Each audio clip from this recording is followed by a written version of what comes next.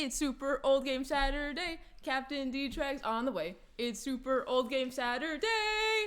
And now it's time to play. That was a great case of it. So we have a theme song now for the show. It's starting 2026 and fitting because our Super Bowl Game Saturday sings case. I wish I knew that was the case. Yeah, welcome to Super Bowl Game Saturday, everybody. Welcome to 2026. Happy New Year, everybody. Happy New Year! I'm Captain D-Trag. Oh, I'm Nickie. I'm Eddie. So good to see you both, as far as it also knows Edwak. Either way, but good to see you. So no identity. Nope, no, it's fine. No, it's either way, but so good to have you today. We are playing. Okay, question. I got to turn up the volume on this case. If you look on the screen, we're playing. It's also a question of what are we always going to play, and actually, for today's games, it's one game I knew we were playing. Two games I didn't, but none I've played. And Edwak and Nickie, it's been a while for you, about a year, but good to have you back for the show. Welcome back. We're back and better than ever. And in a case of having a song written, I did not expect it. Thank you so much. But I do appreciate that. It was very well. It's going to be sweeping the nation for 2026. I'm going to call it. But yeah, today it's on the charts. It is going to be on the charts. Brought to you by Decca Records and available at your local Sam Goody. That was the case of the Super Bowl Game Saturday Sings of our actual album. But anyway, just to go into it, we're going to be playing 3 games. 2 of her choice, 1 of his choice. He's going to kick us off. Edwak, what are we starting with today? We're starting with a game that doesn't really know its own game name. The cartridge says Beethoven, the Ultimate Canine Caper. And then on the spine, it also says Beethoven. On the screen, for some reason, it also says Beethoven II.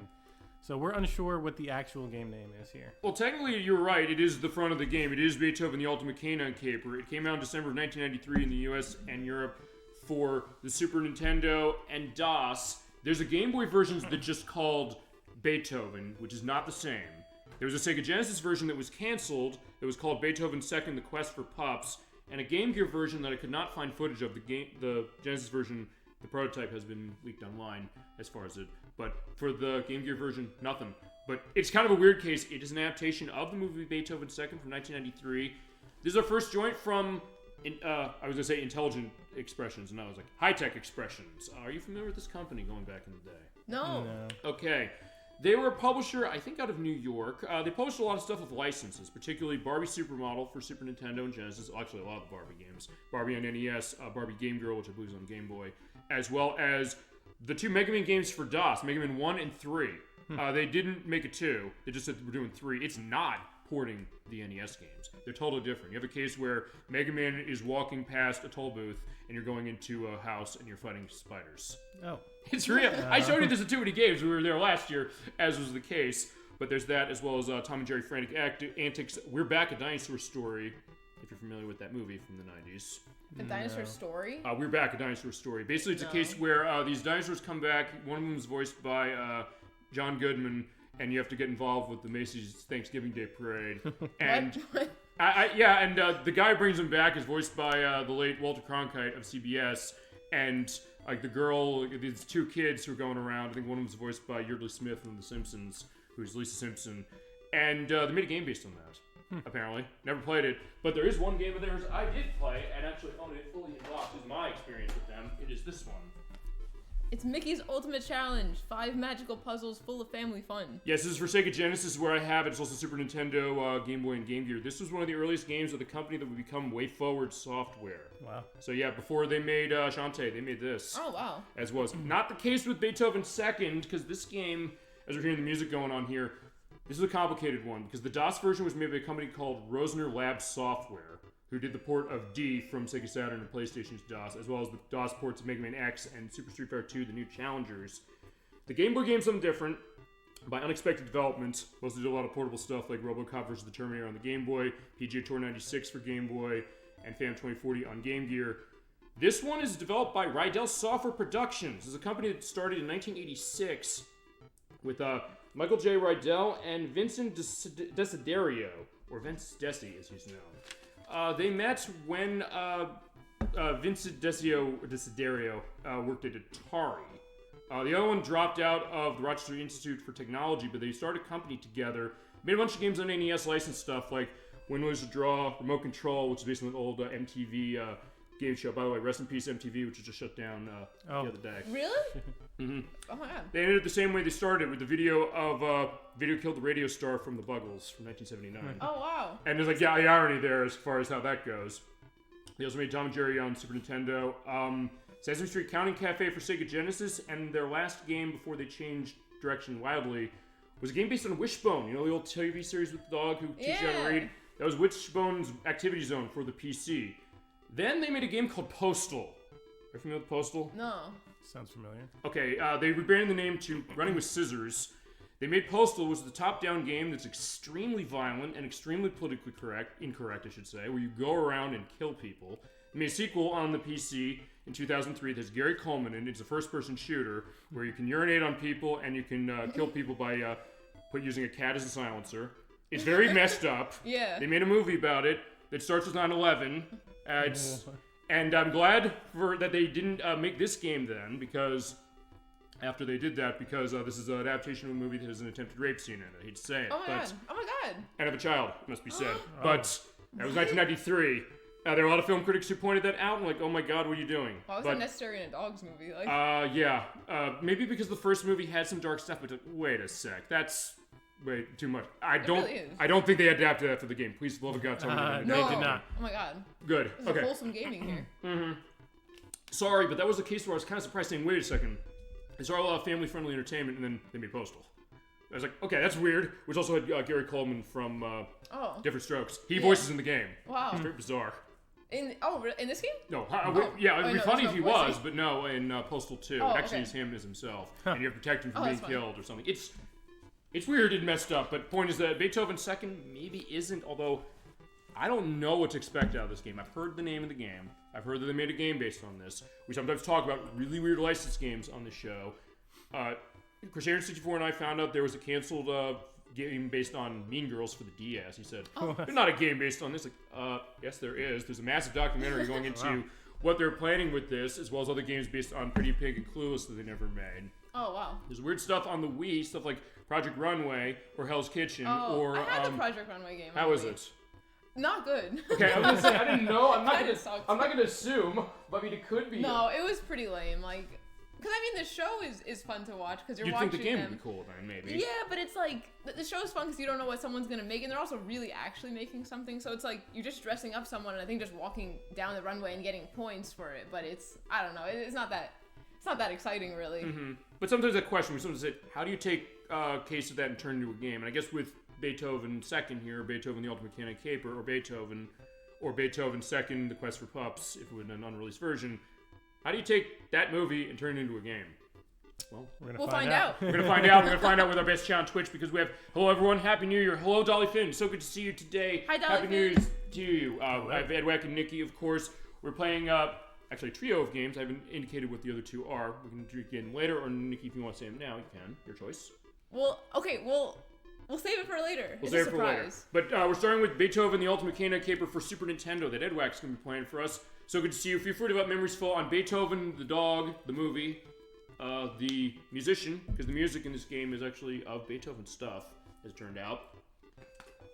Or anything else gaming. Feel free to hit us with it as we go. And I think with that, I'm wasting enough time. Edwak, you want to take us ahead with this? Sure.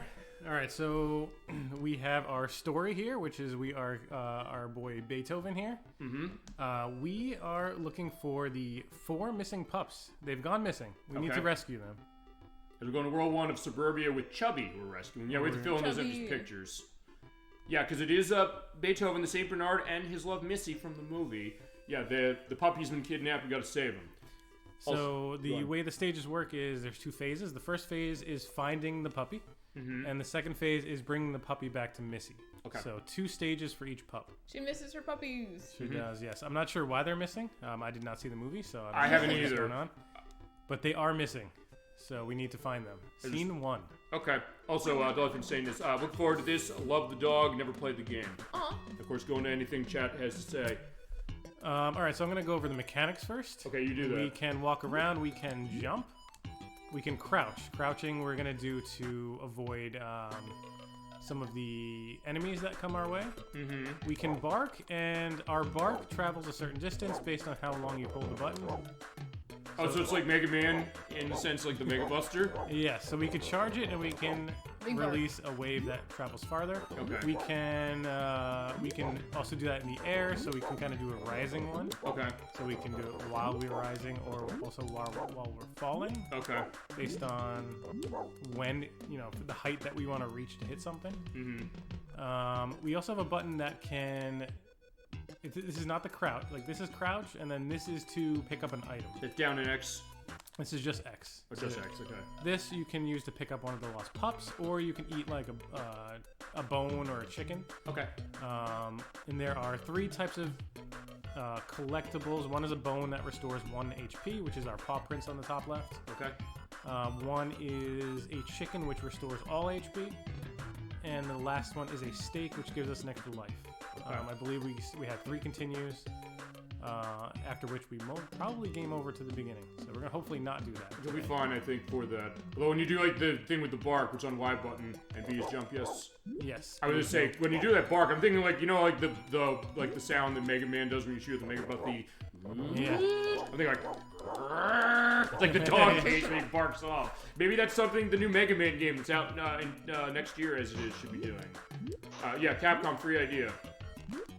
Yeah, feel free to lead us. Also, you're on time, by the way. Although it seems like the timer is very... Some of the timer. The time is not really going... It's not going that fast. No, not. it's not like real seconds, I don't think. No. We also have a status effect, Okay. being wet. So Okay. when you're wet, you have the wet buff, which you can then press the A button to release a blast that kills everything on screen. So I'm just gonna go grab another wet.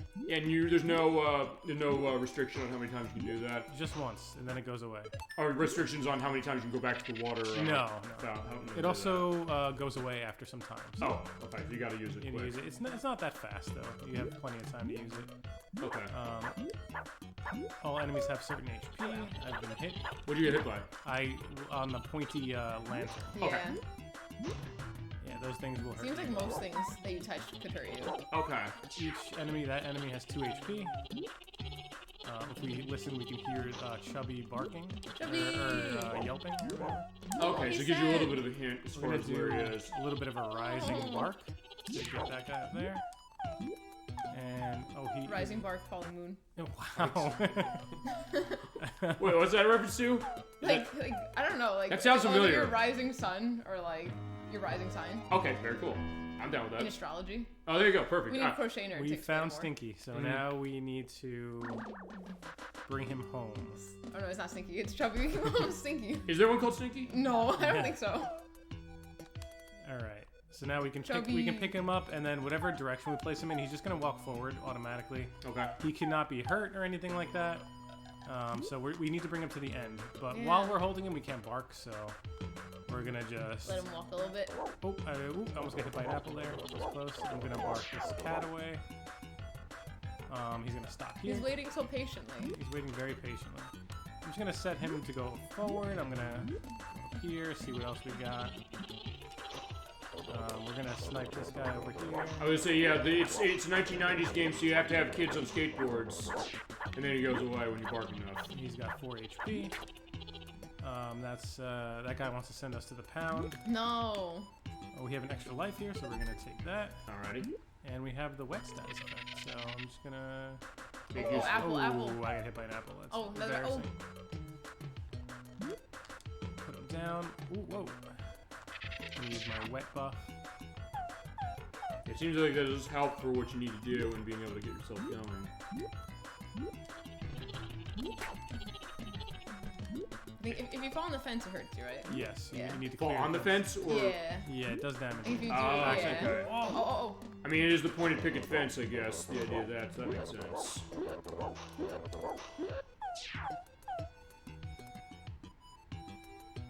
It does look like the suburbia, I guess. I don't know how much this is exactly going to the movie, but still, it was in the suburb, and there's Missy and the puppy. There you go.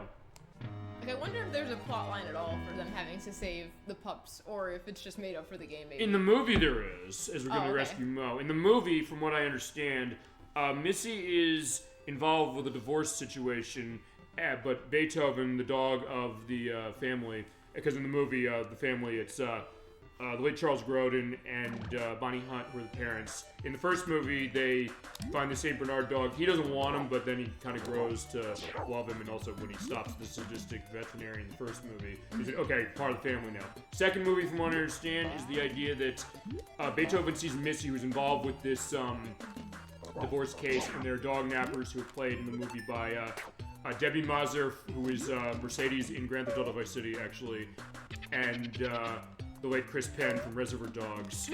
Not dogs in that movie, despite the name of it.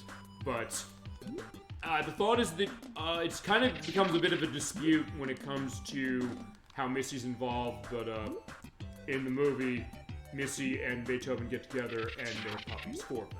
And the puppies are kidnapped, and the family tries to help as far as how it is. In this case, we're just going down the slide at the playground. But also one thing you're noticing, so I'm glad seeing this, he lost all the paw prints, and he died by hitting the fire, but the thing is that when you don't have paw prints, you're not dead.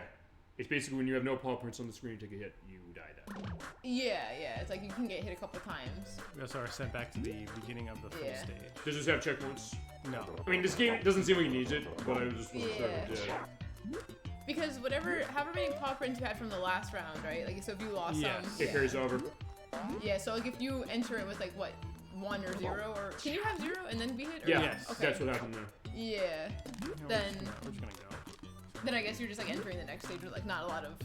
You can't take that many hits. Sure. Okay, so basically it carries your health over between stages, whatever it's high or low. Yeah. Okay. No, ow. If you have the case of the bark, it is interesting, I guess, to see this, and then also seeing a case of... I mean, we were talking about this earlier, saying games that are based on license that, you wouldn't expect, but also cases where you kind of get into it as is. I guess then, Edwak, since you have the experience in this game more than I think Nickie does, and definitely more than I do, what's your story on this? As far as your experience with this background, all that stuff. I played this when I was a wee lad. Okay. Wee lad. I don't own this. Well, I didn't own this game previous to picking it up. When we did. So I suppose, most likely, I had rented this from Blockbuster. Sure. That's why I remember, because I remember playing this a bunch. Okay. But back in the day, we used to actually rent a lot of stuff from Blockbuster. Yeah, sure, absolutely. I was the same way. So I believe that was one of the games I rented, because I do remember playing it quite a bit. I don't believe I ever beat it. We have some heals in the back here. I feel like even though like we played it the other day and like you know that you could beat it now, like I don't think this is that easy for like a little kid. No, it is not. How so? What about it makes it harder? There's some tricky jumps. A little bit later on, there's going to be some kind of platforms that fall out from below us, which is kind of garbage, to put it lightly. Okay. Yeah, it's really like, wait, what? Like, how did I fall through there? Like, it doesn't make any sense. Some of the ground hitboxes are like trying to jump from certain platforms is a little glitchy, sort of.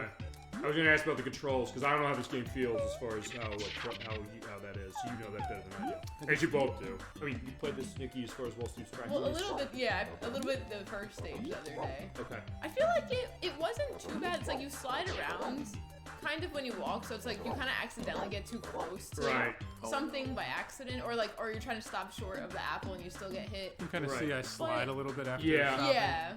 So it's kind of like, ooh, like I don't want to touch that. And so I kept like accidentally touching like the skateboard guy and like the shooting guy and stuff.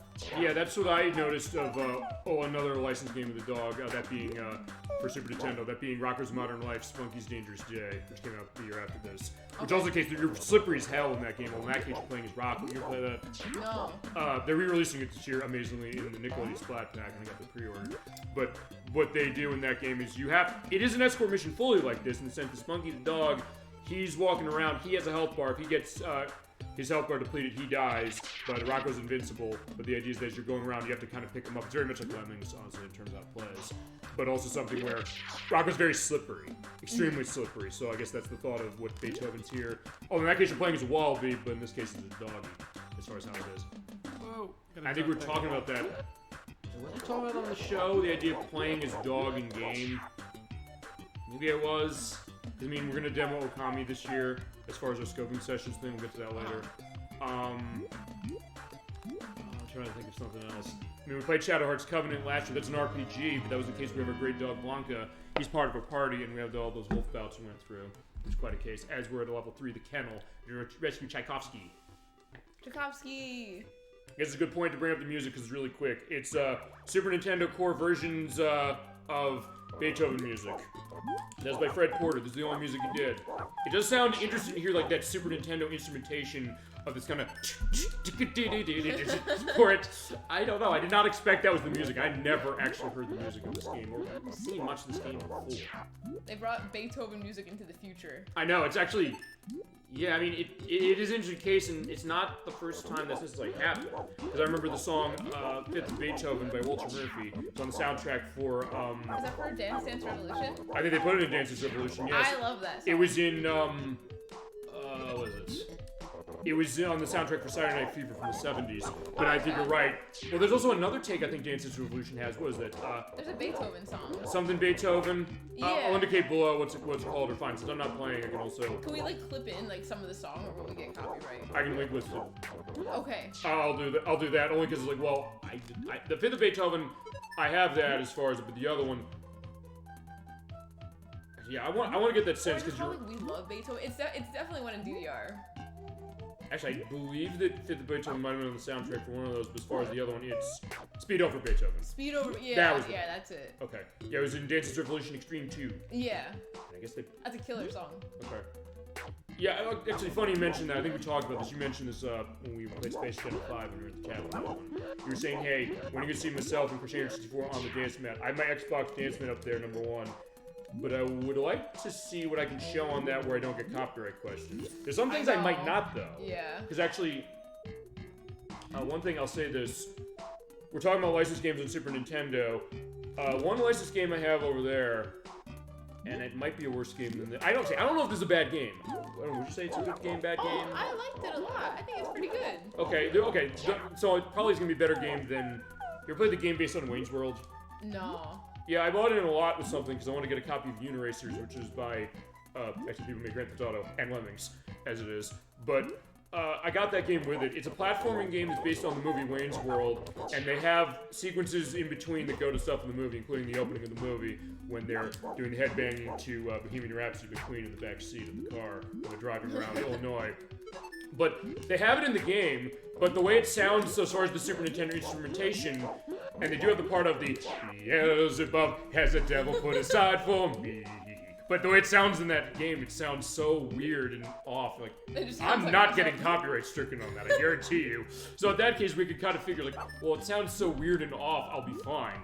As far as how this is. Okay. So what you're saying is we could sing over the DDR songs, all of them. We could, or we mute it and say, like, fine, we sing the damn song ourselves. It's fine that way. But also, we have something in chat here saying, I can't believe this game. Hi, AJ42. So good to see you. Happy New Year. Edwak, Nickie, and myself are here for Beethoven, the Ultimate Canine Caper for the Super Nintendo. I've never played this game myself. I can't believe it's a game, so you're saying... I mean, the movie was popular, the first one, and they made a second one. And I guess they made direct-to-video sequels, so they get up to Beethoven's Fifth. They'd have to. But, yeah, I never played this before. This is your first time seeing it? If so, go into that. Go into aspects of other games that are, I guess, you would not believe they have games based on, license-wise. Well, I was just thinking that, like, I feel like maybe around this time, maybe, like, in the 90s and stuff, like, there were so many games that were based on, like, a TV show or a movie, but, like, that's not that common anymore. I mean, and maybe even, like, later than that, like, we were talking about the Wii, like, Project Runway. Right. But there's not, I think in my Game Boy Advance games, I have a That's So Raven game. I have, like, Sweet Life of Zack and Cody game, but it's just not... I don't know, like, when you see new games, you never see, like, licensed games that much. Or you don't see it as much, you're right. Yeah. I think I have brought that up. We talked about that when we played Scooby-Doo Night of 100 Frights a few weeks ago for PS2. But yeah, you're right, there were tons of things based on licenses, including other games based on dogs, and actually... I made a mistake when I first said, oh, by the way, we're doing this game that's by the developers of Imagineering out of Glen Rock, New Jersey, which they used to be when they were around. I was wrong. I was conflating that with another game. Are you familiar with Family Dog? No. Okay, let me tell you the story of Family Dog. It is a game that is based on a television series, an animated series that lasted for like one season. It didn't last long. They made a game based on it. It's supposed to be one of the worst games on the Super Nintendo. Wow. It's something that's supposed to be very depressing as far as how it is. They did make a game based on that, because I guess they thought, well, it's going to be popular, I guess. And even that Rocko's Modern Life game I mentioned, they made that actually before the series aired. And it was a case where they didn't really have anything to base it really off of except for the pilot. So they kind of had to go their own way a little bit with it. So it doesn't have any of the theme songs of the show. It doesn't really have too much. It does have Carl Zell's Rocky's voice digitized in it as Rocco. Outside of that, it kind of went their own way. That is so strange that they would even do that. Like, if the show doesn't even really exist yet, almost. Like, let's just make it the game. Or thinking, well, it's going to come around and it'll be a big case. Yeah. Actually, the Sonic Boom games are like that. Because, is that right? Yeah, because the series was being made. They made the game as the tie-in to the series, or games and it turned out the game was the worst part, apparently. The show apparently is really good. I know, Edwak, didn't you say Sonic Boom was quite good? Sonic Boom show is very good. I've heard it's good. I have not seen it, but I've heard it's actually surprisingly clever and has some interesting stuff going on. I guess you're right. Cases of stuff like this, like where are licensed games looking like? Feel free to go on that element as well, Chad. Also, aspects of licensed game, this license. I know, Age of 42, I owe you Tiny Toon Adventures for NES. I'm going to look into doing that this year. And Cool Spot and Sega Genesis we're going to do in June. Because that's one of the best summer games ever. And a case also of a license thing. He's like, wait, they're doing a license case of Spot, the 7-Up mascots. Like, how's that going to be? Wow. But then Virgin Games are the people who made that, and it's people who would go on to make Aladdin on Sega Genesis and Earthworm Jim. It's like, no, this game's awesome. Or, Joe, we're talking about another one that they're going to be involved when we second chance it. What is it? McDonald's Treasureland Adventure, which is by Treasure. Yeah, Who made Gunstar Heroes. That's why Gunstar Heroes exists. But I can't imagine McDonald's making a game now. Well, I don't think they ever would anymore. Actually, they kind of did. Really? They made, remember Grimace's birthday a couple years ago? Yeah. They made a Game Boy Color game based on it. Oh, okay. And they printed it to cartridges, but it's also something you can go online and play it. You play it? No. I haven't either. So our pup here, he won't go onto the next platform. Okay. Meaning that it is a platform that will fall out from below us. Oh, so he's smart enough not to make a jump. He said you have to get rid of that dude. Yeah. That weird ass. Okay, he's shooting trank darts. So that does make sense, but also does look weird when he gets hit. Like, what was this? So I get that idea from like, what the hell is this? Oh, he's dead. Yeah, it fell. Wait, what fell? The platform before, it was just hard to see because it happened so fast. I will have to look back at the video. I didn't actually notice that happening. I wouldn't have noticed if I wasn't just trying to see it fall. And also, you were in witness to the practice of these Yeah, yes? exactly. So in that case, you know everything that's coming through, whereas I don't know anything what's happening. Yeah. I mean, if nothing else, I guess. Whoa. That's close. There's some perilous platforming in this, in the kennel stage here. I was gonna say, it does look that way. Like, I don't know if you noticed in the first scene of this stage, there was a lot of perilous platforming. Uh-huh. Wow. Yeah, Very perilous platforming with your puppy. Yeah. Well, at least they're smart enough not to walk off, so that's better than something like that Rocko's Modern Life game and, how was it? And, what's the other game I'm thinking of? At least you got a pup back. Alright, Lemmings. Ren and Stimpy for the SNES. Which one? No, not Red and Stimpy. Which one? Because there are 4 of them. There's 4. I only played one, which I also rented at Blockbuster, so I couldn't tell you which one it is. Well, we can discern this. Was it was it the one where you're in the firehouse? That sounds familiar. Fire Dogs? That sounds familiar. It's by Argonaut. The people who made Croc, Legend of the Gobos, and Croc 2. There's also Vidiots. That's the one where you're starting like it's the mouse going across. That's by Grey Matter, who made the Wayne's World game. There's Ren and Stimpy Buckaroos, which is like a $400 game now on that system. Which that was Imagineering who made that, and the other one was Time Warp, which is like a beat 'em up of sorts. That they also say to you, by the way, you have to get all these Gritty Kitty coupons, otherwise the game just ends. But the game's broken, so actually it says you have to get 47 of these things, but you get 47, the game ends, because like, no, you have to get 65, and the game does not tell you that. And you can get into cases where the game just ends because you don't do something, as far as it's, so I guess then, was it Fire Dogs then? Yeah, I think it was Fire Dogs. Which was rental only, by the way, and that's cheaper than the Buckaroos game, bizarrely enough. There are 4 fucking games based on that franchise on this console alone. Wow. Although Genesis got Stimpy's Invention, and the best one is on Game Gear. That's Quest for the Shaving Yak. That's actually a pretty good game by Real Time Associates, I would say. I have a fun fact about Ren and Stimpy. Oh, yeah. When I was little, I watched Ren and Stimpy, and then I had a really bad nightmare once. Uh-huh. And I told Mom, and I told her how scared I was, and then Yes. I wasn't allowed to watch Ren and Stimpy anymore. Your mother was right. No, she was right, and honestly, when she said that, I was like, good, I don't want to watch it anymore. Well, no, I'll say it this. was so gross. I'll say this to every parent out there in the 90s who got shit from children when they're saying, like, hey, you won't let me watch Ren and Stimpy. You were all right, and you were more right than you actually knew, given the idea of the creator of that show grooming children. What do you do? Grooming children. You know, honestly... It tracks, doesn't it? Yeah. I hate honestly, to say it does. Because, like, why was it so weird? Because, like, it wasn't That's not an necessarily adult cartoon. that's not necessarily the only thing of it. It's also a case where he has what is it? He tried to use this excuse before. He has bipolar disorder, I think it is, but also the case that he had an abusive perspective of his father and is working through that on the show. Actually, interesting story. And this is a case where I can at least attest to this, I'll be honest here, saying, well, despite what I just said, I actually know somebody who won a contest and was on that show. He did come out of it fine, so it's nothing that happened to him. Ren and Stimpy? Yes. Yeah? My brother was in elementary school with him. There was an episode where it's not this person, I can name him because he's on the show, Anthony Risponti.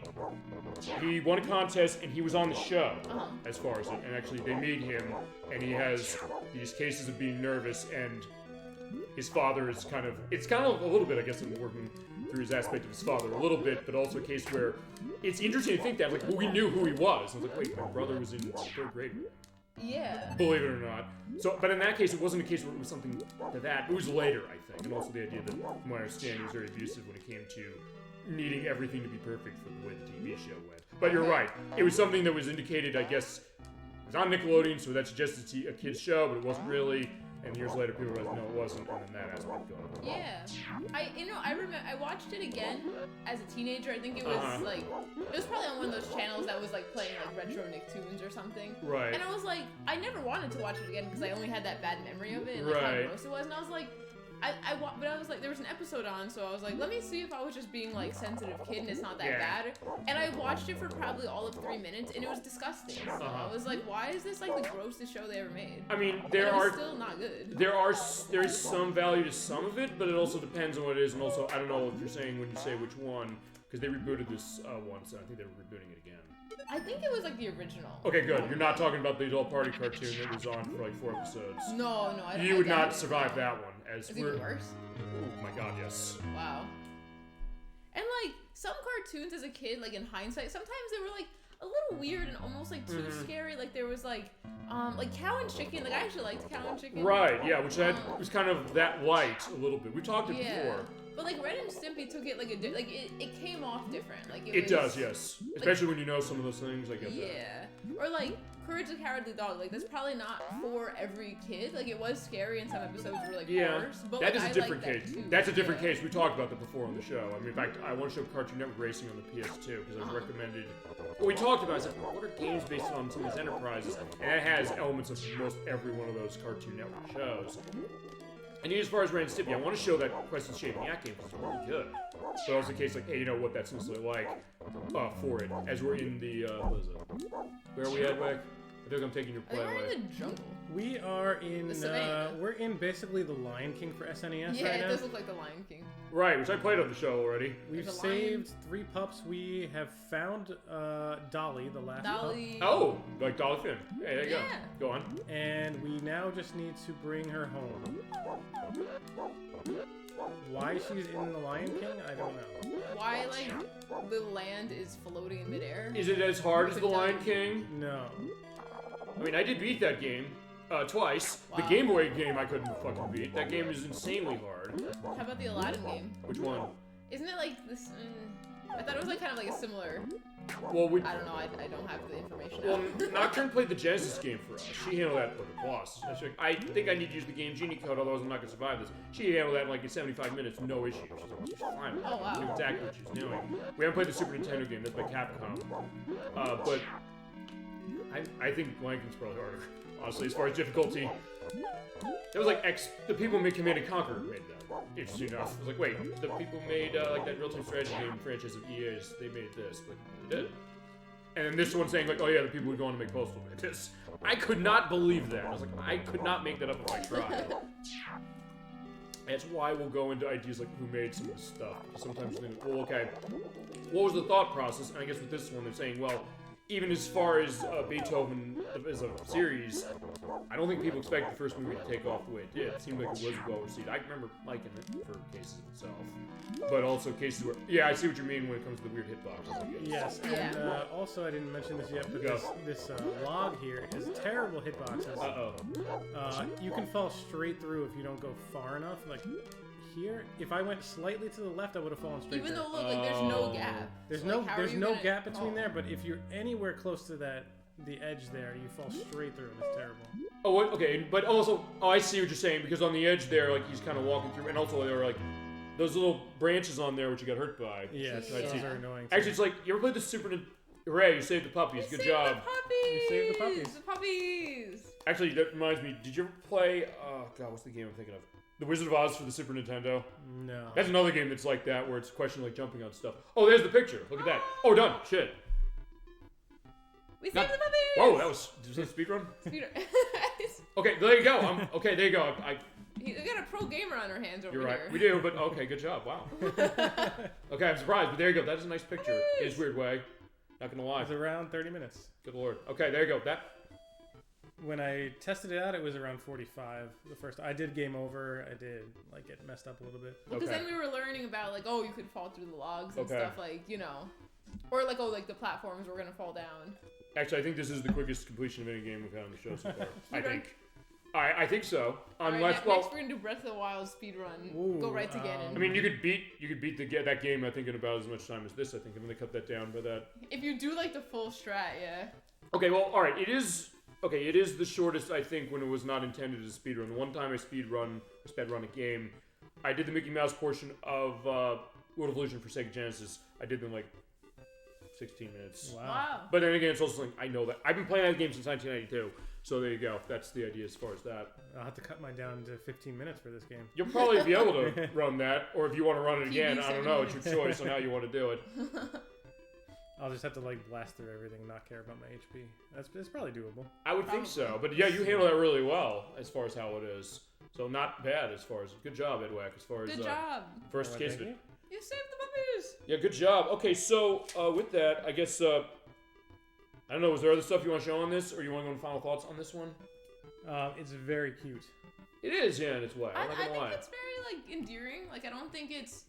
Some old games are so unfair. I think it's not that unfair. Like I was playing it for a little bit, and it wasn't like you can kind of like the learning curve isn't bad. Like I was like, okay, like I need to do this. Like we learned to crouch. Like we had to look up about the water thing. But to be honest, you can get through the whole game not using the water thing either. You know what I mean? You could just like attack them normally. So even if you couldn't figure that out, it's not like unenjoyable. It's not like, oh, I'm stuck because I have to do it or something. So which I think is good. But I thought it was really cute, and you know, could be a good game for a kid if like, you know, if they have like enough skills. Like it might take them a couple hours to get through it, but I think they could. Okay, because I mean, I guess the last game you played for us, Edwak, that was in the style was Smart Ball, also from Super Nintendo. Also, a case of I guess a platforming game as far as like a simple, straight to point one that you grew up with, I guess. Yeah, I mean, it's definitely an interesting case. I think about that. That's what I'm seeing. It seems like a pretty simple kind of game as far as how it is. It seems maybe it's something you look at and maybe think like it seems like it's easy to mock compared to some other games on this console. It seems like maybe it's something where it might not replace some of the other games that you love as far as platform games. This one seems like it might be a pretty decent diversion, and I know it doesn't cost much. Yes. In fact, because you own it twice. Yes. Yeah, the sticker on there is $10. Yeah, but also he owns this full in box, and it was not full much. in box was $50. Yeah, not bad as far as that. Full in box, everything was in great condition. Mm-hmm. The game, the manual, everything was in great condition. Mm-hmm. Does anyone want to guess the speed run time for this game? 10 minutes. I'm gonna guess 4 minutes 53 seconds. Are you serious? That's it, isn't it? It's 4 minutes 52 seconds. Whoa, wow! And 560 milliseconds. So rounding up, that is actually correct. Oh my god! Wow, I guess you're right. That was amazing. Well, I just and she didn't see that. I just calculated how long it would take me to play. So and that was how long. So wow, that's amazing. That is very crazy. We can also test that she didn't actually look at the screen over there. Really I know she did. That's what I'm saying in particular. All right, there you go. Good job. So, as far as how, as I said, as far as how this game goes, as far as price, it's not much. As far as the other games, it does seem maybe it's going to be a better case than some of the other ones. I may as well pull this out as well because... Ooh, Nintendo Power. Yeah, Nintendo Power issue 100. It has definitely gone through a lot over the many years as far as how it is. It's been loved. It's been loved. There are also a lot of interesting things, including a preview on Banjo-Kazooie, a game he's going to be doing eventually. Yeah. Including going into the original story of the game that was exactly the same as Castle of Illusion from Sega Genesis. Huh. Actually, the game itself, story, basically is a take on that. Because initially the idea is that Tootie was not called Tootie. It was Piccolo. And she was the love of Banjo, so the story initially said. But then they changed it during development, and that also explains why she's playing Piccolo in the opening of the game. As is, but this was back in 1987, before they delayed it out to 1998. But previews a bunch of stuff. It's interesting to kind of look back as far as this one. But one thing on Beethoven, it's not going to this one. Because my first case when I was looking through this is that, hey, there's a bunch of cases on Beethoven. I said, wait a sec. They put this on Game Boy, and it's DOS. The DOS version's a port of this, from what I understand. The Game Boy version, I thought, was like a down-resed version of this, perhaps. But apparently it isn't. Apparently it's something totally different. Apparently, looking at this, though, because they had their list of the 100 best games of all time back in 1987. But they had on their 10 worst games of all time, number 8 was the Game Boy version of this. But it seems like it's better than the Game Boy version. To which they said, quote, I'll have a picture of this when I edit. Hey, anyone smell something? Beethoven for Game Boy was based on the popular movie, but the horrendous play control made this game about as popular as a St. Bernard's cold, wet nose in your armpits. Wow. There's some savage reviews in these. Yeah, actually, it's worth pointing out, as far as their 10 worst games of all time, the first... Oh my god! They had, number 10 was The Adventures of Rocky and Bullwinkle Friends on the... They don't say what it's on. SNES? They suggest Super Nintendo. I would think they'd... I think I played an SNES Rocky and Bullwinkle. Again, I have the Genesis version of... I have the Genesis version over there, also in box. I think they might, because they said, quote, if only Boris and Natasha succeed in blowing up the stinker, the rest of the world not detain a memory of Bullwinkle being pelted by boulders, because this game's play control is about as responsive as a dead moose. Oh my god! Although, I would think they'd be talking the NES version. You ever play the NES version? No. We gotta do a bad game Thursday on the NES version, because... Of this game? Or no, of the Bullwinkle. The NES game in Okay. particular. The NES game, you can beat that game in like 3 minutes. Maybe 10 minutes if you know what you're doing. I think I can place in this ranking here. You could, yeah. I think we did it I think it was like 30 minutes of gameplay-ish. Uh-huh. That would put us at rank 52. Oh my god, we got a real speedrunner on our hands here. And that was not like a fast run. We could definitely speed through that. Unless you want to speedrun now. If we time it, will they put us on the list? I don't know. I don't know how exactly you have to record it, I guess. I can answer that for you, because actually next week we're going to have somebody who does that on the show. Really? Doing it. Oh. Well, somebody who's on the show who does that. Somebody also who's going to be playing what they had as the number 1 game on this list. That being Super Mario 64 as far as the best game. Oh, it's that's a good one. Their worst game, by the way, as far as just to go on that quickly, is Baby's Kids for Super Nintendo. Huh? Baby's Kids.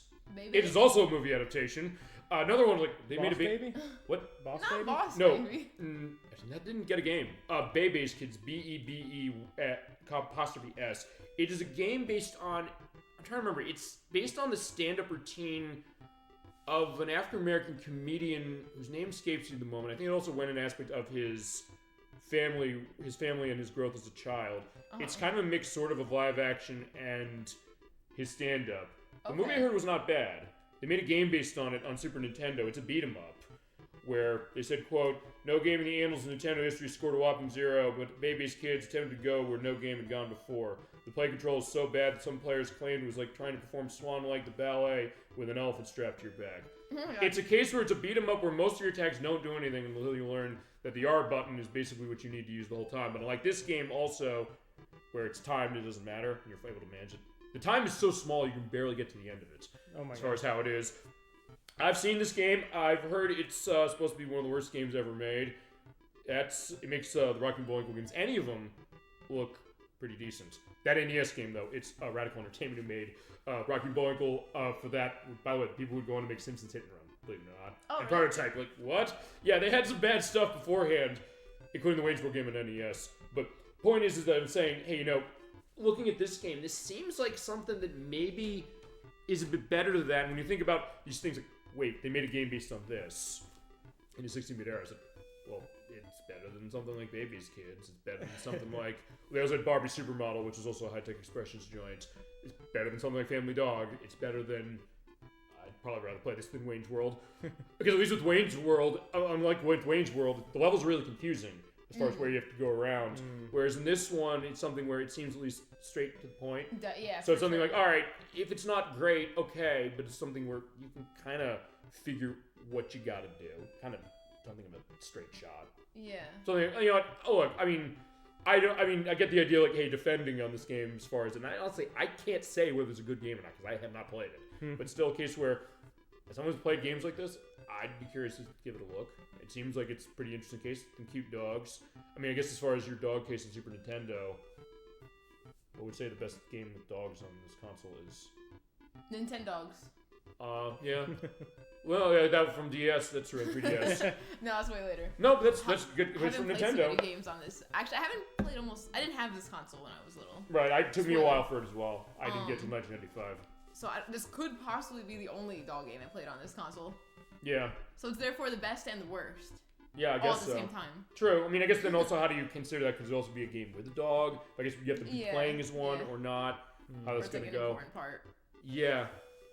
And honestly, this is kind of interesting as far as what it is for the kind of thing it is. Like, yeah, like I think it's so. I mean, I guess with context, like I know it was an ad for Banjo-Kazooie, but like, does that mean that these two games came out like within this like a year or two of each other, like this and Banjo and Mario 64? Well, they were previewing it. So what happened here is that since it was 1997, they're previewing Banjo-Kazooie. They're saying, okay, it's coming out in... They thought initially it was going to be 1997. It got delayed to spring, and then it got delayed to June 28th of 1998. So they're previewing that. For Super Mario 64, I know that came out 30 years ago this year. And then this game came out in 1993, as far as how it was. So they're kind of, sort of in that era in the sense it was in the 90s, but this was later. And it was also Nintendo 64 as far as how it was. But also other weird stuff in here, including, may as well try this on you, as far as it's... You ever played Body Harvest? No. Just on that name, I made people going, what the fuck is this? Well, it's actually basically predecessor to Grand Theft Auto 3. I bought a copy of this in too many games because this randomly indicated this, not thinking much it was going to do anything. Like, oh yeah, you played Body Harvest. The first is, what are you talking about? You're harvesting people's bodies? Like, no. It's like it's a game. It's like, what is this thing? It's an open world game. You're basically shooting around stuff as far as alien bugs. It's like, okay. And the people who make Grand Theft Auto 3. It basically is it's basically a prototype of Grand Theft Auto 3, if you've ever played it, as far as the idea of what that is. But I guess if you're going your question, saying, hey, you know, it was kind of in the air, I guess the idea of like the 90s, and I guess all of them being platforming games.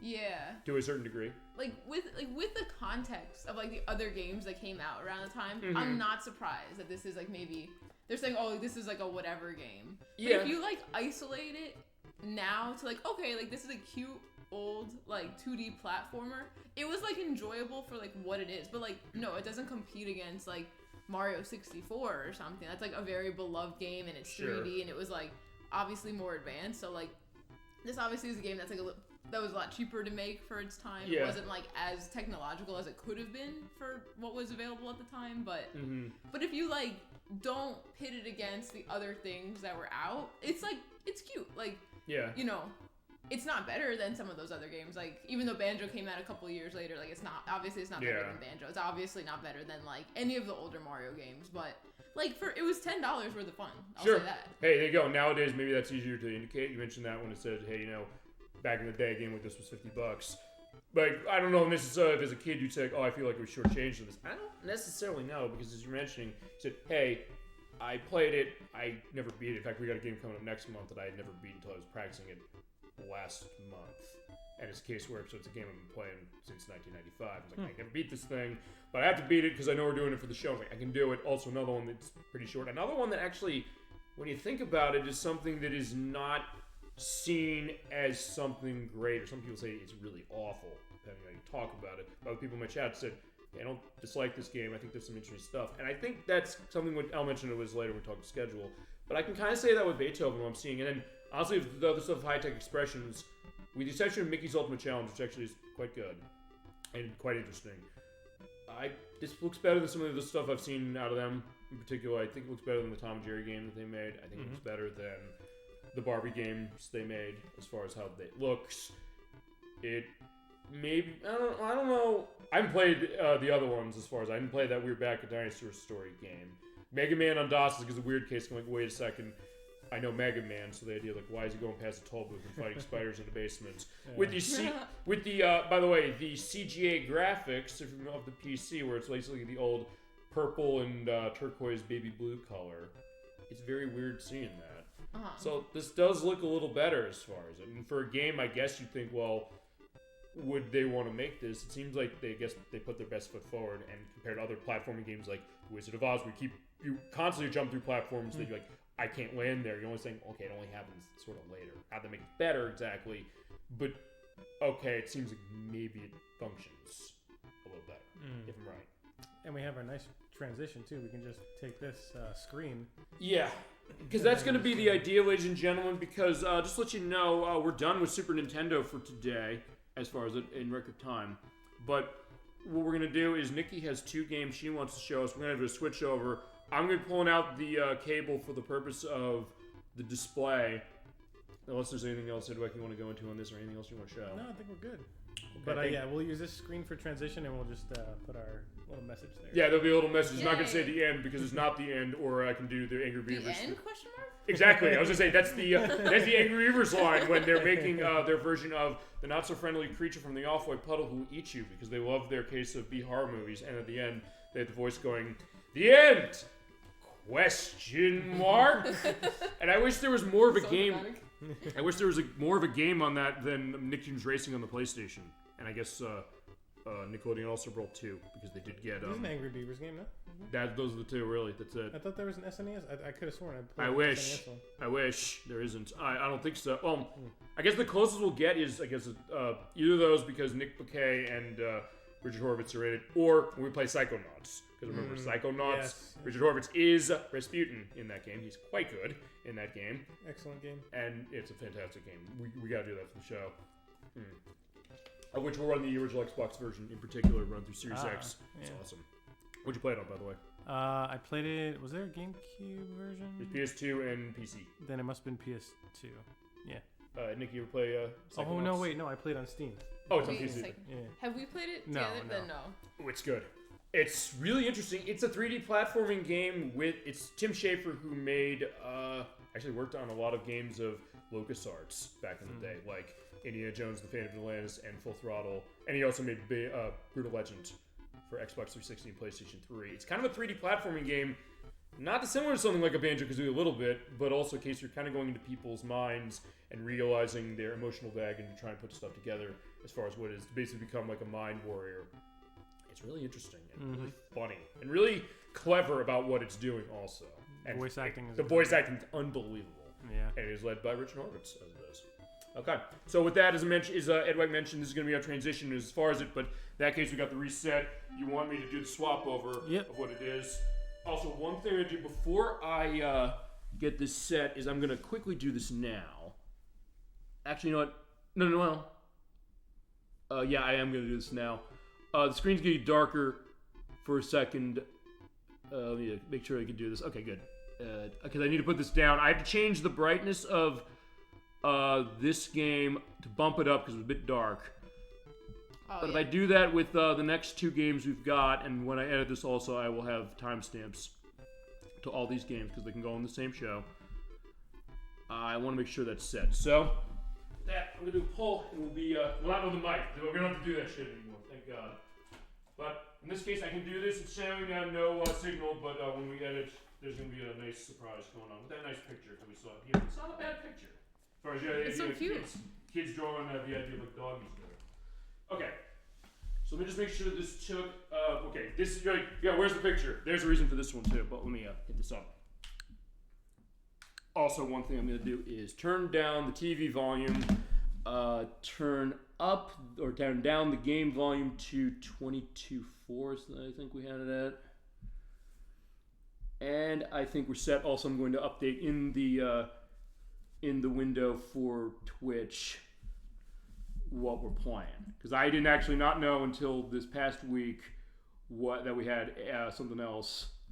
It was a surprise as it turned out. It is a surprise for sure, fully. But all right, we got something else. We're on Switch 2 for this one.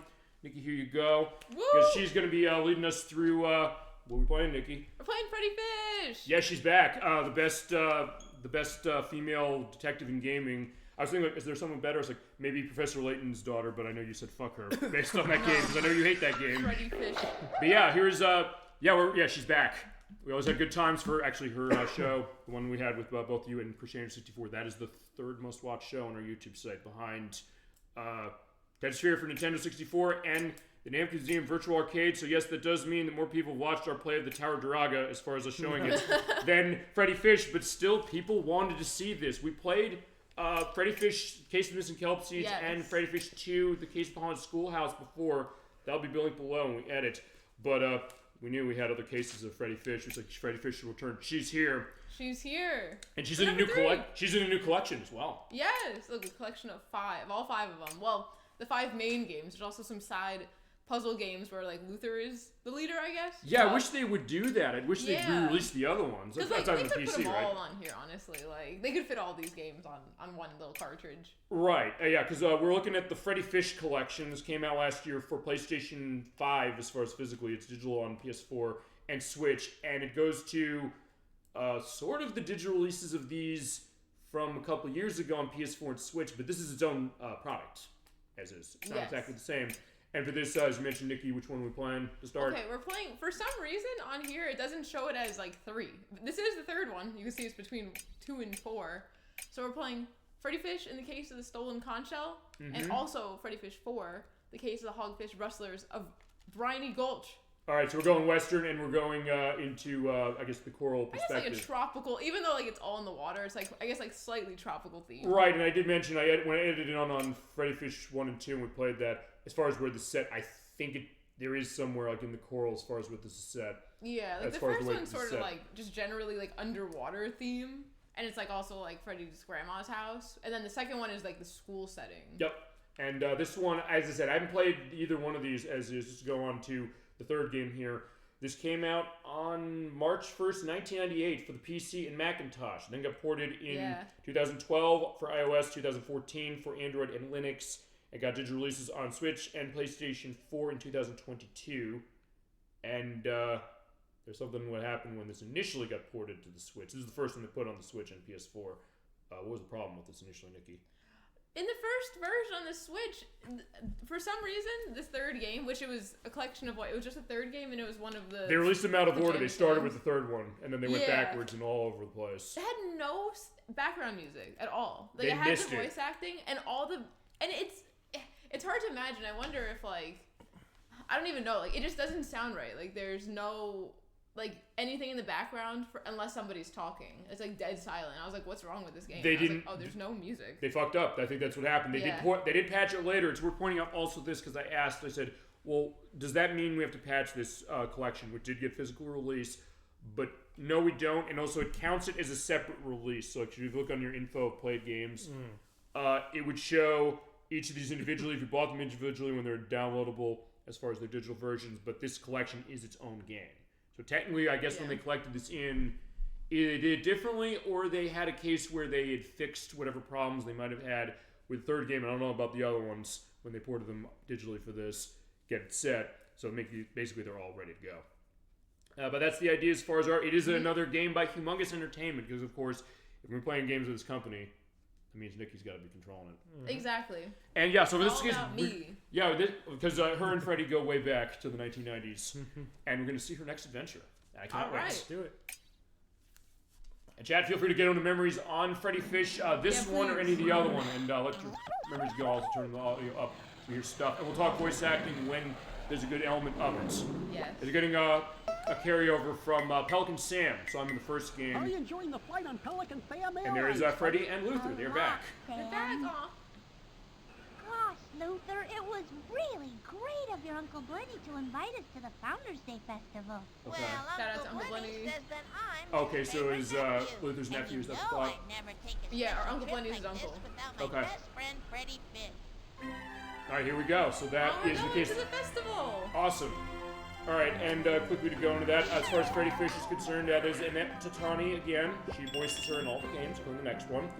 She was the voice of Prince Sprinkle and the Librarian in Pajama Sam 3, You Are You When You Eat From Your Head to Your Feet. She was Penelope in Sly Cooper 3 and Sly Cooper Thieves in Time. She's Susan in the 2020 film Thin Skin, and her most recent role was Scarlet in a short subject from last year called Late for the Orgy, where a leader of an orgy was dies and the people that are there have to figure what to do. Okay, but alright, as we're going, tell us what's going on as far as what else you're doing, because remember, usually the case of this franchise is click on everything, see what it does, have the game randomly procedurally generated, looking for 6 endings. Yes, there's 6 endings, so we'll see which one we get this time, because it's completely random. Yeah, and unfortunately you're saying you can't control it unless you play again, but that gives good replay value, I'm gonna say yes. I love it, And I'll get into it when I, see the things, there's cool, there's different scenarios, too. There's different endings, but there's also different scenarios besides that. Yeah, feel free to lead us, and feel free to go into anything you want, and whenever there's cases where you want to jump into more voice act discussion, let me know. Okay. So you have to click everything, it's very important. Yes. For fun, and also because there's stuff that you need. Which I think that's a great balance. Thinking back to when we looked at the other two, the case of, it's fun just to hit stuff like what's going to happen, but then you realize, wait a second, there's the seer. Yeah. Exactly. It's like you kind of learn, you gotta click everything, and then you're like, oh, okay, we actually needed that, so. And Lorther's saying, I don't know how to spell, sorry, I don't want to do this now. He's having a panic attack. He'll be okay. Yeah, he will be. You're so silly. He has his very level-headed friend, Freddi Fish. We found a purple sea urchin. Yeah, who is Crusader 64. Now we have it. As Crusader 64 said, wait a second, we're selling them to slavery. Technically we are, but we're not going to question it. Wait, no, what? He mentioned that when we played the last one. But I was like, no. That was also him going that way, but wait, what else is going on? What will happen if I pull this plug? We want to pull it. I think we're fine. Well, Freddi knows what she's doing, so I don't think it's going to be a problem. Yeah, Freddi. Oh, wait. Oh, at first I was like, wait, it's letting out the air like in the last one. But no, it's going to let us in. Yeah. Pull up. Oh, there you go. There. And with Luther, of course, there's Mike McAuliffe. He was the voice of the Blue Alien in Papa Goes to the Moon we played. He did the voice setting of that game. He's been Luther in all these games, and he also is the voice of Slippy Toad in Star Fox Assault for GameCube and in Super Smash Bros. Brawl. And he also was the Sausage Animals and Voodoo Vince for Xbox, a game I know, Edwak, you have, and I think you had a good time with that one. And did audio mixing on the TV series Bill Nye the Science Guy. Freddi, over Alright, so we were talking on plot this time with Uncle Blenny. Oh my god, Uncle Blenny? You okay? Oh my god, He's what's in jail. happening? What happened? Uncle Blenny. With Dogfish. What are you doing in jail? The dog is still here. Well, Luther, the great conch shell was stolen. Oh my god. The Founders Day Festival can't start without And you were framed? Since I'm the grand exalted keeper of the conch, I'm They the think you did it? No! But I didn't do it. Huh? Here's a diagram of the conch shell before it was taken. The priceless conch had 3 golden pipes, but they may have fallen out. And here's a picture of all the people who were nearby when the crime happened. Okay, here we go. Gill Barker, Claw, Nadine I guess the idea is what? We're just going to be randomly Pearl, somebody here. the tailor, Could be and anyone. Horst Fetters the tourist. I was blaming the foreigner. Oh, Jesus Christ. Can't your dogfish sniff out the thief? Old Soggy Sniffer ain't what it used to dog. be. Yeah. Got another dog. But if Perfect. he can get the 3 golden pipes, he can you're pick right. up the scent. We'll find the 3 golden pipes, Uncle Blenny. You're my only hope, nephew. You and your friend Freddi Fish. It's up to us. We have to help. Oh, hey, look up there. There are the sharks from the first game. Yeah. Him, I don't remember being in the other games. Is he in perhaps one of the other games of Humongous's? It might be, because I've never played the Spy Fox? Spy Fox, Yeah, yes. And Oh, they look, poured some of those in. Oh yeah, there's the Squid Father from the first game. See, now I know this stuff. It's interesting to be that case. Look who's back here. Putt? Yeah, we got Putt-Putt. At first, like, wait, is that him? I don't know why there's a poster of Putt-Putt in jail, but here we Well, are. you said, remember when we played Putt-Putt Goes to the Moon, and the next one's gonna be Putt-Putt Goes to Jail. He was right. It is. He was right without knowing it. Wait, no. Canonically, this happens after Putt-Putt's 6, Does Is it? that right? Actually, wait, do these, how do these connect? Well, this You is know? after, what was the name of the Putt-Putt game? Putt-Putt goes to the moon? No, the one where he breaks his kneecaps? No, he doesn't break his kneecap. I thought you were saying there's actually like a humongous Yeah, I extended thought so universe. too. No, it happens after Putt-Putt breaks his kneecaps. That's why he's in there. Awesome. Donuts look so so good. I always wanted to eat those donuts when I was a kid. Oh, look at that. Okay, so that's Gill Barker. What's the name of this guy? This is. Oh, sorry. Who's the name of the uncle dude here? Uncle Blenny. Sorry. Sorry. Okay. I was thinking ahead. Uncle Blenny and also Pelican Sam. He is voiced by people we heard in Pajama Sam. No need to hide when it's dark outside. That being Stephen White. He was the voice of Blink. Remember when we did the game show? It was him, as well as the Talking Well and the Custom Trees. He's also the voice of Caleb in Blood, which was for the PC. He was Griel and the narrator of Fire Emblem Path of Radiance for GameCube, which is getting re-released on Nintendo Switch Online this year at some point. He was also the Colonel in Metroid Other M for the Wii, and he was MC Ballyhoo in Mario Party 8. And with that, we have... What's up? Oh my god, there's a golden pipe stuck up here. Right there, so how do we get it out? I don't know. Uh-oh, I broke it. Oh my god. Luther. We just need to find a way to make the handle stay on. I guess we just need to go get a lug nut. Is that the idea? I think so. I don't know, is that right? Did I actually guess that right just from looking at this? I'm pretty, honestly, I can't exactly remember, but I'm pretty sure. Well, maybe that's the thought of like looking at this thing like, okay, somebody who's never come to this game before, this game in particular. We did not have to do this in our previous playthrough. Yeah, exactly. We played it the other day, and now like, where, okay, so I guess I could say that now. Go. Like, where the three, like, pieces of the conch shell, like, wherever, they could be in different places in this game. Looks kinda like so it wasn't there last time, it was, like, somewhere else. Okay. And it seems to be stuck in the mud. So, like, besides the different endings in this game, like, where the three pieces are could be different. Okay, because it does do that randomizing, which I do love the fact these games do that. Because it does give a lot of replay. Some of the things like, well, is he going to one done game? The answer is no, not really. No, I feel like I played this this one, I don't know which one my favorite, but it's between this one and the first one. Those are definitely my favorites. But I think, yeah, because like of like the good variety in this game. I know you mentioned the fact that there's more of it because of the fact that you ending can change. Yes. Okay, so the waterfall's too strong, so we can't swim through, I guess, is the idea. Yeah, we're gonna need a way to get this over here. But we don't have anything yet. We only have a cork, we have the file, we have one purple sea urchin. Okay. And since we are running this on Switch, or she's running on Switch too, is for it, so it'll just run perfectly fine on that. She's using a controller for this. There's no mouse support for this either as far as the USB mouse that I'm aware of. I don't know if the PS5 version has the option for that as well. And they've not done a Switch 2 version. Maybe someone can get on that, give a full mouse support. But based on what you're saying, it seems like the controls on this are pretty good. Yeah, they're pretty good. Like, name's Magenta. The like little kid in me is like, oh, this is on the computer, on like the family computer, and like that feels like more right in my head, but like that's just like nostalgia talking. Like it's totally acceptable on the controller. I think the idea is also how they put it on the controller too, because sometimes you have like real-time strategy games. The question of, I know when they ported Age of Empires to the Xbox consoles, it's the question of how are they going to make that control with a controller. I mean, you have mouse support as well, but also in case of how they can control the controller, but they came with a good way. It sounds like this one as well. Has you seen Magenta? Fun fact here, in our last playthrough, this monkey was not hanging out on the beach. No, she wasn't. She was in a boat, stranded over there in the distance, and her boat had a leak, and we needed to use that cork right there to plug the hole to get her back. And there was a piece of the conch on top of the tree. Cool. So helping her enabled us to get the piece of the conch. But like she went and climbed the tree for us to get it. But this time, in this scenario, she's just hanging out here. There's nothing. I mean, we did try to key. And we tried to key, which we didn't last time. Was not in the previous one. Alright, you want to talk about Magenta and her voice actress? Because that's Oh, yeah. And also Nadine the Narwhal, if you see her. She is voiced by Lauren Hughes. Are you familiar with the Love Boat? That sounds familiar, but not. It is. She is the voice of. She played director Julie McCoy on that TV series. There are people like, oh my god, really? The Love Boat? Yes. She also Joan Truitt in the game based on the X-Files. And she also was the TV anchorwoman in the movie The Doom Generation from 1985. And she had big parts in TV series, including Police Story, Charlie's Angels, Starsky and Hutch, Fantasy Island, Who's the Boss, and Murder, She Wrote. My name is Luke. Yeah, Julie McCoy from The Love Boat is in the Freddi Fish game, which is amazing. Is also running into... I am Horst Feathers, I am. Horst My Feathers? poodle excellent gas mileage gets. I suspect our friend doesn't quite have the hang of using that phrase book. I don't think I have his voice actor down. I'm the only get found it. I wonder if he didn't do so many things. I traveled from a way Maybe, but I didn't even far. see the name listed.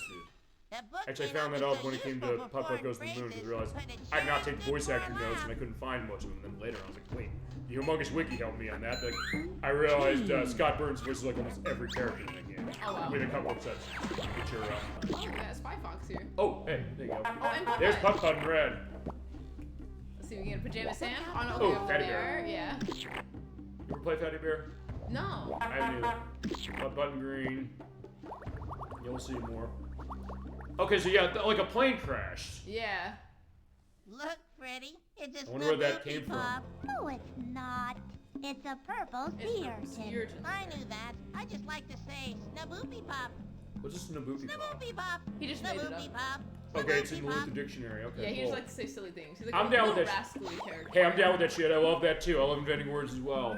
I mentioned my late German Shepherd. We invented a word called door swipe, because she usually swipe the door to close it. Aw. Like, that's actually a real word. So there you go. The Captain D-Track Dictionary is Aw. within. There has to be a case of that as we're going to explore this ship and find pliers. Oh my goodness. There are things in this airplane. Last time we came in here, there was nothing. It was just, you just clicked around and left. Oh! Ooh, owie, be careful. He's going to die from that, isn't he? Because he got poisoned by the urchin? Oh my god, I hope not. Oh, he'll be fine. No, he will be fine because he's in there are 3 more games, at least. So he'll be fine. Oh, but look at this. Look, Freddy, a golden pipe. But Yes. it looks like it's locked up tighter than tighter than something that's locked up tight, Luther? Yeah. We'll just need to find a way to unlock it. At first I was saying emergency, in case of emergency break glass, but then I realized you have something you can use for this. Ooh, we found a key on the beach. There you go. It's the master lock. You know, you go to the hardware store, you buy that shit. If not for that, I would have said it would have been Edwak's idea of using a hammer, but as I said, underwater, I don't know how you could use a hammer underwater. But there you go. That's the idea. Yeah, sorry, to amend my previous statement, it was actually Pajama Sam that kneecapped somebody, not Pup. Right, the police. Oh. Yeah, the police found the knife Pajama and. Sam. Oh, hi! We have someone new here. We have Golden pipe. the Nom 3K. Is that how? Welcome to the chat. Nickie, you know who this is, but also question: is that how you pronounce that? No? Who? Oh. Who might be Oh, involved? I know who that is. Who might be involed in the show going forward. So good to see you. Welcome to Super Bowl Game Yeah, Saturday. welcome. This is the show we do every week usually. Edwak and Nickie are here. We're playing. I was gonna say Pup Goes to the Moon. Like, no, we're not. We're playing Freddi Fish 3, Case of Stolen like, Conch Shell. Nobody So good to knows see you. the Feel free to let memories flow on Nobody Freddi Fish games, or this knows one, or The Sorrow of Uncle Blenny. He seems so Yeah, you sad. remember Uncle I Blenny. wonder how many golden pipes Freddy and Luther have now. Oh, so they have like a literal like I back at the sure ranch. Like, hope I hope they're you're okay right. as far as like an in between. Okay, got it. Yeah, so we're getting like a cutscene from getting the golden pipe. Oh, that's cool. Freddi Fish is the best. It is the best. I'm a convert in this series too, and it's something I always saw growing up, but also something that playing these games are something special. And Edwak, I don't know what your take as far as this franchise that you've gotten into as we play through these. I have never played these before. Nickie, so- What do you think of? So you like sold on these the way I am? So it's like point and click adventures. I do like the randomization of the different scenarios. Yeah. It's definitely very smart for back in the day there. And who is this guy? This is He's a bully. He's a bully. Oh. What's his name though? What's his name? Claw. Claw, yeah. I tell you, you're not gonna lay this one on me. This game went like triple platinum on the family computer. I was gonna say these sold terrifically well, and I know people love them. As far as Claw, I do have voice actor him. Zach. Well, okay, what do we gotta do to him first? Well, he's being really mean, but he does have this like nifty looking flashlight. To find the golden Maybe pipe. you can Maybe pay he him. might be able to use it, but he needs to let us borrow If it. it's in the clubhouse. I like the animation as far as I'm like looking all like, huh? Look at that light over there. Maybe you didn't notice, but this is the Bullies Club, Wow. and I just happen to be the president. Yeah, you honestly look like the president of the Bullies Club, to be honest. Okay. Song? Wow, he's very muscular. Okay, well, he's pretty rude. He doesn't want to give that to us right now. Okay. I guess. By the way, let's just mention that's Craig English voicing Claw. He was the lead customs tree in James Sam 1 that we played, Oh, was he? as well as T-Rex in Putt Putt Travels Through Time. And Oh, wow. he'll be Clyde in Freddi Fish 5, The Case of the Creature of Coral Cave. We'll get to that one. Nice. Also, Voice of Lenny in Spy Fox 2, Some Assembly Required as well. So that's the idea of who the bully is. As soon as you say, like, wait, who's that bully? It's like, oh, I have the notes as far as who these people are, so at least I can deduce. Okay, so we got to take care of Claw. What are we doing here?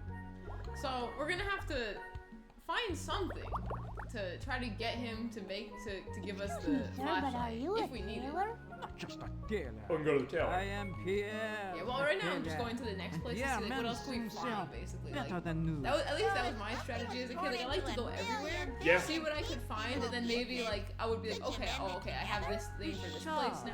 With my eyes I think that's kind of the appeal of something like this. Kind of to try everything and see like what's going to work. But you never, in fact, I'm trying to remember. Right, I mentioned this when we were playing Scooby-Doo 9100 Frights. The case that even when I'm walking around, not sure where I need to go exactly, I can kind of look around, find things, and then jog me like, oh yeah, go here, or just find something new that maybe I missed. That's the end of the game, by the way. You can thank our best channel, Twitch, Dolly Finn, for introducing me to this Scooby-Doo 9100 Frights. You play that? Was it on Xbox? I might have. Yeah. Maybe actually. Okay, wait. Should have named Kaylee in the chat. Did we have that on Xbox? Do you remember? Scooby-Doo. I feel like we used to have that. Yeah, actually, Edwak, you'd like it because it's like a 3D platform mixed with Metroidvania. It's really well designed. Actually, people made SpongeBob SquarePants Battle for Bikini Bottom. You remember the terrific tumble tube ride last year? No, I don't. Tell What us. we've got in store for you this year is even better. Oh my god.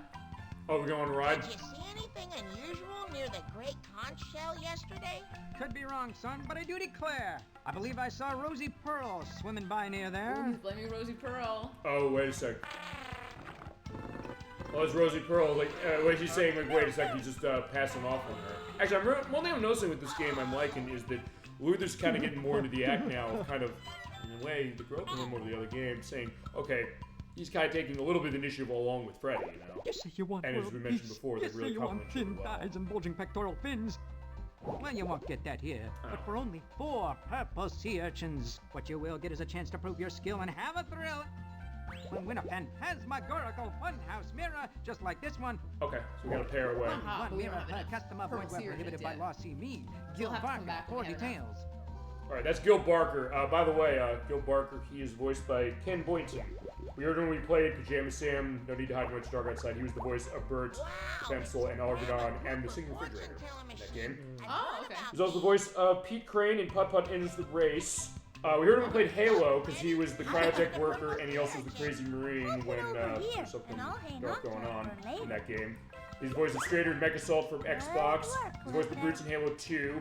He's the voice of Vince in Boot Hits, believe that game.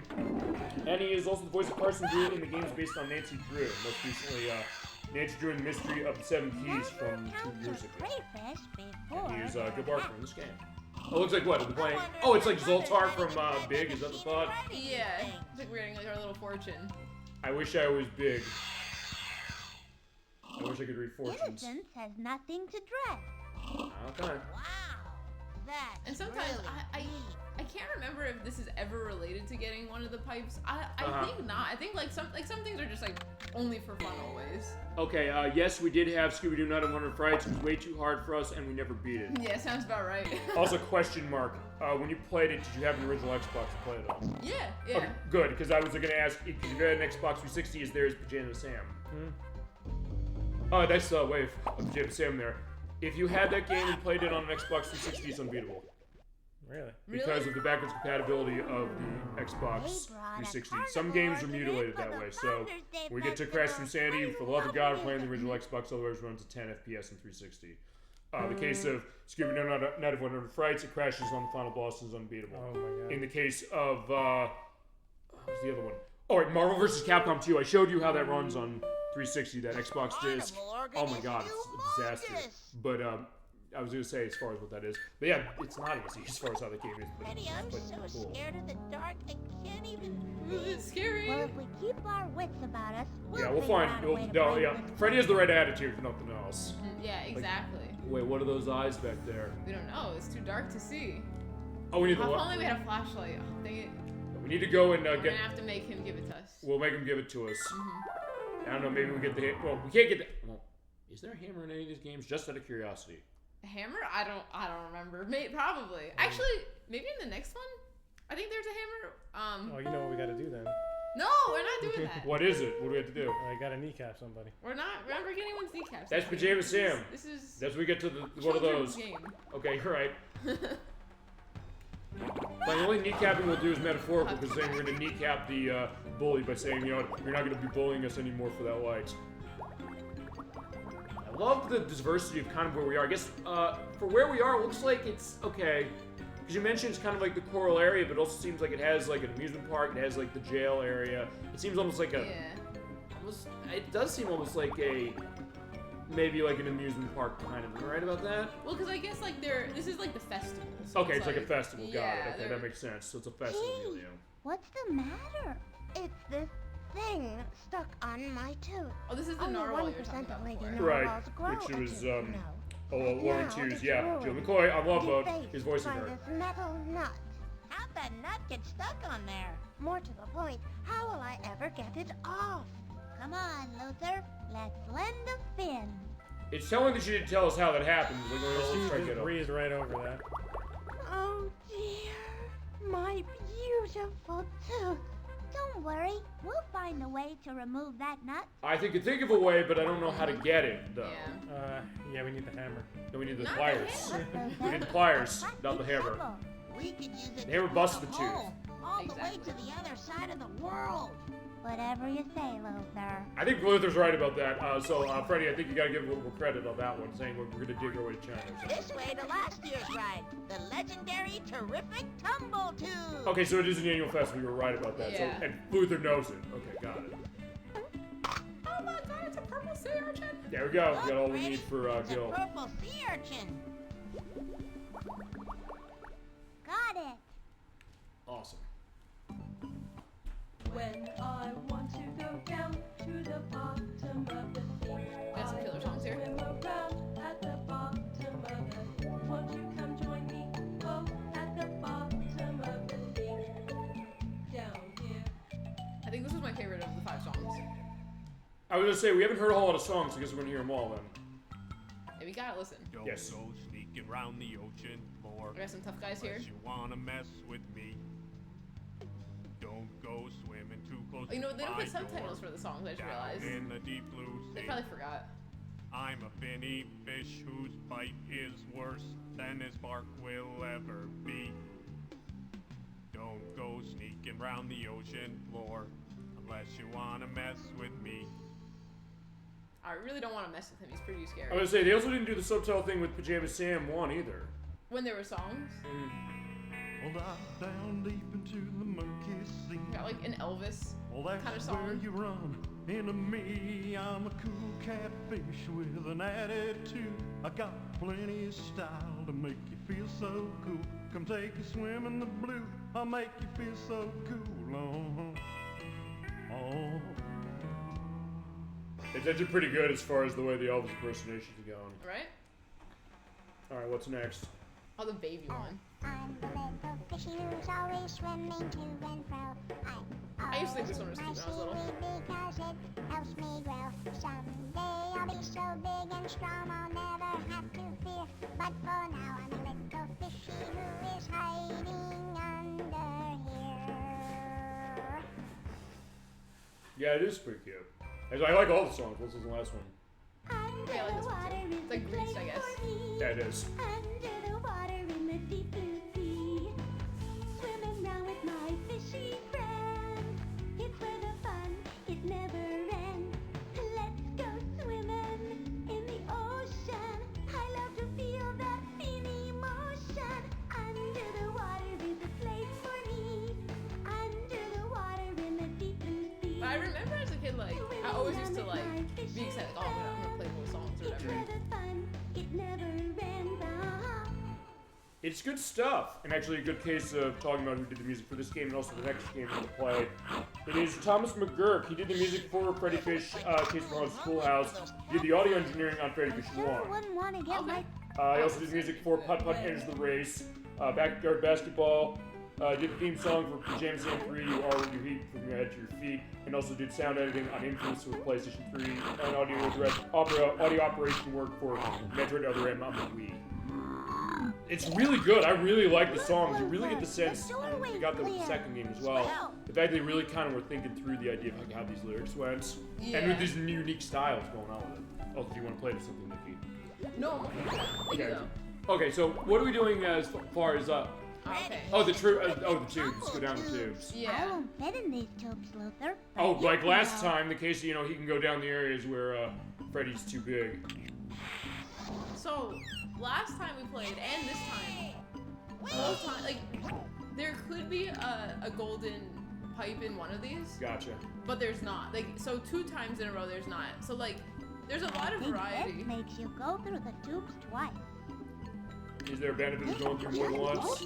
No, only not really. Like you can. Oh wait. Wait, I I guess you could. Okay, if you go through twice and you want to like change it halfway through, no, you don't have to click anymore. Well, Okay, let me try. Okay, well, you said also when you were doing off-screen test on this, the gold coral was here. Yes. Well, it wasn't last time, and it's still not this time. Okay, the time before that, but in that case, would you have to change what the levers are in order to get it? Exactly. So Okay. it's like he's going only through some of the tubes, and then when you change this, he goes through like the different ones. So Okay, so it's you like a have to- puzzle. Got Yeah, it. you have to mess around with it till you figure out like, oh, he went through like the purple one, and now he was able to grab it. Uh-huh. I think that there's something like that in the Pajama Sam that we played in the mines, where you have to Right. go like the right way. When I was losing my shit over him coming up with the name of the next game of the franchise they didn't make, I'm never gonna forget that, which is amazing. What was it again? The police found a knife and I got 20 to life. I've grown immunity to it after completely losing it. I put that as a highlight on the Twitch site, *1, and whenever I get to a compilation show of doing the biggest laughs, that's There's a gonna be the purple first deer. one. How can it not be? But in that case, we're also gonna pay off him like, he does the coin bite like Underdog Before does. you Yeah. guys get through the door. Oh wait, you have to give each Another of them. purple Okay. Oh, yeah. sea urchin. No, not that I mind. I'm just saying. Like, wait a second. Purple Which I sea guess, urchin like, number you know, two, for a little what kid, but yeah, Danny like, gonna do? playing now, you know, they're like, Purple oh, I sea gotta do, urchins, like, more each bring one. the Like, you food could skip before. the dialogue, but, like, I won't. It's only 4. Yeah, It's Here's not. another purple sea It's urchin. not like. Oh God, what's that game where you have to like do every single one That's and then 3 record purple shit sea on it? urchins, 'cause and they're I'm so one nice. away Just from because of the way, having like, to wait, let you have to. play. Oh, right. Harvest Moon from Super Nintendo. Because A, I'm proud of you for playing a game in that franchise finally, and B, the fact that every time you buy the bags of seeds, you have to buy them one at a time. Oh my god. Which they did fix in the later ones, like, hey, with More the first purple one, sea okay, urchins, get it, kind of. precisely the price of I just admission. showed this to And Nickie fortunately recently. for you What's two, NES? we're having a special Harvest Moon, for every as little well as yellowfish that N64 pays one. admission. We did, A little green fish did, gets like, in So good. free. a brief, like, 10 minutes of each game. And she was very surprised that it looked like Stardew Valley. I was like, well, Stardew Valley looks With like the critters up the Harvest wall. Moon. The guy who made it, who said, I want my own version of this and my twist on this, and something If unique, you use can tell, all the clearly. critters in the But zoo, yeah, you're right. The you idea that make that's two kind of was a new perspective, and level. now Stardew Watch Valley out. is now a When case the where it's critters become move a up huge hit. above the Like, bar, just like Yeah. we're with Harvest Moon Go for away. all those years. Well, all right. So there's the minigame. What are we doing here? Okay, yeah, we have the mini game in this. So you need to like put all the same of like the little critter in this like in a row or like touching each other. And Oh, then it's like when a puzzle there's- game. Yeah. So when you have 4 in a row, they disappear. Okay. Actually, it's almost like, I don't know, like a Collapse Puyo or, like- Puyo in reverse, where you're throwing it up as opposed to it coming down. Yeah. I guess could you do combos and things like that? I don't No. think so. I mean, you don't have to do like a straight line like this. I don't know why. Like the other day when I played, I had like a muscle memory that like I always used to do it this way. Like you could do Okay. like a square as long as it's touching each other. Really Okay. went the long way. Well, I was wondering this, which is that hey, if you put I don't know, if you put something down, is there like a case where you're gonna have other creatures on top and it falls down and clears another one? No. No, yeah. That unfortunately denies me of being able to do what I do with you both like Puyo Puyo, any of those? I don't think I have played it. Oh, I got Puyo Puyo Tetris. I don't think so. Well, I always do the case of Dr. Robotnik's Mean Bean Machine where you do that, where you get the combo, the computer goes, it goes, yeah, yeah, and I do that every time I play that because the game does it, and you're like, what the hell is it? Like, you don't understand. If you ever played this game, you understand the idea of what that is. All right, we need your assistance here. We have a disagreement on what that 4th animal is. Let's see. Oh, There's it's the one that just disappeared, sadly. okay. There's an octopus. There's a starfish. There's a crawfish. There is. Oh, it's this one. This one here. Okay, actually, I won't say what I think it is then. Looks like a mouse. Are you sure? No, I don't know. What do you think? What do you both think it is? I believe it's a mouse. I think it's a cat. It looks just like Like Tom and Jerry, but not the mouse. No, that looks like Pinky. Oh wait, this kind of. Oh, from Pinky and the Animaniacs. Brain. Right. And we have a couple of Animaniacs games we have not yet played. We have not played the Genesis version. We've not played the Great Edgar Hunt on the GameCube, which is fully voiced. What's the name of this minigame again? Oh my gosh. Line? Freddi Fish 3 minigame.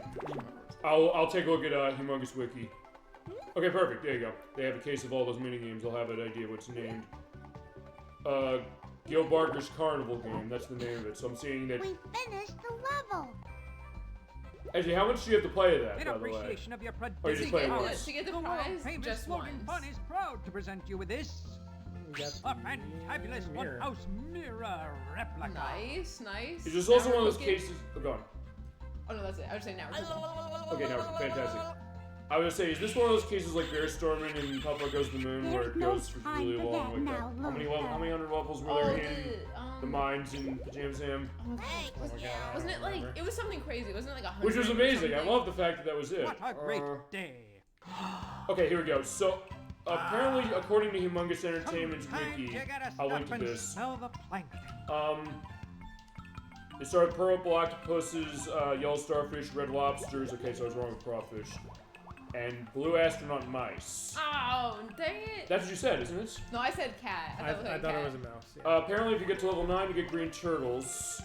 Okay, it's called floating fun, so Gill Barker says, and moving the bar prevents the critters' beasts from going away. We can move the bar in that.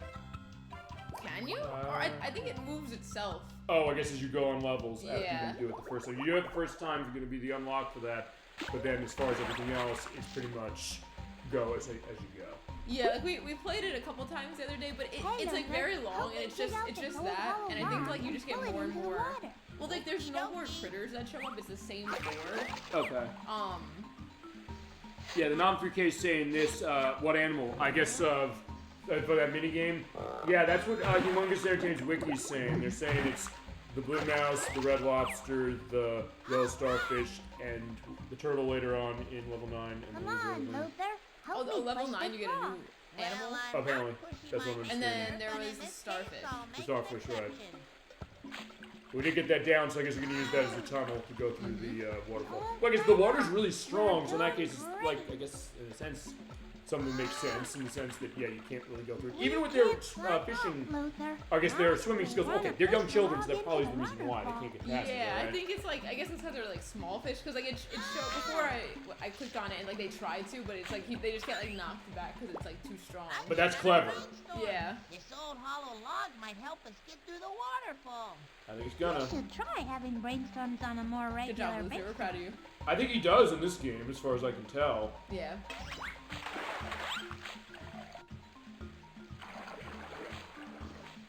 Alright, so yeah, we're underneath, what's going on here? Let's see. We have. So here's another place. They could also have a golden pipe, and Okay. I think if I remember right, it's like she loses one of her feathers and she's using the golden pipe as a feather, like to replace it. Okay. And then Pierre the tailor, he has a hat that has the same feather, so you have to like get the feather from Okay. him to like give to the bird. So there's like a reasonably good amount of places that they could be, and then there's Yeah. like the one that we're getting that's a repeat from last time is the one that Claw, or the like having to get the flashlight from Claw. Okay. It seems like there's even more to this one than even the other two. It's impressive. Yeah, I think so. I feel like they do more and more every time. I think they're really upping it every time, and I do like seeing that. So now, ladies, gentlefish, and guppies, prepare to be amused and amazed. Alright, so we have the underwater show. This is all the acts that they have going.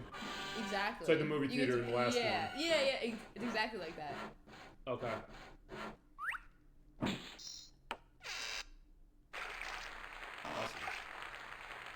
Awesome. In that case, they're giving away the trick, but I like the idea. It's like, okay, fine, I'll show Come on, you. everybody, Yeah. let's put those fins together. That's it. There's like a ton of ones in here. Yeah, if you want to go through all of them, you want to.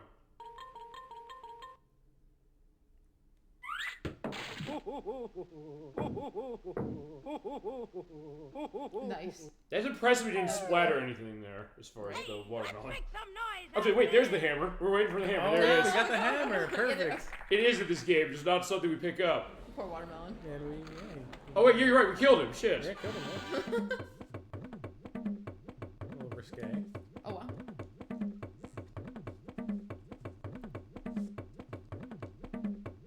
It's a good beat.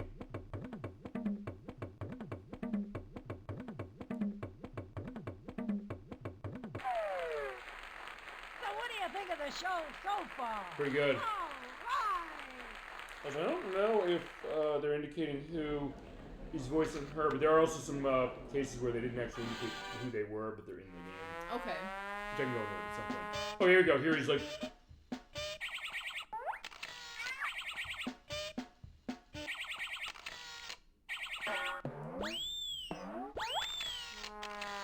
I don't know, it's not exactly the coolest show. It's like, you're familiar with, I mentioned this, we played Pokemon Gen 9 on the part you're on.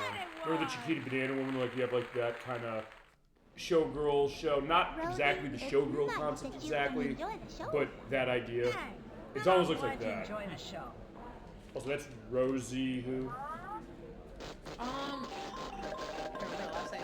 she's one of the suspects, and I have her Yeah, she somewhere. is, yeah. I have her somewhere down here, I think. Unless I already talked about her voice performance.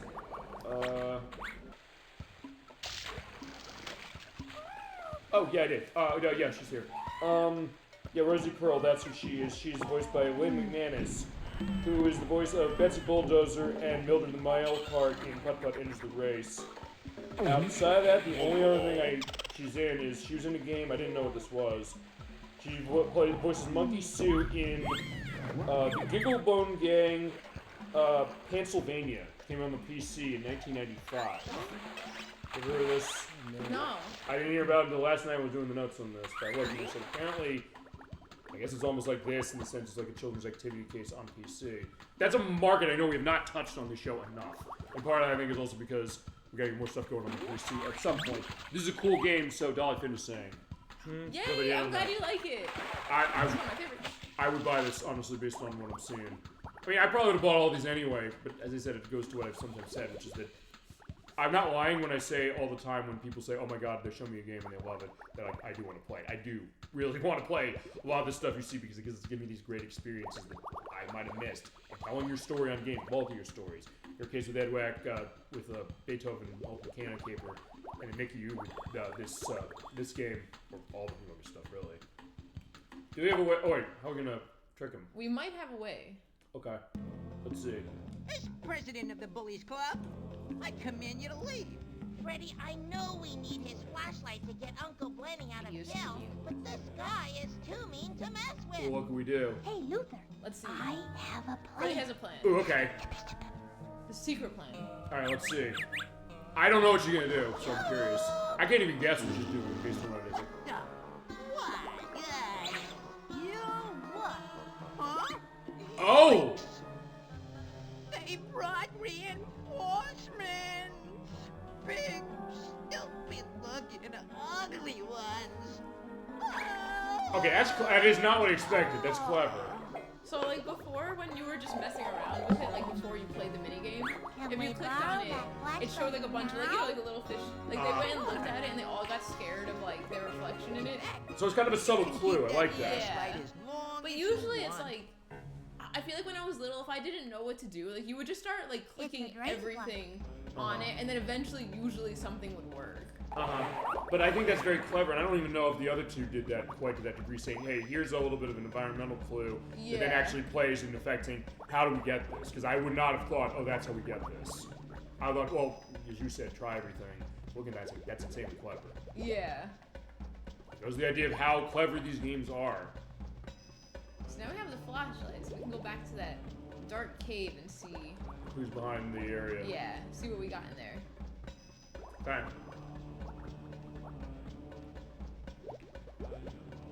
Let's see. Oh, it was in here.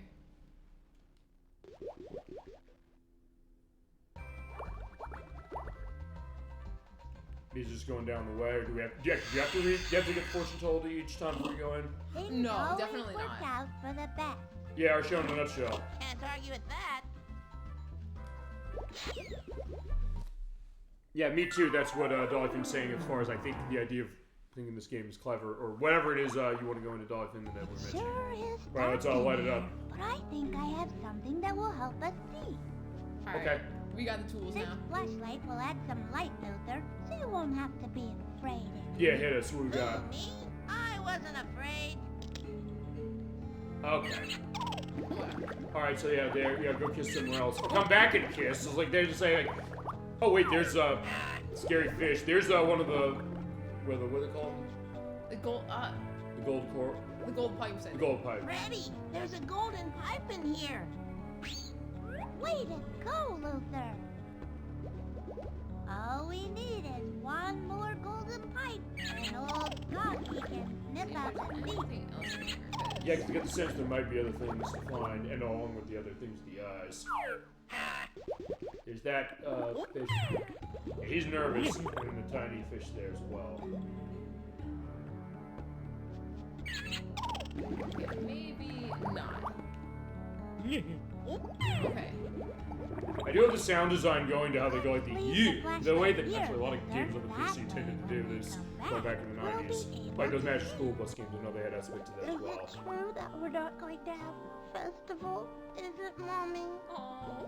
Gee, I hope they can find the Conch show so we can have a festival. We'll have it, don't worry. Only because Freddy, Nickie, and Luther are on the case. It's not gonna be a doubt. We just have to make sure like it's gonna happen as far as it. I guess as far as just looking at this quick. I guess as far as the okay, there's. Well, I'll mention this when we get to the end. There's another character in this who comes from a Humongous game I'd never heard of. I don't know if we're gonna see him. What was that? Question. Does, we haven't seen him yet, and we won't go on this yet. Have we seen Buzzy the Knowledge Bug yet? Will we?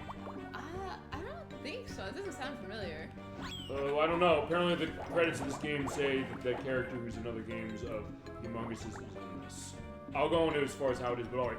For you, right, we need something to get, oh wait, we need the pliers from the ship. Yeah, so What do we do? I feel like we've almost been anywhere, so we must have missed something.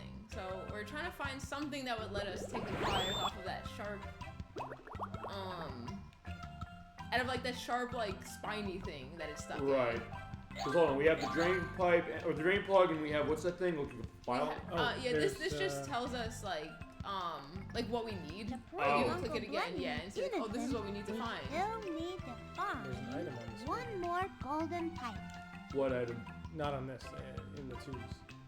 Okay. Or not in the tubes, but... Well, maybe behind the tubes? See.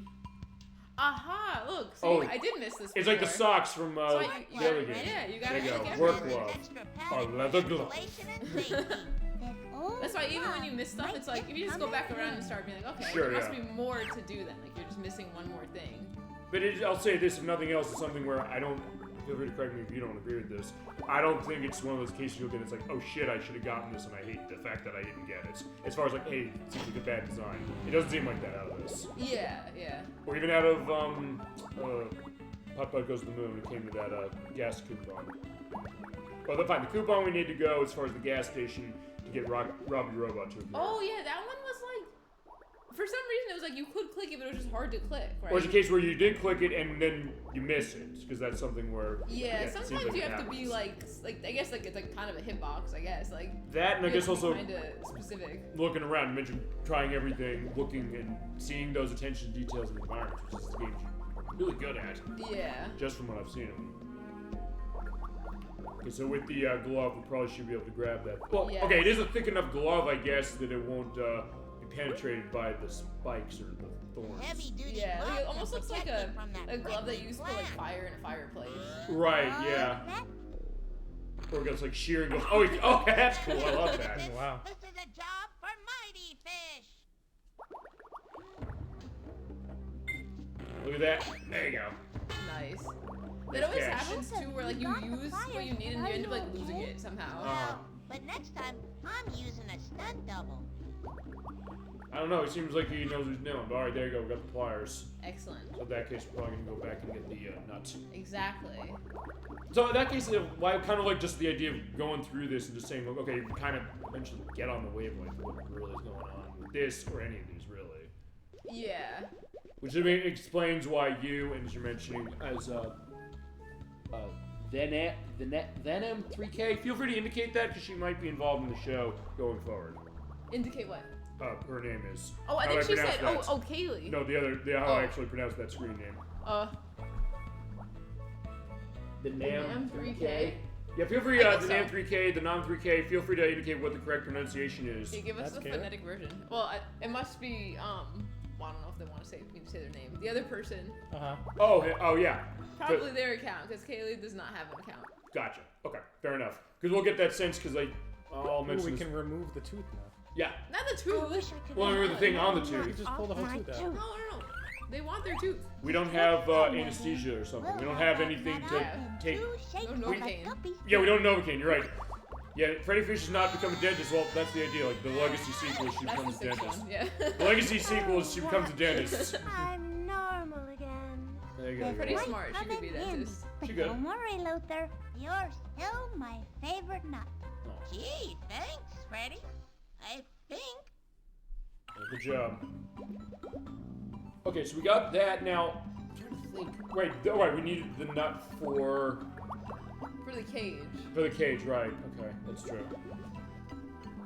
Is there anything else you want to go into whilst we're swimming around here, in particular about this game, or anything else? Our founder is yeah, good, aren't they? Especially right now, the tiny community. Right? Like it's like still pretty detailed, even though it's like so small and far away. Yeah, that was one thing. I didn't think about it when I was a kid because I just thought I'm playing a game and it's like this is what it looks like. Right. But now, like in hindsight, I'm like, oh, this is all like pixel art, and like it really is like really nice pixel art. Like they did a really good job. And I guess also think about what are the visuals really saying about this game and how is it really reflecting, I guess, the location we're at, but also really, I guess, the vibe of the game, which I've noticed that as well. You've seen that saying, what is the visual language of the video game saying? Yeah. And what does our reaction to it say as well, which I think is fascinating. And there it is, the first one. Good work, Luther. I guess here's the question though. In this case, well, we got all three of these. Yeah. Come on. We just need to see Old Soggy. And here's the question, and I'm curious about this. How is Old Soggy A gonna figure out who did it, and B, how does that connect with what we Here did? you go, Also, boy. he's gonna sniff it and see if it has like anyone's DNA on it, or I guess their scent. Okay, is this the idea that it randomizes what the DNA is on this? Come on, Luther. Okay, it does. No, it does. Right, it does. I realize it now. It does because of the fact of the different locations they're in. Yeah. Okay, Yeah. got it. I think, actually, even in the last game, like Nadine the Narwhal, she wasn't even there at all. Like sometimes some of like the culprit or like potential culprits like don't even show up, I guess. Okay. I think every other person is there. Like some people, like Pierre's always there whether you need him or not. But first, actually, I wonder if Nadine is possibly the only one that's not always there. But I'm not sure. Maybe Claw isn't always there if you don't need him. I was say, yeah, he did have the money in his eyes in the first game, but now, Yeah. yeah, to quote Aladdin, Infidels, you can touch the forbidden treasure. Now you will never again see the light of day. And then I took it out and the door closed and I don't... Just put the jewel back. yeah, she's right. Yeah, Yeah. otherwise we're gonna get burned. Oh Freddie shit! knows best. Freddie knows best.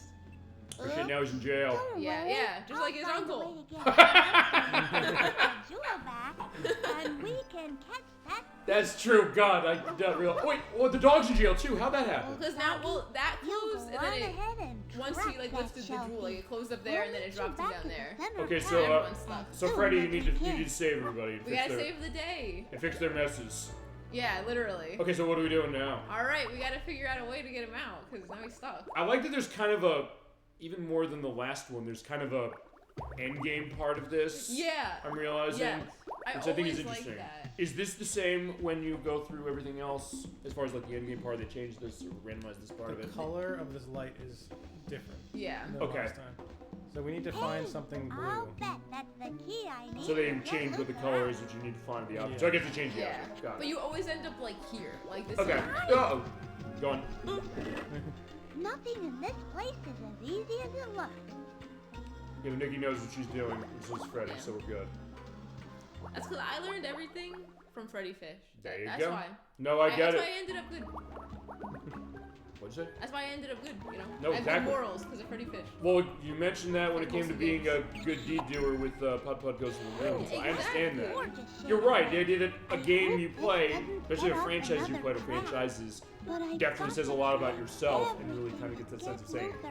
That's why I make this as much of a discussion program as we do with the whole concept of saying, I realize that both of you and anybody really, you have a story to tell on a game, and oftentimes basically you're telling the story that way, and it's going to be unique and speak a lot that it might not, it will not for other people, because obviously yourself that way, and I've always loved seeing that, which is why I always say everything you want to see, we see.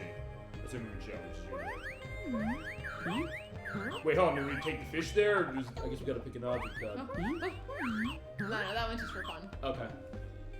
But see, I mean, if nothing else, I like You it. never know though. See, right? Exactly, I know because I've played it a trillion times. Right. But like, if you play for the first time, like you don't know, maybe that is important.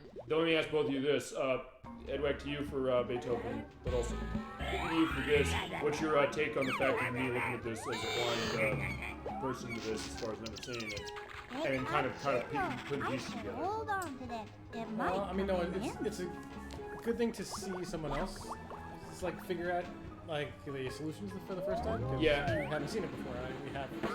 So. Right. Because that was what Crusader 64 and Chasm 22 said when we played Shadow Hearts Covenant. They were saying, you're piecing everything on that plot together now. We see you are. And they're like, well, just let him go and come up with this idea of what it is. And then they're like, oh, this. Like, they couldn't believe it, and they were just having a great time. Even in cases where it was just seemingly random.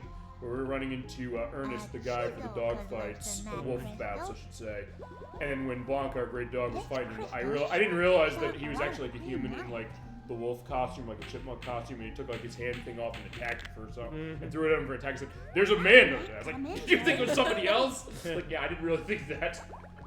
Like maybe one time when we play like any of the Humongous games, like if we do 5 or if we do like Pajama Sam, like maybe like you should play it while we watch, because then If you want me to. because like that could be fun too, because then Sure, if you want. like if you know, like again, like especially this one because it was one of my favorites. Like I've met like nothing in here is surprising me, but well actually maybe a little bit though. I didn't really remember the glove. Maybe I didn't happen to get that scenario so many I was gonna times. say with the scenarios, Like, that's probably so I what's was gonna like, be surprising. I really was like, where is that?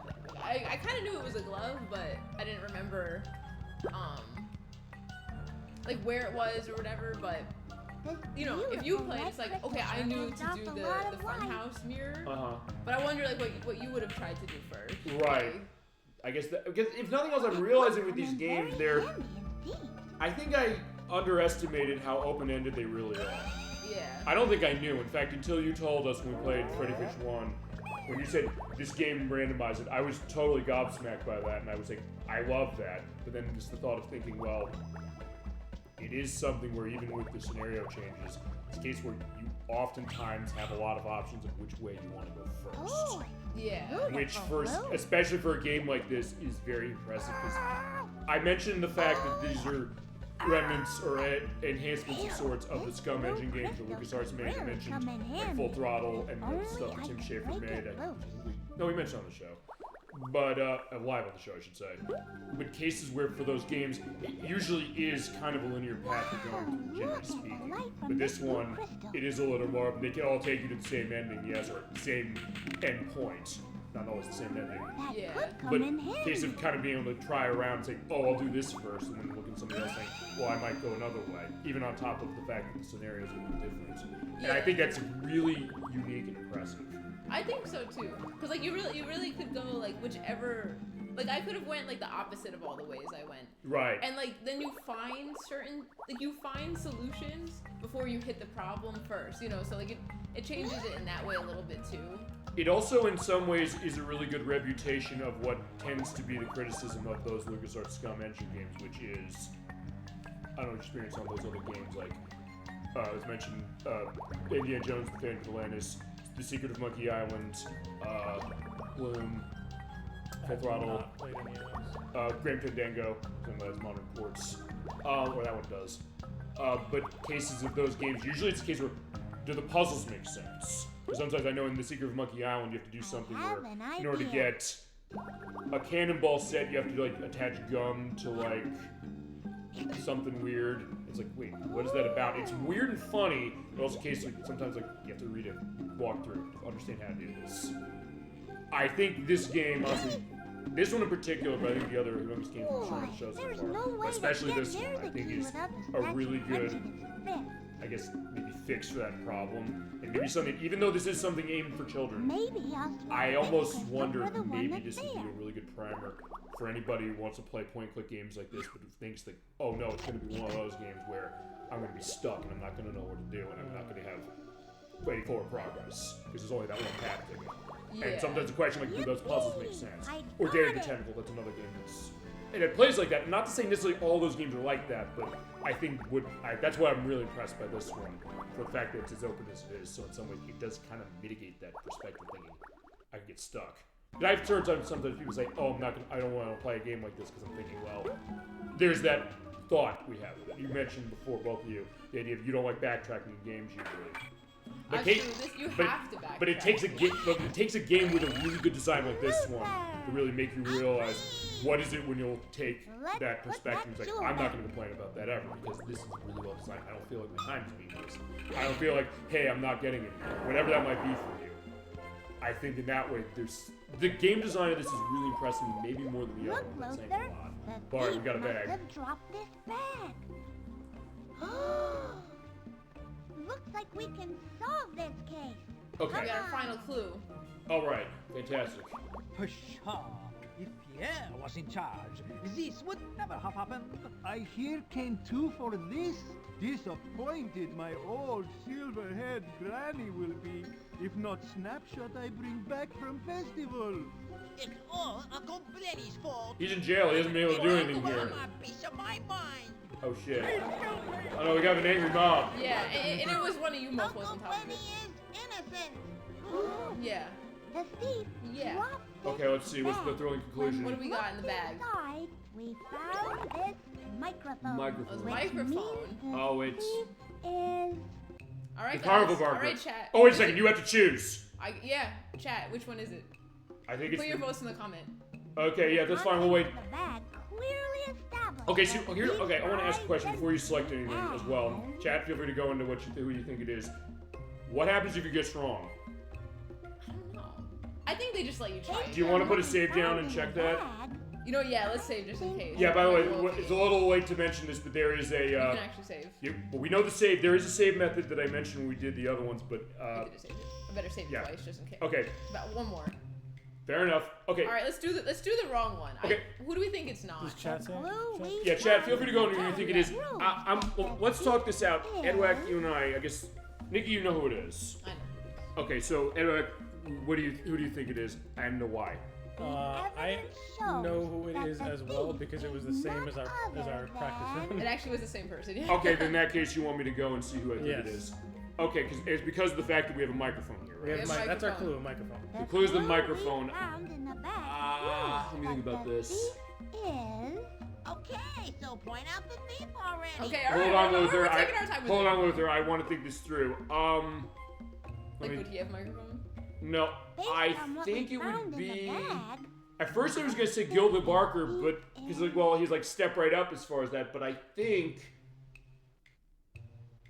I believe. Okay. We saw the culprit with the microphone. So the culprit with the microphone. So that's the indication. Okay. So all right. So just to give an indication. So the other person I'm thinking of, it probably is them. But I just want to get a sense. So okay, just go back this quick before I go on to this.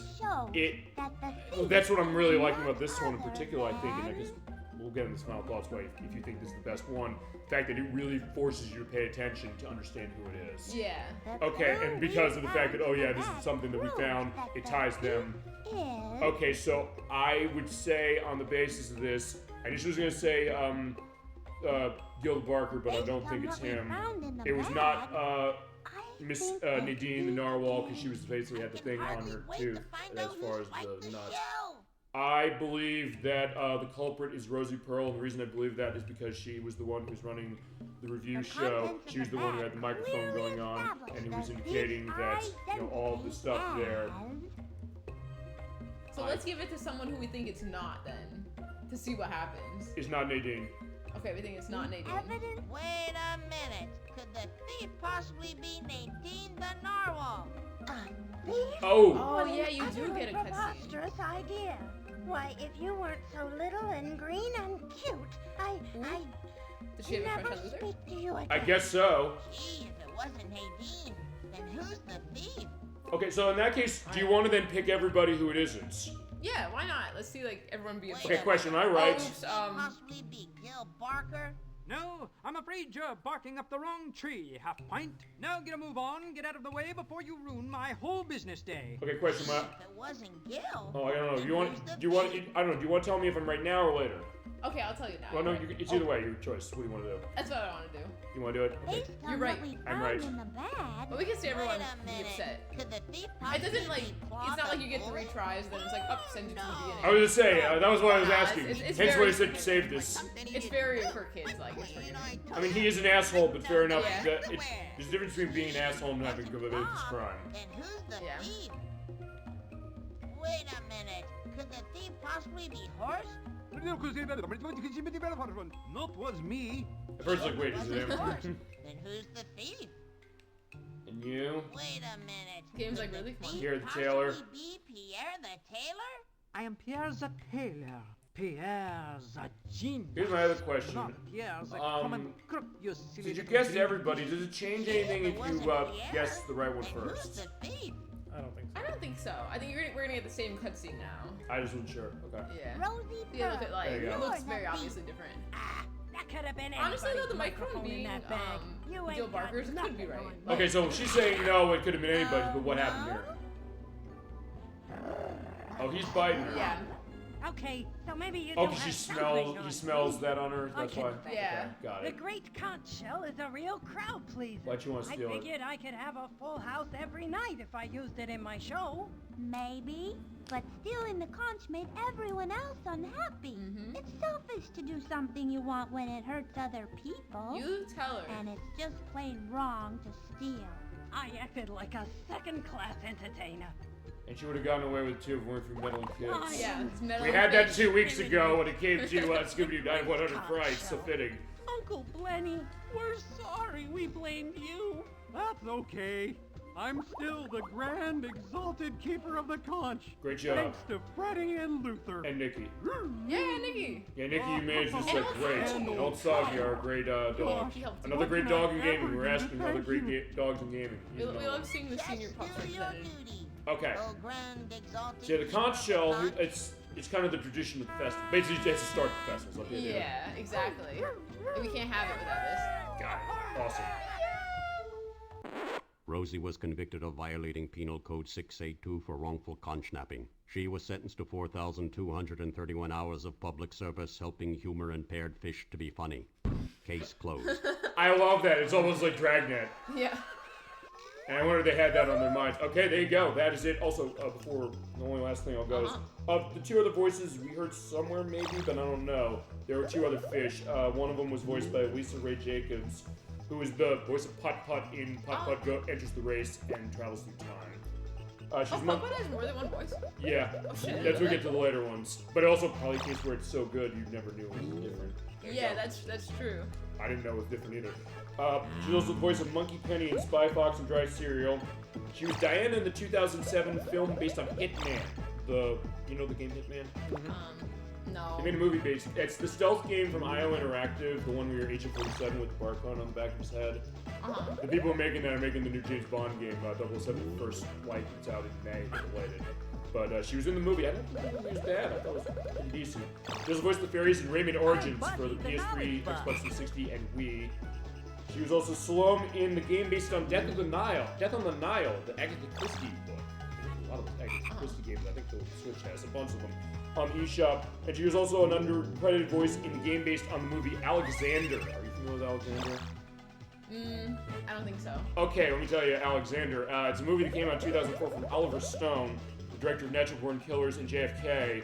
And it is a telling of Alexander the Great that's hilariously overwrought with Colin Farrell and Angelina Jolie. I quote that movie all the time, actually not on the show, when she's going to be assaulted, but she says like, he will never be yours, with this hilarious accent where she starts screaming out, in my womb I carried my adventure. It's hilarious. It's not good, but it is something where even though it's 3 hours, in no way, shape, or form boring. Game, I don't know, it's like a Age of Empires like, but not very good from what I've understood. And the other voice, well, 2 other ones. Lisa Wick was another fish here. This is her only voice credit, but she did do programming of Freddi Fish 1, and Spy Fox and Dry Cereal, and Putt Putt Saves the Zoo. And I guess they're saying Buzzy the Knowledge Beetle was in this. Okay. Does this character sound familiar? No. Was it like, were they in Spy Fox or something? Or They were in a franchise of the Junior Field Trip series of Let's Explore the Farm, Let's Explore the Airport, and Let's Explore the Jungle. I'd never heard of these. He's apparently from... Oh, I recognize him though. Okay. Is he in... I feel like I might have... Maybe he's in this? Maybe had this when I was little. Oh, wait a minute. Doesn't he show up as a bubble? Yeah, he's a bubble in here somewhere. Oh, yeah. Oh, he might voice the bubble. Was that also a Humongous game? Yes, apparently. Oh, I never knew it existed. I recognize it. Maybe because it always shows up like as a little, you know what I mean? Like we saw Papa and Pajama Sam like several times in the game, like as a little side thing, like this bear. Okay. Maybe that's it then. There he is. Wait, as soon as the credit leaves. See? There he is. Yeah. Okay, apparently he's voiced...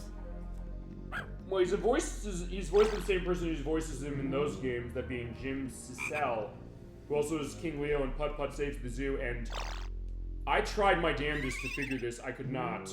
I'll see if we can for something else, or if I second chance this game.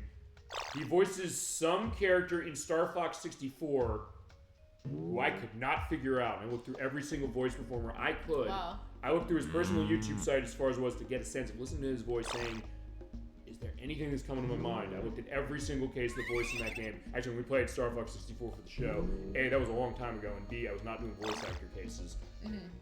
I don't know who in that game he is. Even the most low level, like one-off characters I hear, I was able to find every voice. I don't know who he is. Jim Cecil, if you know, if you're watching this video, please, who were you in Star Fox 64? The world wants to know. Trust me, we want to give credit that way because everybody else is credited in that game. And I probably should second chance that game just for the purpose of giving credit to his voice performance. Do you want to stop playing? I don't know, do you want to stop playing? I guess because we're going to go to the next one. For the next one. Well, before we do, do you want to go into final thoughts then on Freddi Fish, Case of the Stolen Conch Shell? Yeah. This one's one of my favorites. I think it has like one of the best variety of like, well, I guess it has the most variety in differences. Like if you played over and over again. Yeah. And I feel like as a kid, I always really liked getting to like figure out like which of the 6 of them was the bad guy basically. I mean, they don't really give any indication in the game that like they're bad or not. Like you only find out from like whatever the clue is at the end. So really, like it could be anyone. Like the scenario was different, but we had the same person that stole it, you know? So like, I feel like next time you could play, it could be like, some parts are the same and some are different, and then it could be someone else. Like, I always really like that ending area, like that's kind of unique from like the other ones. Like, I think in this haunted school, like that one, it's like you go back to like the original place, like where you like set up the trap Underneath the setup, yes. So like that's the same. Here's a question though, going back to that, you're saying, hey, for the way of who the culprit is it a case where the culprit there could be another culprit with a microphone? No, like everyone has like their own item. Okay. I'm not even sure. I can't remember all of them, but Pierre's, I think, is like a needle.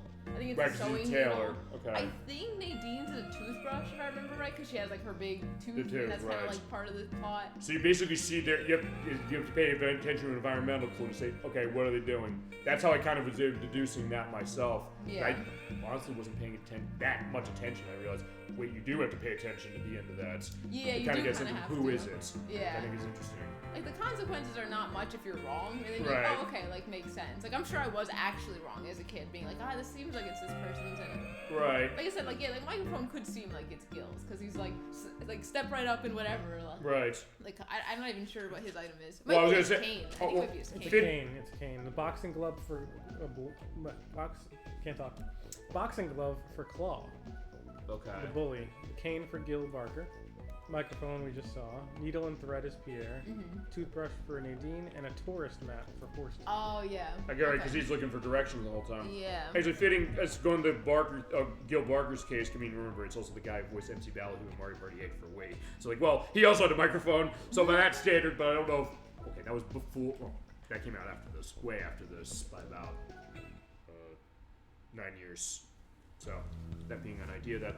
Okay, so that's your case. Edwak, you want to go into your final thoughts as well on this baby? Yeah, I like the variety a lot. Okay. I thought that was very cool. It's very interesting. Keeps it replayability wise too. Okay. To play again and try to figure out who it is the next time. Okay. And also the replayability of just where the little pipes are.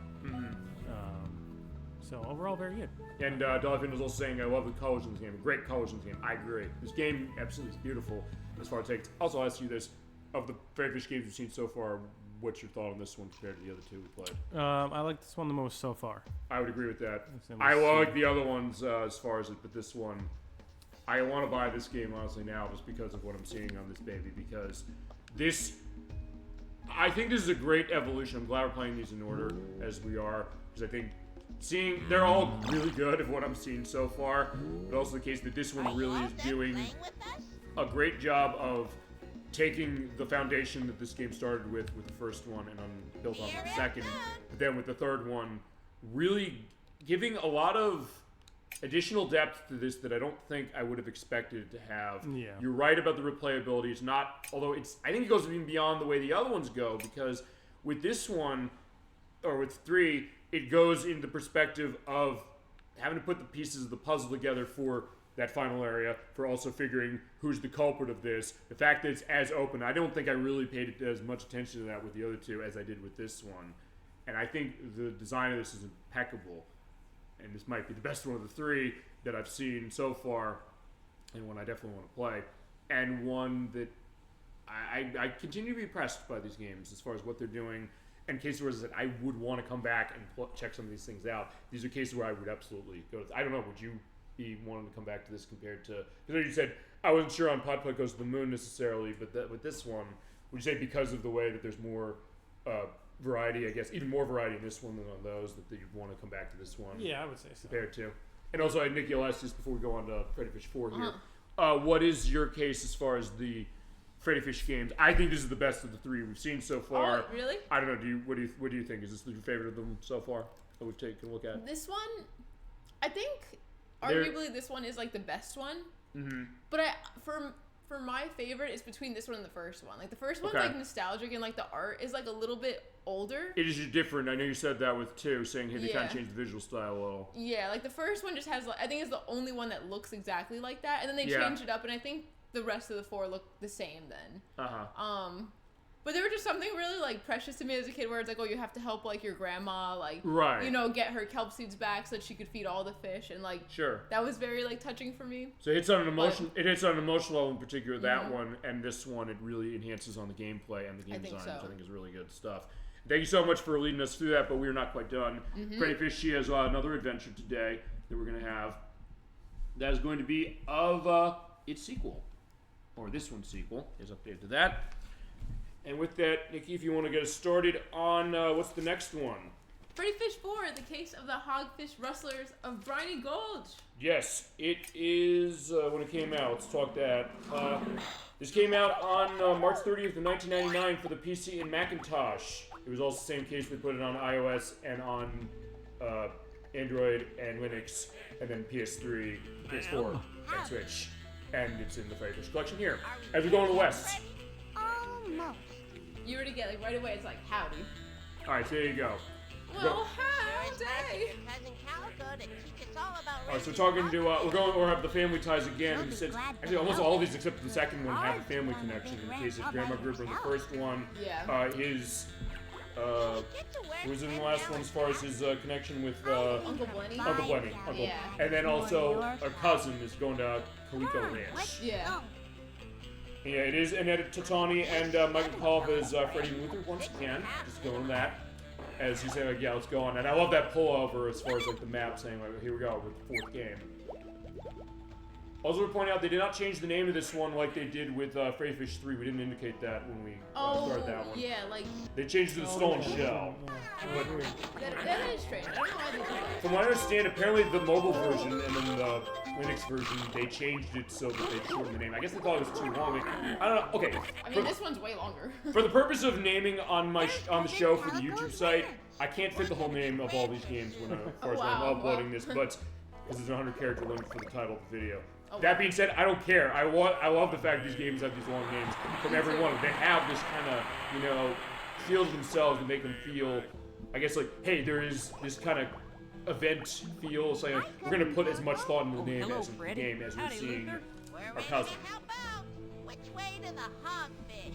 Well, it seems we got a little problem there. All right, so what's The our problem winning here? Hogfish herd has been rustled. Okay. They've been rustled. What does that mean? Fair question. Somebody came and took them without asking. Can you believe that? Not It's theft again. No, It's theft in every single And one a of these so hogfish far, I'm requires realizing. proper It care. is. I Yeah. didn't realize yeah. that. Be in real trouble. But then again, like, yeah, Don't Freddy know and what to Luther, do. they're on the case. Did you call the police? I think the sheriff's gone out of town. Oh, no. And I need to stay here at the ranch in case the hogfish get away. and Oh, come we home. got that. Not Don't to worry. mention all the We're work honorary I have officers to after do. 3 games. We'll help you, cousin. I just realized, though, Michael. you're right. Luther It's, and I will find the hogfish and catch those rustlers. What's the name of the cousin again? Thank you both. You'll be doing me a think Cousin real Calico. good turn. Cousin Calico. I want to make sure I took his voice performance down. I hope I did. Okay, so in this case we have a Western milieu. Yes. I like, again, that they're kind of building on this with each of these. And also, even with the music, it is, again, same person did the music on the last game we did on this one, that being, I'm not going to reiterate them, I'll just say it's Thomas McGurk as far as it. I'm also not going to relegate as far as people who are not new as far as voice case, because there's some people who are shared voice acting in this, I was like, hey, they're in this as this character. We already talked about the credits on the other one. Here we are in Briny. Okay, so this is the town. Yes, the town square. Let's go ask some of the people who live here. I'm if curious they also know what this is going to anything do, given we about saw the those last one rustlers. saying, okay, we had the idea of understanding who the culprits are. Okay, then Nickie, you tell us, how is this going to be very changing the gameplay out as far as the fact that it's randomizing everything, I'm going to assume, as far as what we're looking for, but also how does it handle that differently than the last one does? So, I think, I'm not 100% sure, because I'm actually, I would say I'm less familiar with 4 and 5 than I am with the first 3. Like, I think I played the first 3 when I was a little more. Probably just because, like, they came out, like, earlier, probably. I think that there's not as much difference in the scenario of this game, but in exchange, it's bigger. Like, you're gonna see there's a lot more places to go, but I think the variation is, like, lesser. Like, let's see about this. Like, he sells just buckles. Those are the blueprints And who's for he? the custom Oh, belt my buckles God, I what's his made. name? I already missed it. They feature a stylish arching metal back with a personalized letter on the front. Harry did Any letter the customer No, I didn't wants. say, but... I'll bet they look nice. Oh, his name they're is... very No, Nelson? popular. Because then his baby is, like, half Nelson. Did you see Oh this yeah, Nelson picture? Torso. Yeah, And yeah. Hammerhead. Okay, yeah. That's Gene How Cordova, this is the only was performance of real this. cute Okay. as a baby. I just want to mention he has a hammer. Yeah, he does! The hammer! You asked where's the hammer, there he is. No. Perfect. Okay, so if nothing else, it'll just show how it works underwater. Okay, as far as Calico Catfish. Oh, is that the name? I think maybe Calico? Calico, Probably? 'cause Calico, of the cat, Calico yeah. Catfish and Fluke. There's a sad one and also an enraging one. I'm gonna have to go into this. Oh, no. Voiced by the late Kate Fleming. She was the what voice I of Princess think Daisy it is. in Mario I did. Tennis for Nintendo 64. She also was the voice of Azalea in Mario Golf on Nintendo 64. That's a weird one as far as how to get Hi, Azalea's I'm voice Freddi heard in that Fish, game and because this is my best friend you Luther. have to use the transfer pack with the Game Boy Color to get it in because there's a character going in the Game Boy Color game. You use that, you get transferred in the game. As far as that, she also is the voice of Granny Smith in James Jam 3. You are what you eat from your head to your feet. She also did a lot of radio work, I believe. Unfortunately, she passed away in 2006. She was Have only you seen or 41. heard She anything? died in a flood in Rustlers Seattle. taking your cousin's She was trapped in her hogfish basement, sounds mighty and she was fishy to killed me already. as far as that. Oh my god. And the enraging part is, must be said, she was married to Charlene Strong, because in 2006, Washington was not as progressive with this as you might think they were. She was not allowed to see her dead lover or dead wife until they got permission from another family member. Oh my god. So she did advocate for that and was able to get the Washington Domestic Partner Act passed sort of years after that. But she was only 41, and that was a horrible case and also a raging case for that. But so this is going to be an honor to Kate Fleming as far as the case for that, for sure. Sorry to bring that down, but it is contextual of the game. And until we get to Mario Golf and tennis, that's probably the only case we have to be able to get that. I didn't actually know it was the cousin, though, as far as the beginning of the game. So wait, that's later. Howdy, youngsters. And it's actually the last voice actor I took down, as well as seeing Saltwater Stella. What can I Oh, the do? soda loon. Oh, so we have the bar, like, in, or the diner, like in, Popeye Goes to the Moon.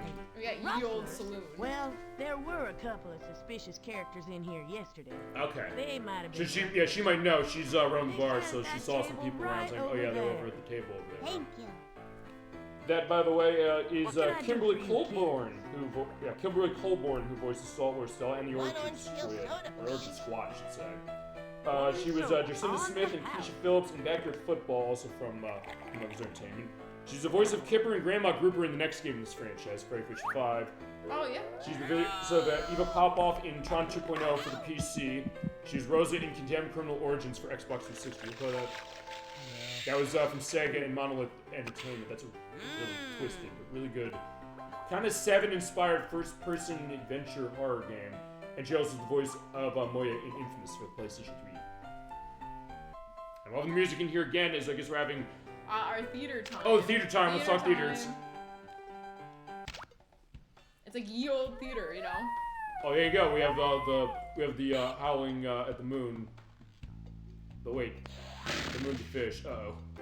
Okay. I also like that idea of, like, old TV case, like, yeah, get ready for the broadcasts. Yeah. And I like how they put like all the little lines and stuff in it. Like it's like pencil drawings. I love it. Yeah. All right, so take, I guess, off on the good, the bad, and the ugly from The bad. Oh yeah, right. Look. But not the ugly, I guess. Sergio Leone. I'll be mentioning him on the show yet, as I'm realizing. And the whale. Oh, the heavy. Okay. Yeah, they're not playing the Ennio Morricone music, so we'll not get content stricken for that. That was when we play Dark Watch, PS2 and Xbox. We had that. That game licensed it though, so it's not like they're in trouble. But for us, I don't know if we can play that music for the intro. But the game, I don't think goes into that. All right, so there's Rustlers. We are looking for Rustlers. Yeah. And I guess there's another one. It's like, hey, you're gonna rustle my boy. I'm gonna stop you. And there's the piano player, because yeah, you cannot have a Western saloon without a honky-tonk piano player. I'm Freddi, and this is my pal Luther. Well, hello. Eight Finger Phil. Dr. Pianology at your service. Stella at the counter said she saw some maybe you know. looking pipes in here yesterday. Well, it's like Sam, the piano player from Casablanca. He says that he knows what's going on. Rustlers? No, I you don't know anything about it? That. I know the piano, and it knows me, but that's about it. Sorry. I can't help you out. That's okay. Thanks anyway. Yeah, keep playing, friend. It is Ken Boynton, by the way, who's the Eight Finger Phil. We talked about him before, but that is his case there.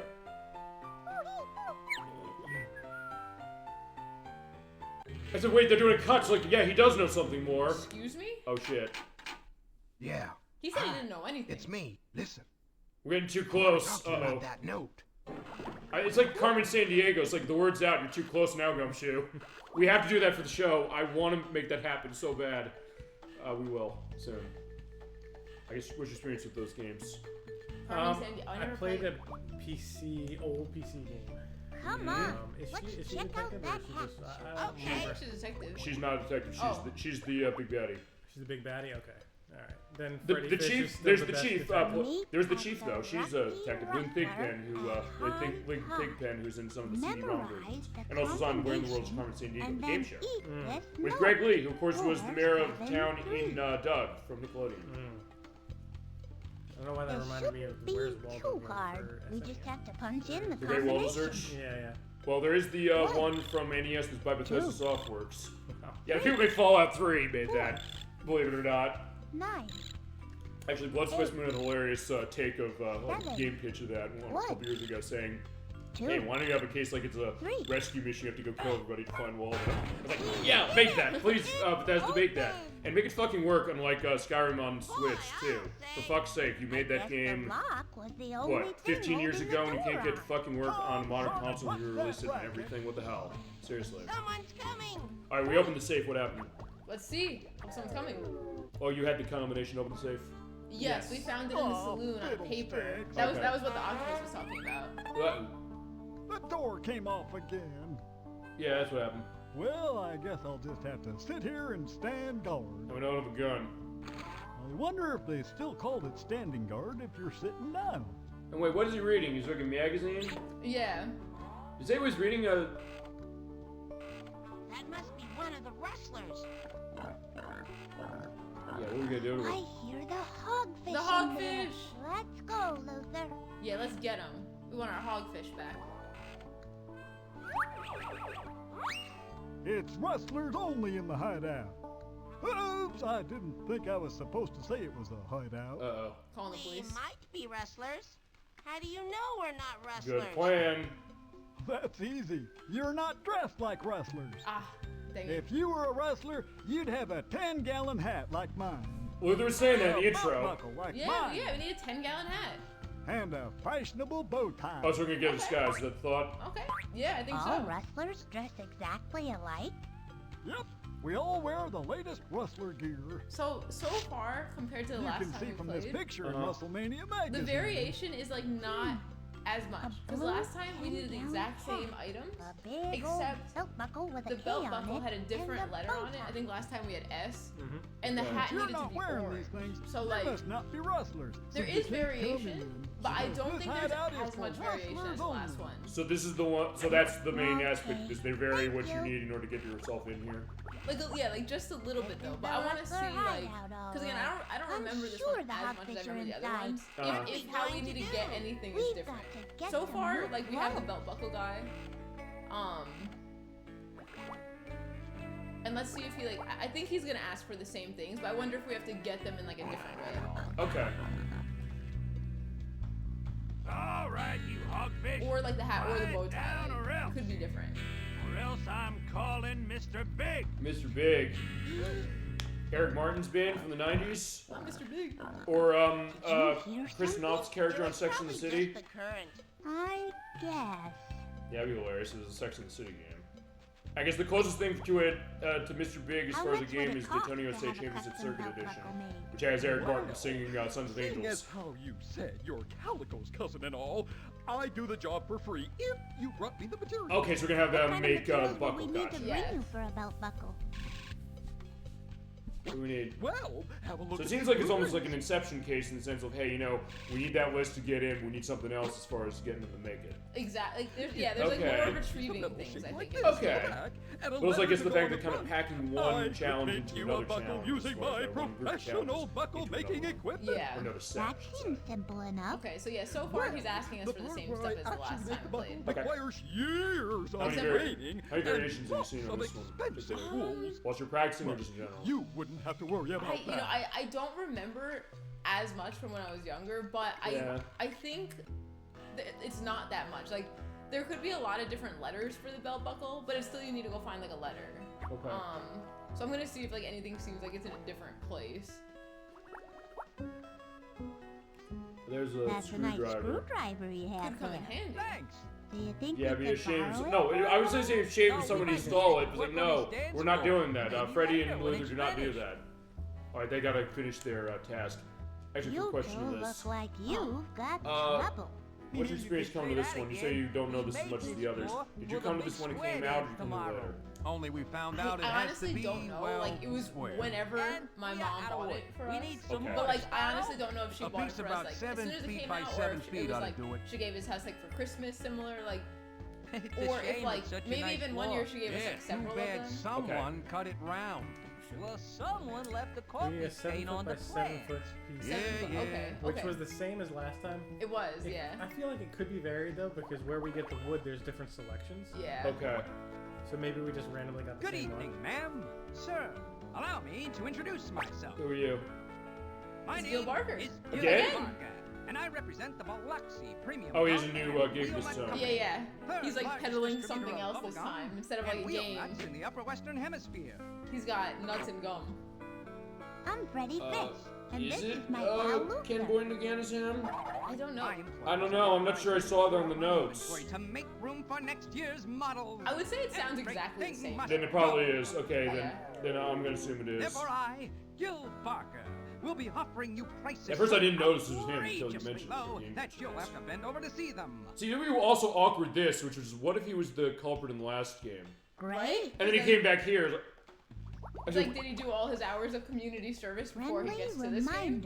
Well, let me actually, I might actually be able to give an actual answer to that, because if we're gonna take the release date order, this one specifically, is it how many 4,000 something days of community service? It's I think it was like 4, yeah, something like that. He'd still be working it off because this game came out only just about a little over a year after Freddi Fish 3. Oh, okay. Is it days or hours? We'll have to roll back the footage. Yeah.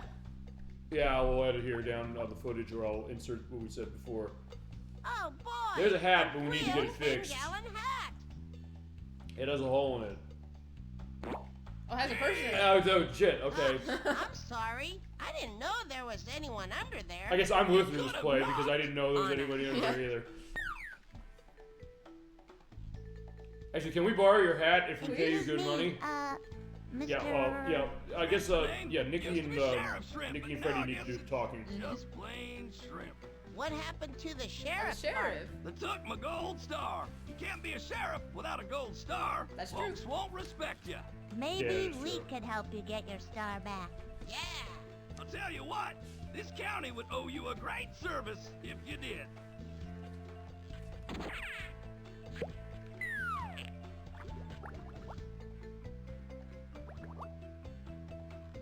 Can we go that way? No, we can't go that way. I think just forward here. It's same case, but you just move around fine with the arrow, I guess. Exactly. Oh man, we gotta time it. We gotta time it. Oh, do you have to time it? Oh, we made it. We just barely made it. Actually, if you don't time it, do you like get stopped? I think yeah. I think it like shocks you. Alright, there's a purple sea urchin and there's a handle. Oh heck yes! It was worth it. It was all worth it. by itself. Shouldn't it be attached to something? We can attach it to the thing I when doubt you need it it. belongs in this cave. It doesn't seem like it. I wonder how it got in here anyway. Good question. I say I put it there because I know that's not true. Oh boy! I see another purple sea urchin. Perfect. What do we usually buy with in this one? Yeah. Well, Gill What do was we selling. use for that? He was selling gum and he was selling Nuts. nuts. Okay. Oh, they're very polite now. They're waiting for us. Wow. All right. Let's see what this comes in handy for.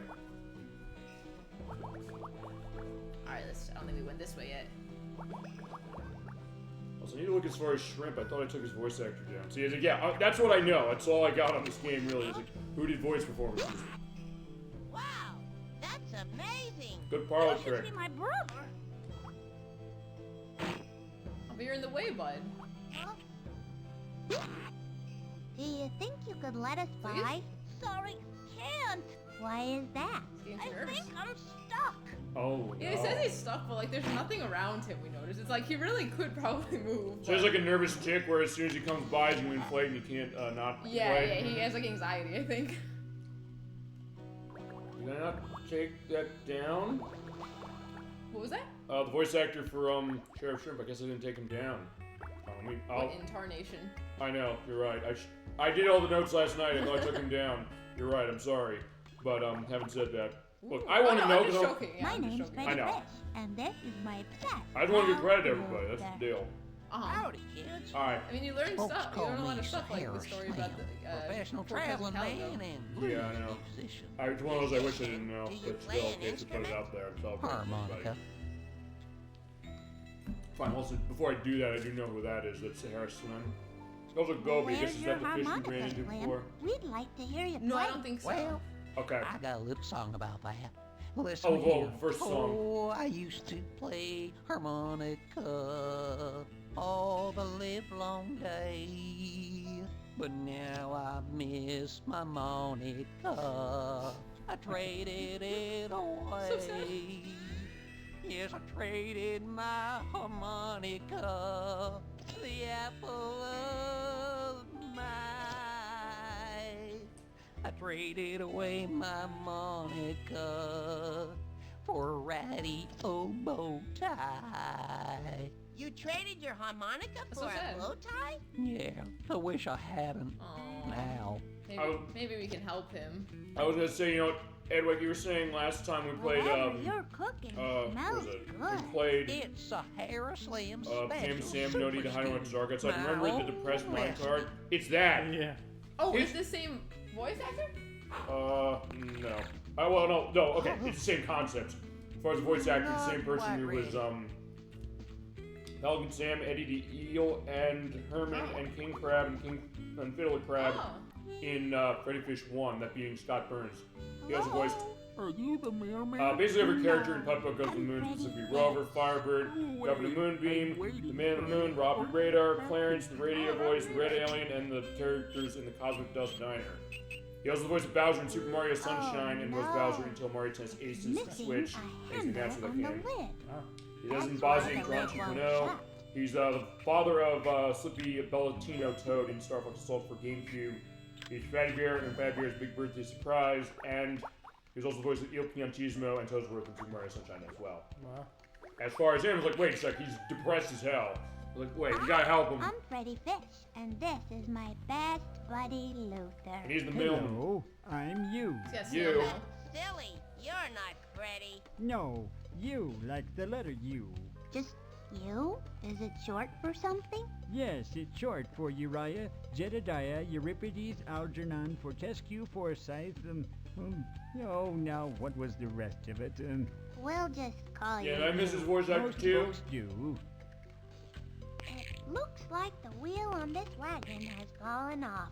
Wait, don't we have that? Oh no, we don't. We have the crank. Oh, Yeah, we have the crane. to get the mail going. Actually, wait a second. Did the Rustlers cause this too? Their fucking mail system around here? No, look, his wheel just fell off. Okay. We need a circular nut. Yeah. Which we know a salesman that. Are you ready to start? Anyway, minigame. Talk the minigame. This is okay. So this is the Here's a minigame I was fun talking game. about that I feel like is just a little. Or It's not. I mean, okay, none of the minigames in these games are actually like hard. But it's like when you play, it like pushes you into like a corner. Oh my god! I already got stuck. Are you being serious? Wow. That wasn't planned. Okay. Oh, you got one. It's only one wide. No, I want So like, okay, so like when you're trying to pop the bubbles, you don't want to get trapped like I did. And so you do like that, like you're just shooting them or whatever. Yeah. But as you do it, it like pushes you into the corner, and because the mouse is like a little bit slow, it's just like more awkward than it would be on mouse. Like it's like you get pushed into the corner, so you have to like move all the way over here to try to like push yourself back, kind of, and it's just like so that you're not super in the middle. I mean, you can also kind of play in the middle, but then if the bubbles are way in the corner, it's like super annoying to get them. How do you think it plays on the controller compared to the mouse then? Well, I think on the controller it's worse. Like in the Oh. like the mouse it's easier because you're just like you can kind of like point a little more precisely at the bubbles, and you can also kind of like quickly you can like play a little more quickly. You can get yourself out of the corner easier. But it's like I'm kind of stuck here, and it's Right, I just remember being better on. Well, because you have to shoot backwards. Also, well, what it is are you familiar with asteroids? Yeah. It's that, except unlike asteroids, where you shoot forward and it just shoots ahead. This one, whenever you shoot forward, it shoots you back, push you back. Yeah. Or it's like the levels with Penny in WarioWare Get Together for the Switch, where it's kids shoot the water out with a caught. How many levels of this thing are there?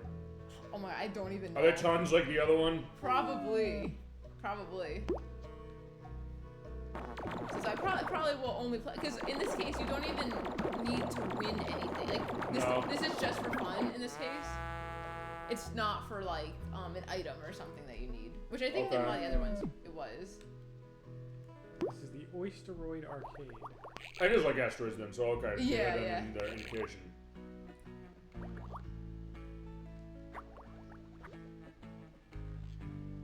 I missed voice acting on this game. Hey, Luther, what's round and purple and pokey?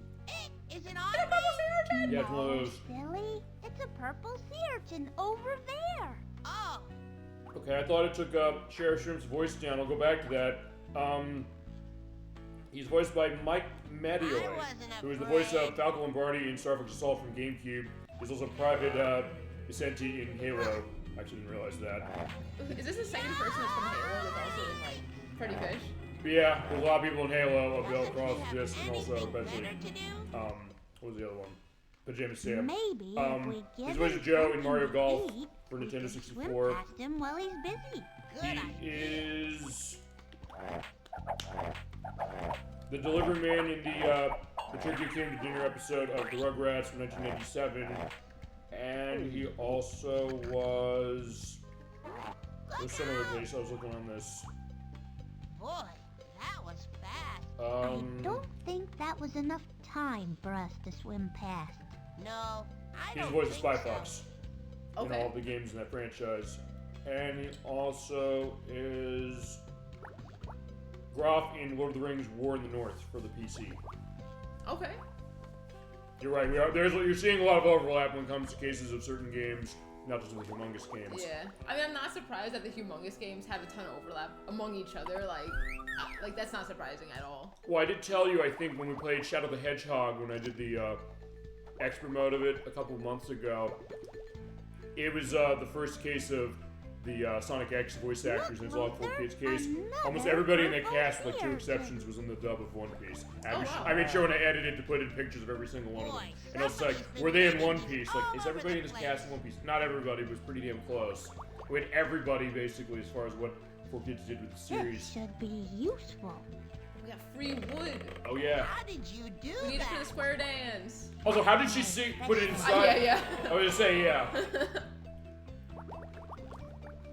It's like the Animal Crossing pocket. Like you don't want to think about it too hard, actually. Yeah, well, we saw the pocket in that one. Alright, well, another. Also, I guess the other thing we're seeing is that just because we're in the sea, we're seeing these shipwrecks. Yeah, there's a lot of shipwrecks in Freddi Fish. Makes sense. And like, I kind of always like how sometimes you're going to like the surface, and like maybe you can't like reach things because of it, and Sure. other times like you're obviously like underwater. But it's like you get to like talk to like the creatures that are like on land, on like the islands and stuff, or like the pelican. Knew that handle Right, belonged the fiddler crab was in the cage. In the first game. Yeah, like we're always going to like the surface. It's that way. I think there's a lot of diversity. I think where you're going, both in the water and then above it. Let me help. Yeah. Although I guess the places we've gone above water the most have been in what? The first one, and I guess this one probably. Spoolfish? Wait, was this fiddler crab in the spoolfish one or the first one? He was in the first one. Okay. He's the one who was locked in the cage and contained to push the kid in the cage. He's got what he deserves. No. You let him out, so like you're blinded. So yeah, you got the decision. He gave us this fishing pole, remember? That's true. It's not, Luther. You are. You feeling alright, Luther? Oh, that's better. Feeling a little dizzy. Yeah, don't worry about it.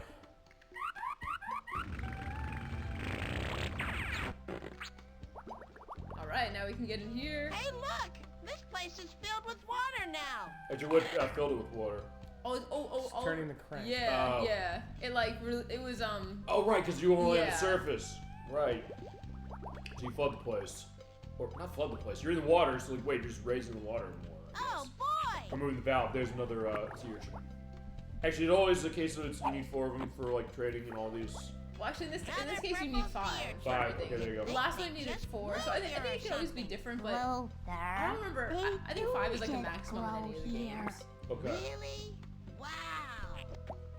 Look at the barrels and seeing like the colors on them. Yeah, let's see. Catch him? It's cayenne. Oh, cayenne pepper. Cayenne is kind of hot. Can you handle the heat? He can. Oh, baby. Like sweet spices by the mouthful. It feels like my tongue's on fire. The modern version is going to be him eating ghost peppers in a bottle or something. I don't know. Or the exotic peppers of Kitsunaka Kanando, which are grown deep in the jungle primeval by the inmates of a Guatemalan insane asylum. What? It was a reference to The Simpsons. It's Oh, is it? There's psychedelic peppers that sends him on a psychedelic journey where he sees a fox who's voiced by Johnny Cash. Wait, what was that one? Pepper. Right, there you go. Made him sneeze. Bless you. The big sneeze. Wow. Oh, the yellow stuff. Let's see, let's see. Mustard seeds. It's lemongrass. Lemongrass. Okay, Is that there you go. anything like lemonade? It's tasty. He'll be fine from this, I think. It's a great spice. It's a Seasoning. little Sour. more Yeah. sour than lemonade is. Boy, you're not kidding.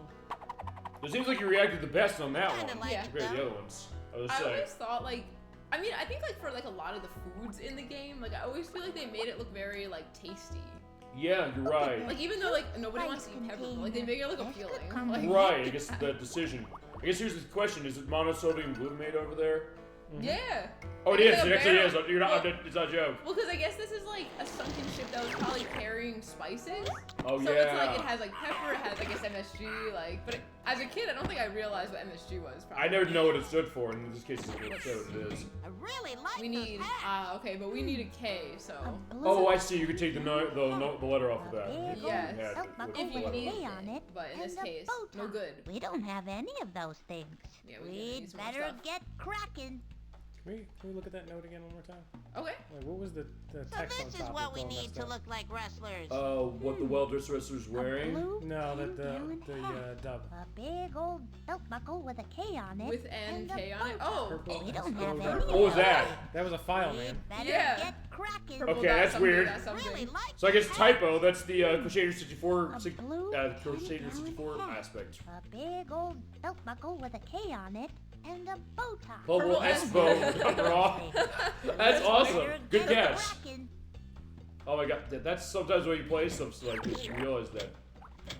I don't, maybe this is a consequence of the porting from, I don't know, to this, or from, I don't know what other versions. I don't know if it did this on the PC and the Mac initially. Alright, so we're taking one lemongrass. more error if we can look One at the cayenne again. container of lemongrass. Like either cayenne. boy. Yeah. Let me just. I think actually never mind. I want pepper. I thought you clicked the pepper. She I did. thought so too, She but did. it gave me lemongrass, so I guess Oh, it was she did just. here, right, right. Yeah.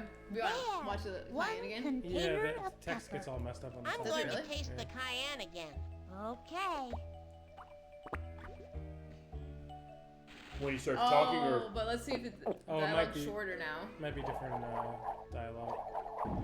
oh, That makes the roof of my mouth I love hurt. picture though. Oh, right there. oh, What was that? Yeah. Oh, that was. Is weird. that what you saw? Yeah, it was messed up. It was different dialogue, but it was still messed up. It was Okay. like a different text. Different text. Yeah. Chad, have you played this game? Have you seen this on the original Mac and PC versions? Or for that matter, I guess the modern Steam ports? Alright. What about cake? What about it? I have tons of Will cake you over there. eat cake? I will, in a few minutes. This is my birthday Here, cake. try it. Wait, you're feeding him chocolate? Actually, I don't know if pigs can. Well, pigs can eat like almost anything, but I don't know if they can have chocolate. okay, they don't like chocolate, I guess. It's like- Can pigs have chocolate? I would say, yeah, they don't like chocolate. They want not chocolates. Yeah, they're not satisfied. They're not really having a fun time with the Rustlers. Yeah. I guess you're finding out if pigs can eat chocolate and live. Keep them on ice until I get back. Stop. Sign it, you know who. And deliver it right away. It's urgent. Oh, wait a second. Is he involved? He might be involved. Yes, sir. I would say this is a deep conspiracy we're uncovering here. Yeah. So nothing else. We're seeing the growth of Freddi and Luther saying we're getting. This is maybe more serious than even the other ones to a certain extent. Well, a certain extent. Okay, the first one was life and death. The second one was we need to stop this bastard. The last one was we have to solve the theft crime and save our, our uncle. Here, can you use And in this case, piece saying, of well, wood yeah, for our your cousin board? has trouble. It's help. Say, It does feel like more pigs should not eat conspiracy. chocolate. What? Pigs should not eat chocolate. All right, Well, maybe so- that's why they showed him rejecting it. They're like, we don't want to eat that. 'cause Yeah, it's you're less gonna spicy. kill us, you bastards. Yeah. Like not. They didn't really teach us that, but like a little bit. Subtly. Saying like, yeah, don't do it. Another hammer. He's missing. Oh yeah, he is a hammer. Yeah, wow. See, you just had to ask Edwak. You just said like, yeah, there you go, get the hammer now. That's pretty rude. Our work here is done. Are you thinking what I'm thinking? Coffee break? Exactly. Okay, so yeah, they're done alright. So now can we have this now that you're done with your job? And meanwhile, they didn't even use a screwdriver to do anything. I mean, they're literally a saw and a hammer. So Like, yeah. Well done. Gee, thanks. Because they assume they're gonna do it, and then they look at the job and realize, wait, we don't actually need this when all is said and done. I mean, I used the damn screwdriver to fix my cabinet thing yesterday, as I was showing both of you. Oh, I see. You need 5, so you buy both the gum and the nuts. Yeah, exactly. We'd like to buy your pack of bubble gum, please. What brands? Zebra stripe. Oh, Fruit Stripe. Or fruit stripe, yeah. I'll picture a Fruit Stripe gum somewhere out of the indication of that. I used to love it, disappointed. even though it only lasted for like 30 seconds. Yikes. It was so Fruit tasty Stripe for gum. that 30 seconds. It was worth it. Right away. I'll also put an Or, edit if of you like, you ever seen I the can commercial start a of that? gum layaway Yikes, plan Stripes, for you. Fruit Stripe gum. I 30 don't remember. 30 flavors in the pack. Link list item. Below. Splendid. Then again, we also get to say, like, hey, just pull any kind of nostalgic 90s gum out there. Talk about bubble tape. Oh my god, bubble tape. 6 feet of bubble gum Maybe for you, even the not last them. pack in the entire Or Big League Chew, that stuff. Oh, I was just gonna say that. Oh, You saw that. Jesus Christ. Like all the stringies. Okay, chat, what are your favorite 90s brand gums? Yeah. Yeah, you said, I don't know if I'd say bubble tape is my favorites. Fruit stripe was my favorite, definitely. Fruit Stripe, Edwak, It what's was your so favorite? good. I like chiclets. Chiclets! I remember chiclets, oh my god. Chiclets are no good. They're too little. They're an acquired taste, you can get that, but I didn't expect that this was gonna go. I like bubble yum. For some reason, the way that flavor went. It's not about the way that. Two purples. What did it look like again? It was just the the pink gum as is. The later versions had had it on the pack. It had the duck with the nose ring blowing a bubble. That was later as far as it's. Can we have it now? And then what's the most obscure gum? I guess that maybe you mentioned a couple of them actually. And like, wait a second, I know. Any shape you like. This one I'm looks gonna go good. with the gold nuggets. Thank you. Oh, like No. Yeah, I remember. It was like looked like little Buy pieces of another gold. wheel nut? No, We don't need I another don't know that one. one. I'll edit below. Right, no, edit in picture. Pictures are gonna be like crazy right here. It'll probably be part of the thumbnail if you want them in the thumbnail. Sir. May I interest you in? Oh wait a sec, he's gonna be oh shit. the You get 20 shake. clams, Oh, they're you shaking him down. old Christ. Uh, Like he doesn't like our gum talk. Fuck you. We're gonna talk about gum on the show. You remember that? No, I've never my seen God. that. Really? Wow, Goldmine gum. I never saw that. It was pretty good. I like. Oh, do you remember the Band-Aid gum? Yeah, I remember The that. purple one was the best. Oh, It was like a got grape really gum. big Yeah. deal yeah, about to go I like down. that one a lot. Yeah? What is it? All I can say is, it's really big. I'll have your clams. I mean, in a of course, you have your couple classic days. Wrigley stuff. You have Okay. double mint. You have Whatever you juicy got fruit. going, You have I hope spearmints. it's good. I like juicy fruit too. Oh, That's pretty good. Juicy It fruit is. added its elements. It's real good. What about this? I guess, yeah, all these brands of gum are unofficial corporate sponsors for today. As is. That always is how We're it's sponsored by gum today. I like that. Oh, I see. We're. Wait, okay, this is gonna help us because we're gonna, what, shake him out of it? Well, before when Luther had the pepper, he went, achoo, and then he like went all over the place, like bing bong everywhere.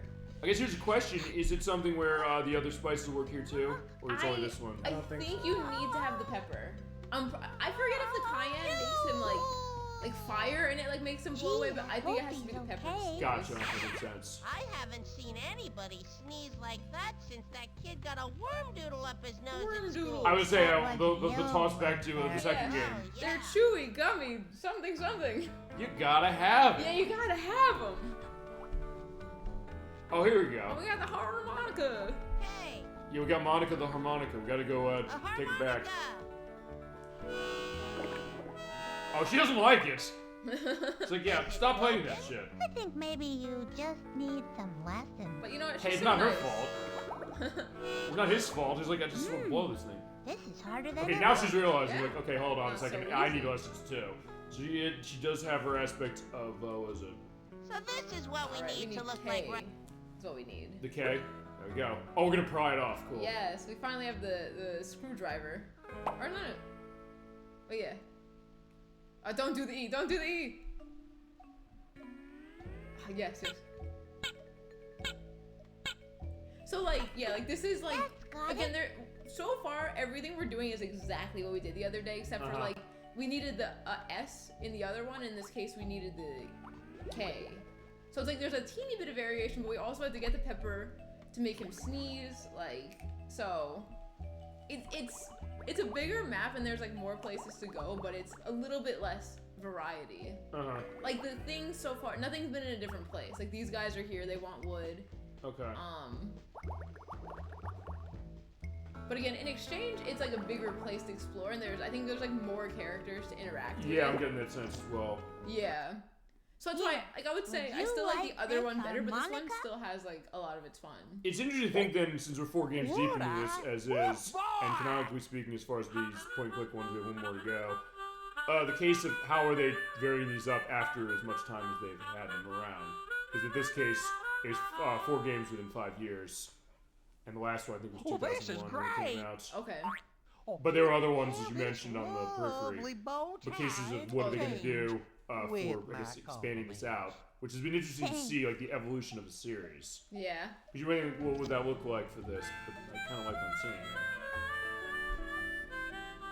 If they made another one, I would want it to still look really similar. Like, I would hope they would do that, but they may never make another one. I don't know. I mean, they've been re-releasing these a lot, so I mean, I would think maybe that's getting people's attention. People liking what they see. Yeah, I mean, I get excited every time they do it. Sure, I can imagine that. Why I'll buy classic game compilations like crazy, seeing how that gets us into the new game. I mean, it did with Mega Man, or will, as far as how it is. Yeah, Mega Man Star Force Legacy Collection is coming out. $40 for games on that that are like $90-something a piece now. That is a bargain. The fact they're asking for $40 is quite a steal. So in that case, it wasn't getting to newer games. It really does, saying, wait, there's an audience for this that they want to see. They're bullying Russell. Please just go to sleep. Please. How much was this for the Switch? The cost of the game. Yeah, like this on the eShop, I think it's like $50-$60. Is it? Well, I mean, to be fair, I mean, you are getting like 5 games in this. Although, honestly, I'd probably pay that much. I probably would pay $60 for each of these back in the day, honestly. If I'd have known them, because they're really cool. Yeah. I mean, that third one in particular, I definitely paid $60 for that one, just given what it offers. $50 unlimited run also. Oh, okay. So I was gonna say, like, I mean, if anyone in the chat, like, would want to play it, they go on mega sale on Steam. Yes, they do. And then you get to also play it on the computer if you want. Right. They usually put all the Humongous games in like one package. I mean, when we did Freddi Fish 1, it was a case where they were all like $50. Like every one. Oh yeah, like you could seriously buy like one of these games for like, I think the cheapest I've ever seen was like $2 or something. Like, you can really get them for sale if you didn't want to buy like the $50 version of this. Sure. Like I mean, I like it. Like I would like every version of this, but. Mm-hmm. Oh, she has the look about her. Saying, aim for the epiglottis. Bullseye. Finally, they'll stop snapping at us. That ought to keep that shark busy for a while. Okay, so this is like the grape gum, I guess, as far as that. I was gonna, like, they just make every food in here like look so good. Like, right. Like that looks so tasty for some reason. Like, even though it's just gum and it's like gets all over his face. I mean, maybe it's what Dolly Finn was saying. She's saying with the third one, when we were looking at that, saying she loves the colors of this. But also, I think maybe that's the idea, the art direction and the way they design colors, saying that just looks appealing from that style as well. And you think like, well, it's not the realistic, you know, cup of noodles out of Final Fantasy 15 or something like that. Oh, well, yeah. Yeah, I mean, that's in a whole other class, completely. But still, the case of saying that's maybe why it looks as appealing as it does. Just the decision they make with the color. It's something, honestly, I've kind of, over the years, took that for granted, so she kind of pointed that out. But nowadays, I'm looking at that saying, like, okay, what is it really saying about a game when it comes to what their initial palette is? Yeah. Okay, so yeah, for you, he still is set when you have to get He's your been mail. going for 2 years now, he said.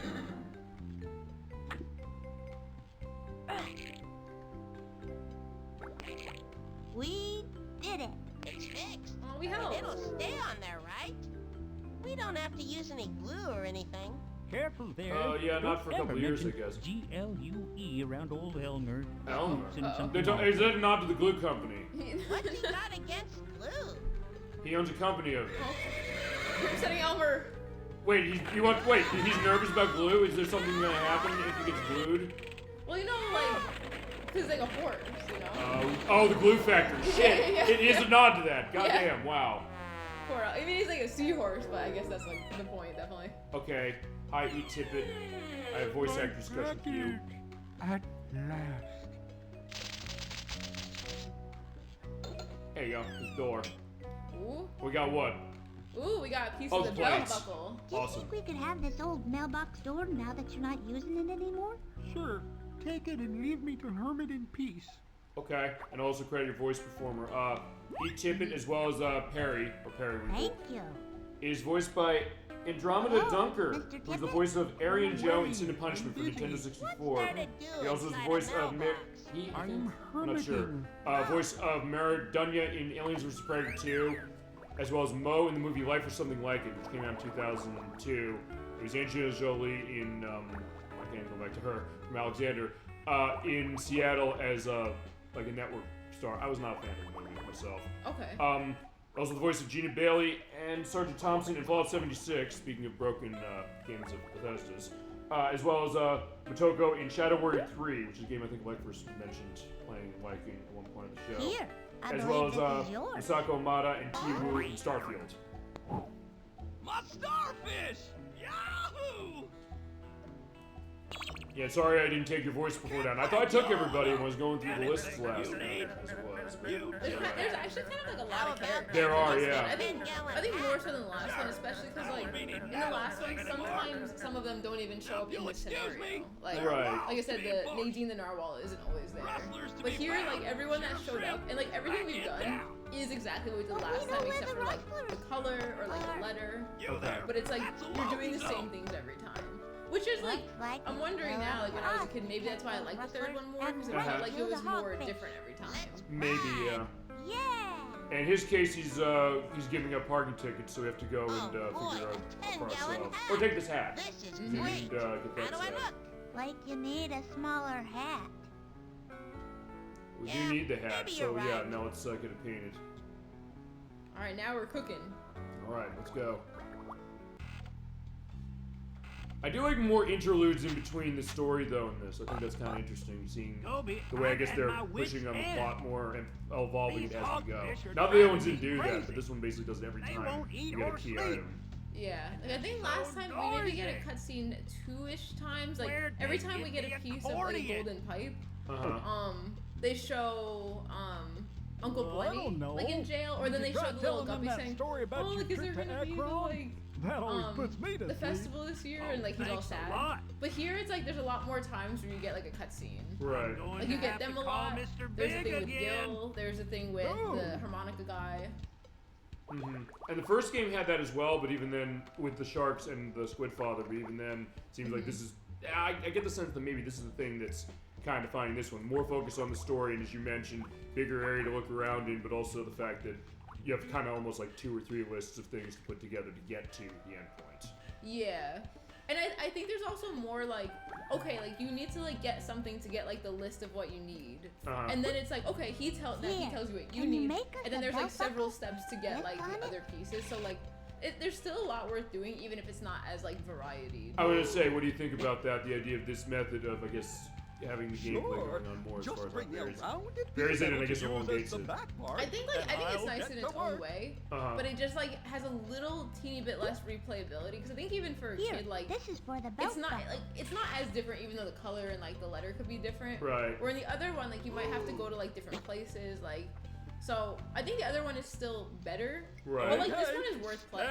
So I would say had a this lot of is- fun the other day. I I'm would still say, having fun now. I'd say this is still it's a really fun time. Yeah. But it's, as I said, it's interesting you mentioned going through a franchise like this because I don't know, Nickie, for you, have you necessarily looked through because you played all these?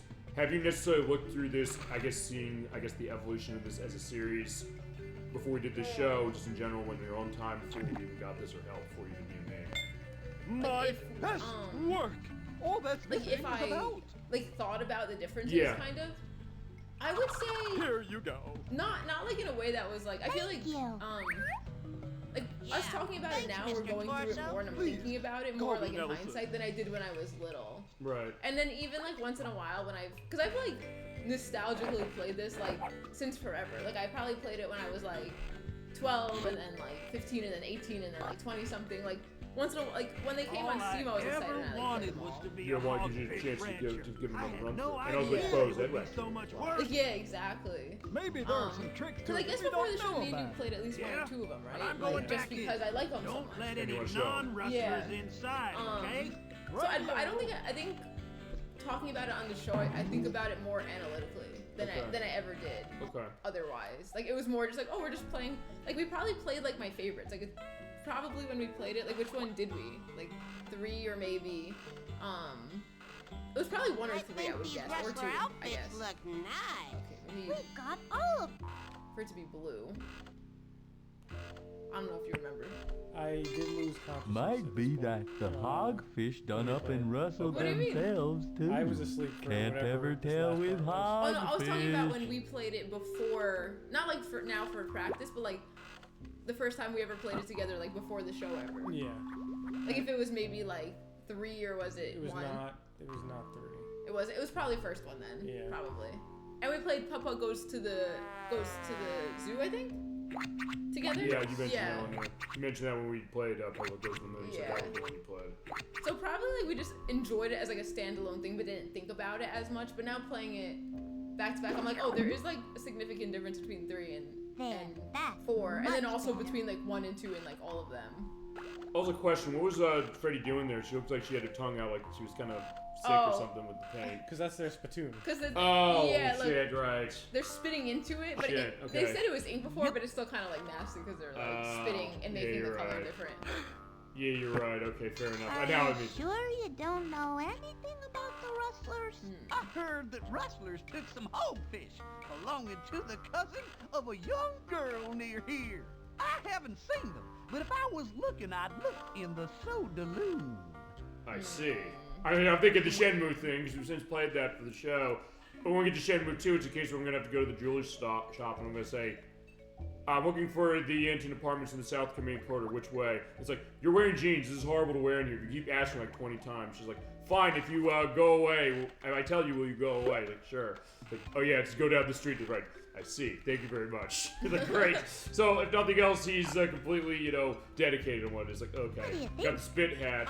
We got the belt buckle. Do I Oh, look like a actually, wait, we have everything we need, don't we? We have everything we need. Yes. Time to put on the disguise.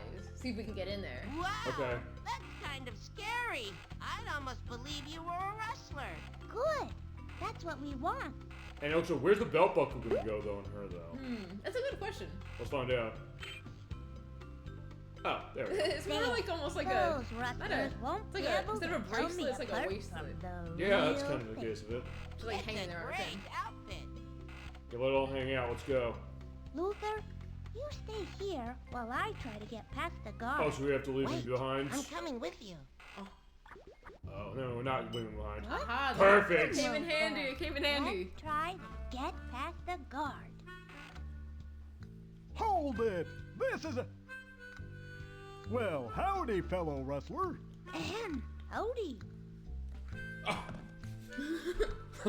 I love that visual, I think this I game reckon also, Mr. all Big these must really have come sent with you to really help good us out ways as with far as the how they hogfish, position, right? how they composite shot. Poor I really Moran. like He's that. having a terrible Yeah, time like there's with the really like an eye hogfish. for it, like in the Well, cutscenes, go on especially, in. and kind of We'll be everywhere. glad Like, to see you. Thank you. like they have probably like a million sprites of Freddi and Luther, like with like different bigness, like really Right. close up and then like really far away. But also make them very expressive, which I love too. You really get Yeah. the sense that they're real characters We're here. inside. Yeah. No, I definitely Which way always do you like think the art style of hogfish all the are? Humongous games. Yeah. Like it's very endearing. And very detailed. That was the thing I think was Here's impressed by the most squealing for when these games coming came out. from- The question of, I don't know if there are a lot of other PC games that look quite like You this, two aren't or had rustlers. this attention What are detail you to doing them here? in this way, We I were think just so. leaving. You're not going anywhere. Shit, our disguise Mr. didn't Big even- will know what to do with you. Not Mr. Big. In jail again. Nobody knows the trouble I've see. That's exactly what Uncle Bunny sings. Oh, great attention to detail. So we need to get our way out. Yeah, we need some Nope, way. this door is definitely locked. And Luther, you can't swim through the bars. I guess not. Oh, also there's a guard out there, so yeah, that's not gonna work. Yeah, doesn't look like it. But wouldn't that be cool if he could? And then it's like in this game, Luther helps. Since the last time Freddy helped, you know, like by herself. Well, here's a thought. I'll say this because, well, I guess we're putting the seeds out there, saying, hey, maybe return to this as far as a new game. If they're gonna do a new game, what if they were to make this like an open world case where you could kind of solve puzzles in multiple ways, saying, hey, you know, It looks like there we could might probably be a go through that way trap out door, after all figure something these with that. cannonballs. We say, we can go swim out there.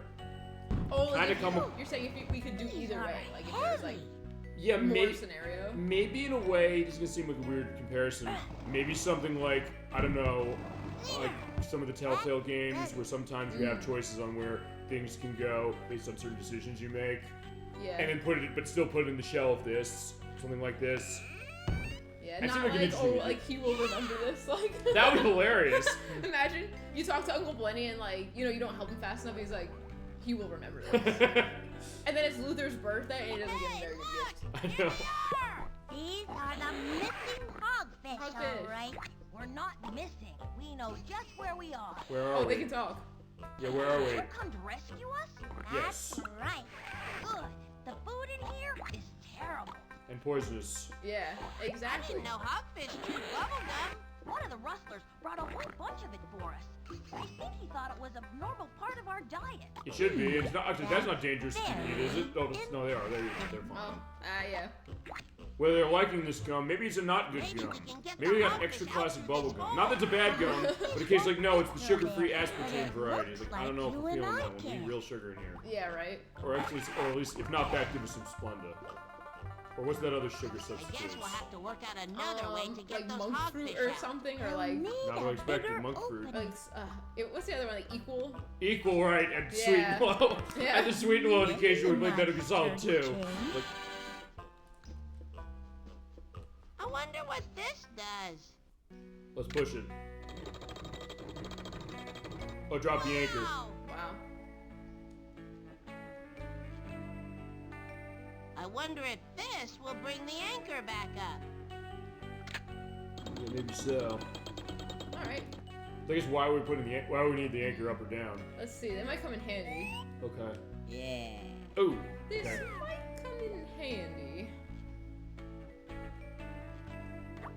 I was thinking the other case, like, hey, you know, since we're doing a detective work, I don't know if they turn this into something like, I think I see I don't know, like a something Phoenix behind Wright, this where you have to thing. kind of, I guess, You're interview right. people, or like with, or the truth, Be a good Very well. crossover. or the truth, Oh my God. or the truth don't lie out of L.A. Noir, where he's saying, you know, like Freddy saying like,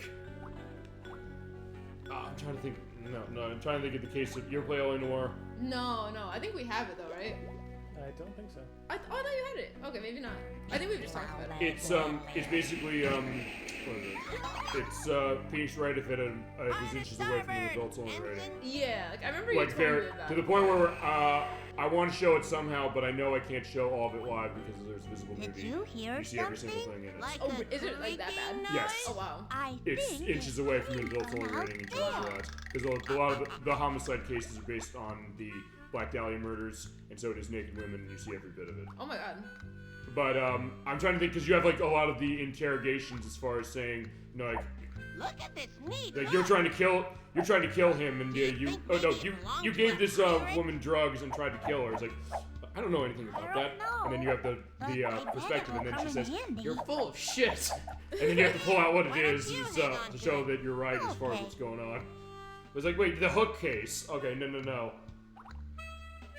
But now that see that you're right, they need to do the opposite where it's like Freddi Fish, but like the style of the game is like Phoenix Wright, where Sure, you get to I go can see interview that. everyone. Like that would be so cool. I think that might be a concept. For maybe only me, but No, I don't know. I think it's a cool concept. I mean, we had a couple weeks ago, there was a lecturers come with the thought of saying, hey, if Kingdom Hearts 4 might be the last game of the franchise, so the thought is we don't know much about it. That's the rumblings.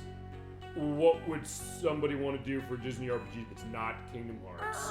They came with a lot of really cool ideas saying, why don't we tie this almost to like a lot of the TV stuff of Disney's that has not been mined yet. It's like, Okay. hey, it seems like a crazy concept as far as what it is. We had the knowledge and the information behind them to back it up, saying, what would I do for this? And just like, I was kind of surprised how creative I was when I really sat down to think about it. It's like people wanting to maybe see a concept like that, you know? Yeah. The chain won't quite reach the bar. But the hook is not going to hold on to the bar, is that the thought too? No, it will. Maybe we can make it longer. Oh, I know. This was a user error, actually.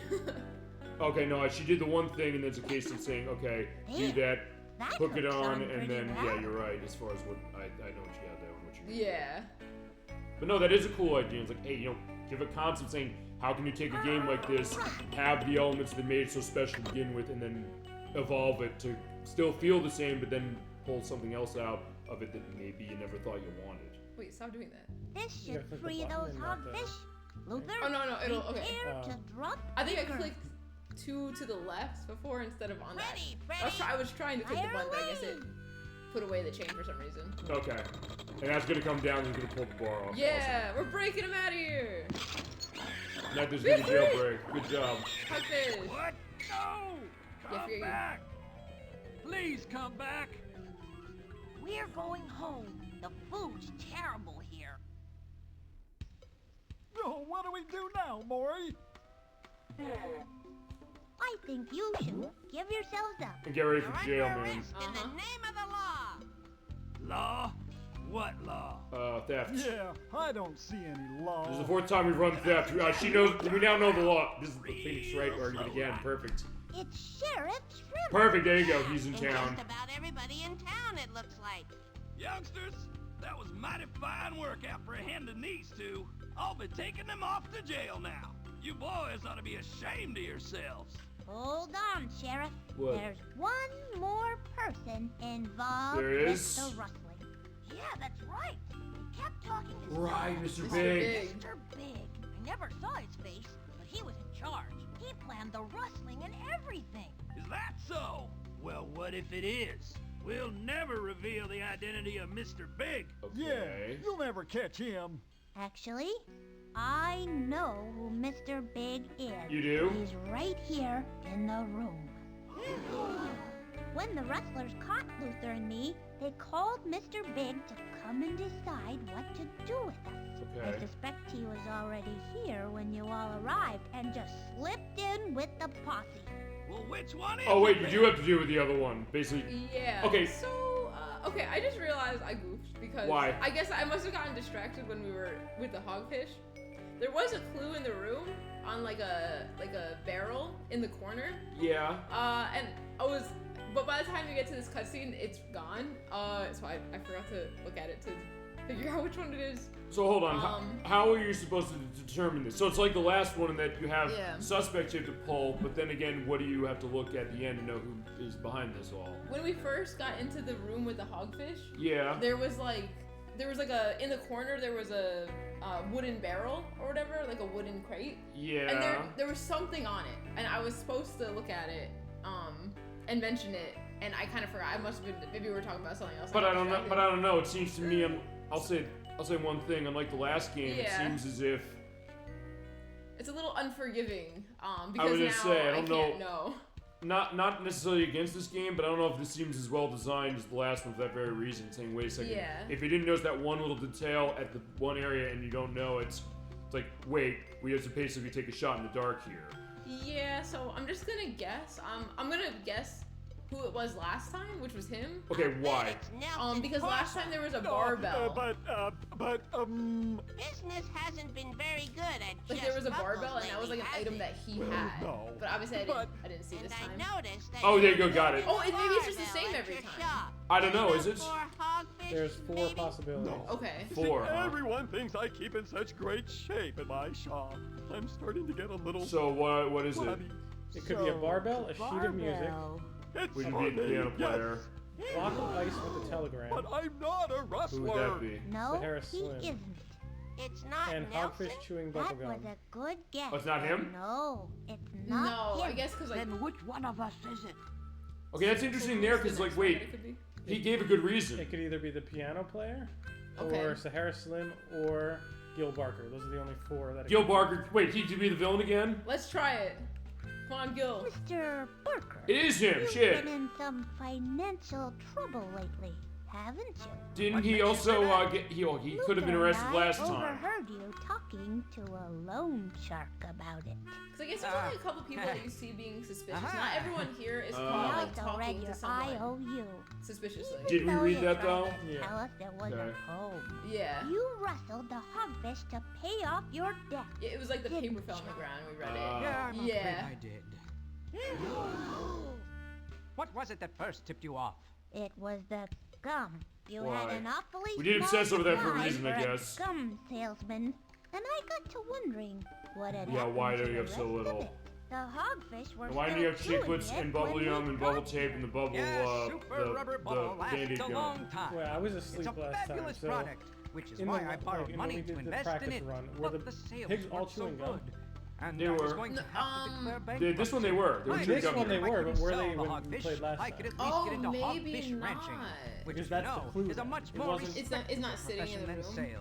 It might Well, have just been them no chewing the gum was the Ah, clue. because so the one that we did, there was a barbell on top of a crate, so you're like, okay, like it's obviously related to him because you saw his barbell Yes. in his shop. There was nothing in the corner during this time. It was just the You're pigs right. were all chewing gum. Oh, okay, so Okay. that makes sense. So, because I meant, We I didn't thought it would wanna always be be something rustlers. sitting there, so that's why I All meant we to ever look. really But wanted I guess there was was to be nothing there to see, hogfish so I didn't think about it. You actually could have noticed Don't that know this how. time they were all chewing gum. Ranchers, you say? Well, then maybe that's You know, the I'm glad consequence. this I worked don't know out about so it. well for everyone. Maybe that's the consequence of I can't thank you maybe so many enough for all characters that it you've kind of done dilutes here. that The idea, saying wait, hogfish you are can only home do 4. safe. And also VO, the voice, the safe, another weird case in the dialogue. How's their immunity Also, what was she service saying working before the out? skip? Just like, Ah, yeah, I didn't mean to do that. I like That's fine. Sorry, my I'll put video of Yeah. everything. Okay, she I was think they're saying coming that along quite well. she could really use some help with the hogfish anyway, so Okay, she fair has just enough. the job for that. That's probably that That's then. just the job for that. I will still have that edited either way. Okay, yeah, thanks, sorry. No, don't It's worry about hard work, but when I'm done with them, they'll be real hogfish So then, ranchers. yes, now they'll be able to actually be like decent people and Of course. hogfish ranch for Here, themselves instead of I've having got to steal something them. for you. it. Okay, we got something? Yo, your hat. There you go. And look, there's one for Luther. Yours is a 5 5 gallon for Luther. So a bit She's like, no, I want 7.5. Oh, But alright, I'll take it. Look at that. Looking good. I'm very handsome. Now come on, you two. I'll show you how to tie a lasso. Well, there you go. Aw. So that is the case of Freddi Fish 4. where the buffalo roam, where the deer and the antelope play. Like that. Okay, there you go. Beautiful. It was beautiful. Alright, so with that, Nickie, you want to go final thoughts on Freddi Fish 4? I think, yeah, I mean, I love it a lot. I love them all a lot. I like 3 better, like I was saying before, Yeah. for like all the same reasons we were just saying. Yes. But nonetheless, I like them all. Like, I think this one is one that's more fun if you return to it like every once in a while, where like 3 you could return to more often, and it's like, oh, okay, this is a little different from last time. But like, it's still one of those games where I bet you in like 2 years or something, I'll be like, let me pop it on again and like Sure. just play for fun. So yeah, I mean, it's just as like sentimental, this one. And yeah, I mean, I really like it. I think it has all like the good same messages as like the other ones.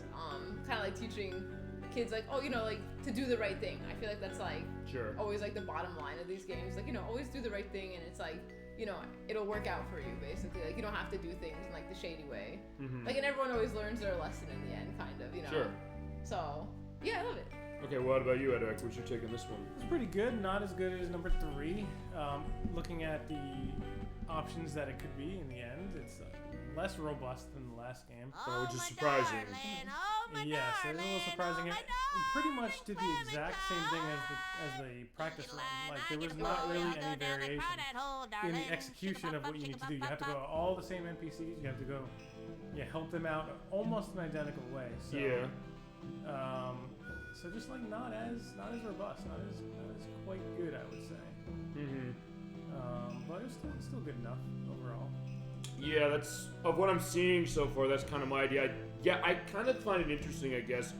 Again, looking at what they are doing over these other games we played, and this one saying, okay, how are we going to up ourselves? And it seems like the way they're upping themselves are, as I mentioned, the fact that they have one group, the main group of tasks we have to do, then another one within that. And I guess also the fact that we have this large cast of characters, as Dolly Finn said when we played the remake of Until Dawn, saying there's so many characters to keep track of, it's almost like having to remember Shakespeare play. And Crusader 64 correctly saying when people start dying, it'll be easier to figure that based on how that game goes, because it's a horror game. Choice-based horror in terms of that, so you can feasibly get through the game saving everybody or killing everybody, depending on what you do. But I think with this one, it's something where I think that's kind of interesting, but it is also something that, particularly when it gets to the end, it seems like it's a little weird how they execute that, because it seems like maybe a step back, because you're saying, hey, there's only 4 people it could be, whereas in the other one, there's 6, and also it kind of comes out of nowhere as far as the idea. Not that they have to tell us, oh, by the way, who Mr. Big is. Yeah. Or like, oh yeah, it's somebody. It's interesting, in fact, like, right, we have to look into that, but almost that case of, oh right, I forgot about that, and I have to kind of quickly tie that up. And the fact that there's only 4 people in the case that there's not as much variety on that one. Because looking at that screen, I'll tell you, I would have thought, looking at it, that everybody on that screen could be a suspect. Yeah. And you're telling me it's not the case. At least that's what the Steam guide was telling me. So, is it true? I'm not sure. But Probably, and we're also getting the perspective of all the people on voice acting, including anybody I didn't mention, so there's nothing else to show that.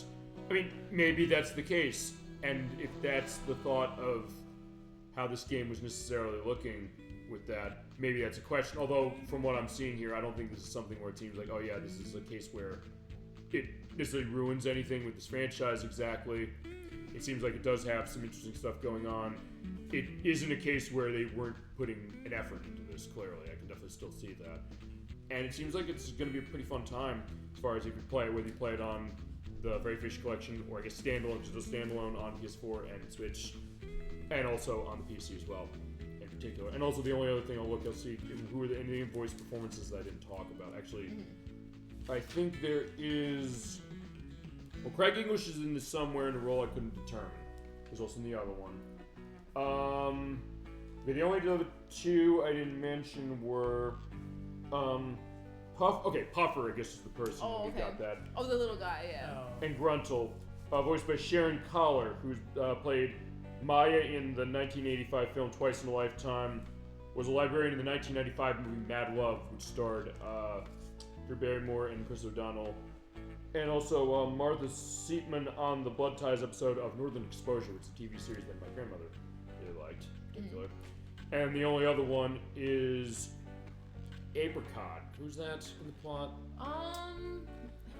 Was it one of the octopus? Maybe one of the 3 spittoon people? Yeah. Probably, yeah. I would think so.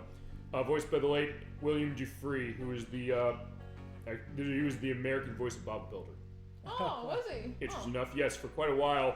He also had Jason Kendall in Backyard Baseball 2001.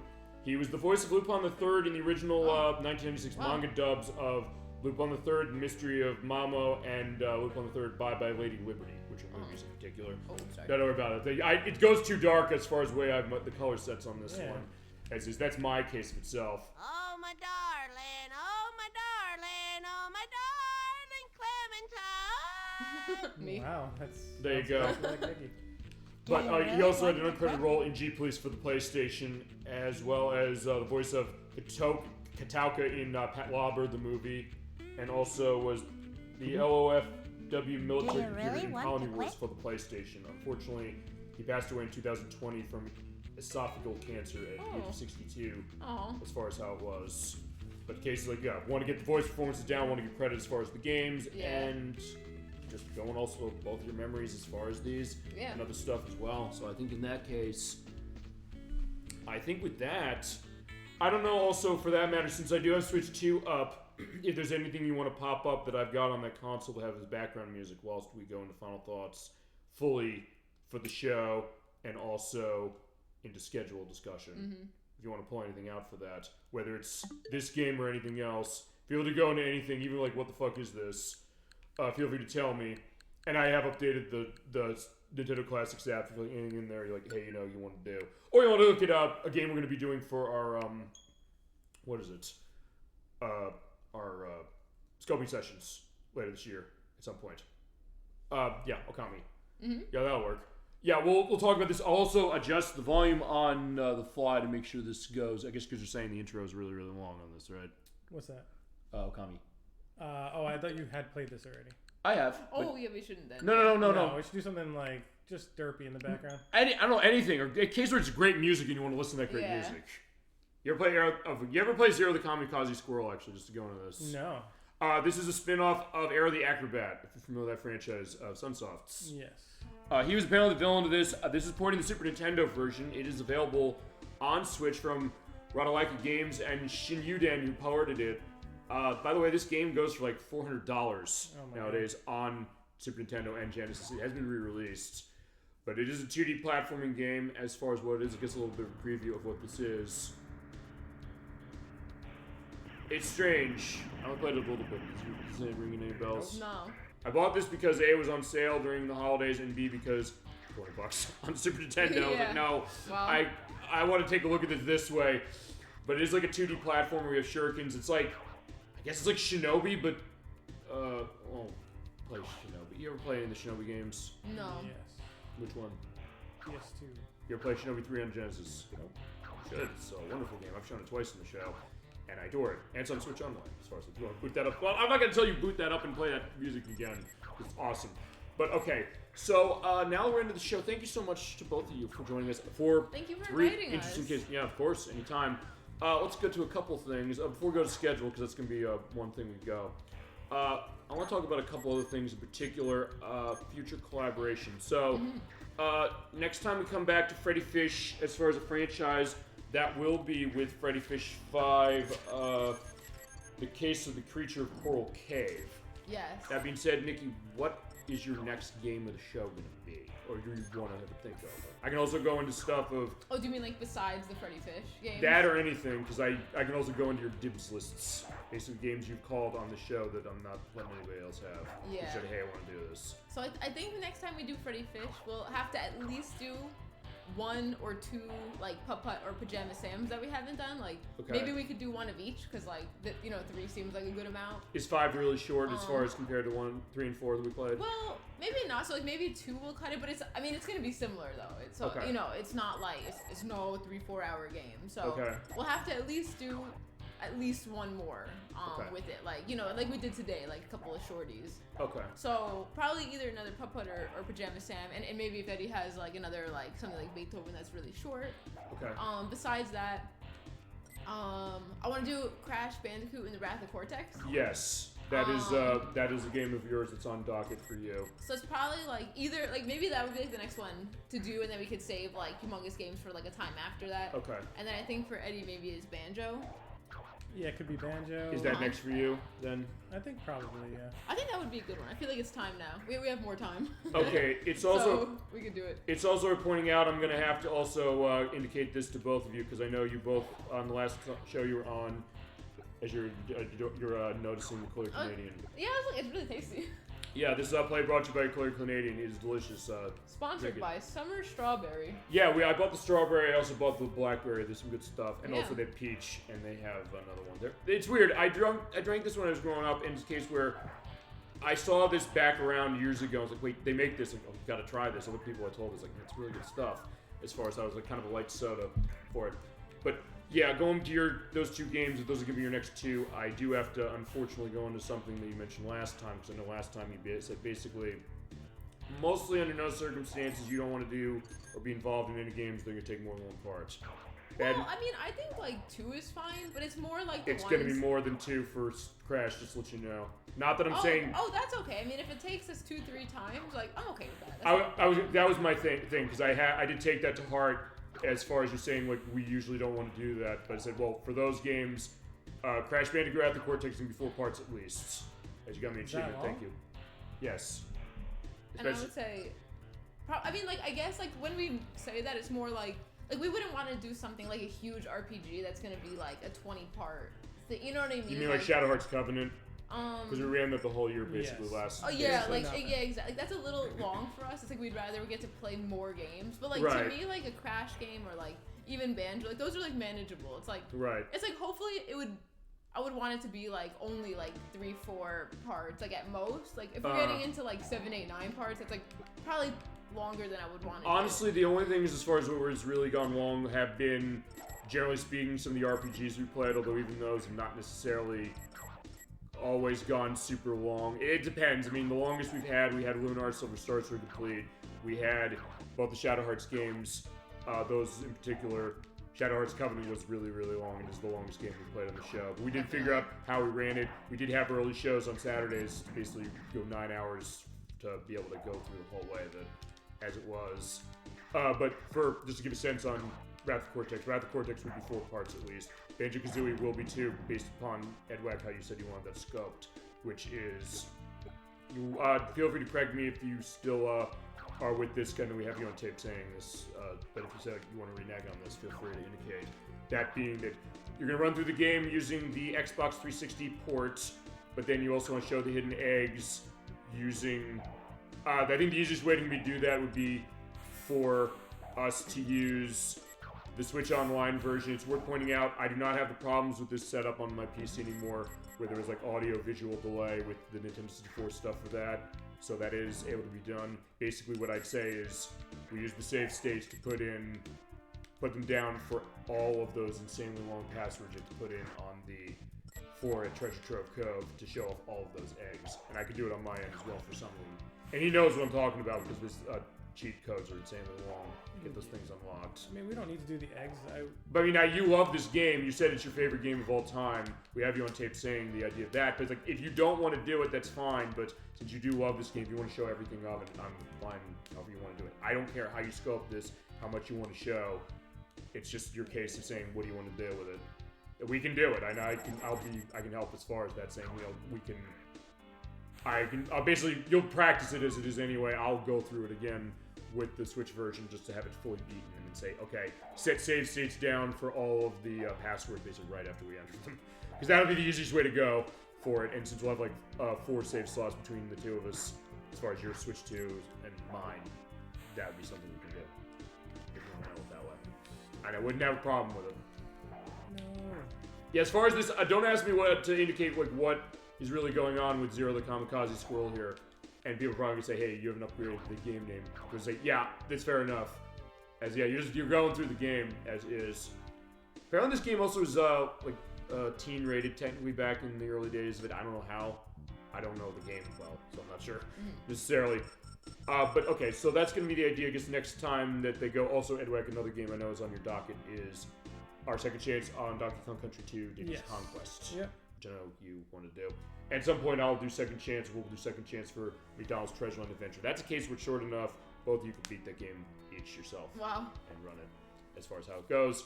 We'll figure that. I don't know. What do you want your next games to be then? Do you want Crash Bandicoot Wrath of Cortex for you, Nickie? Yeah. Okay. In that case, we'll talk on how we want to do that. Also, we will talk with the Nom3K and also that because I think they were giving interest of maybe saying, hey, they want to be in on this play. Perhaps. Oh, okay, yeah. I think that's a thought. I invited too. Okay. And we can have that because I know he wanted to say, like, hey, other things I want to show off, particularly Kurimpa for the Wii in particular. And in cases as far as her, I think there's some stuff she want to show. And I do, however, that is want to go. We can figure that for sure. And Edwak, your next game, what do you want to do? We'll do Banjo. Banjo-Kazooie. Okay. All right, so those will be the case as far as what their next games will be. As far as when, we'll figure it. But we'll talk, and you know how that's going to go. I can adjust the schedules out when it comes to multi-part games since you haven't been involved in them yet. I will indicate this.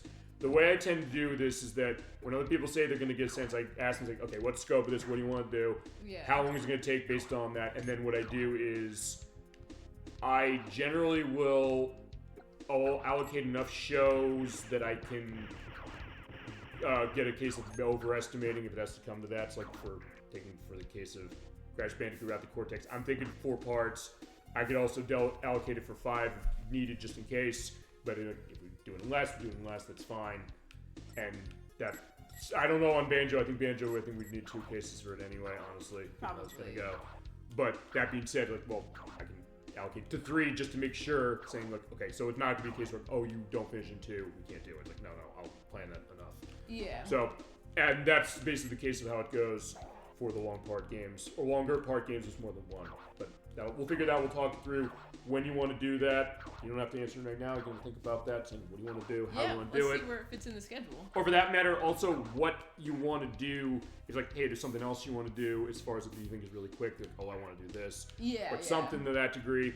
And also as far as fitting in schedule, thank you for bringing that up because we'll go on the schedule, but also before I do that, going to the case of when it comes to writing the schedule, I know Crescendo64 has sometimes said to me saying, hey, do you have that schedule set for like 6 years going?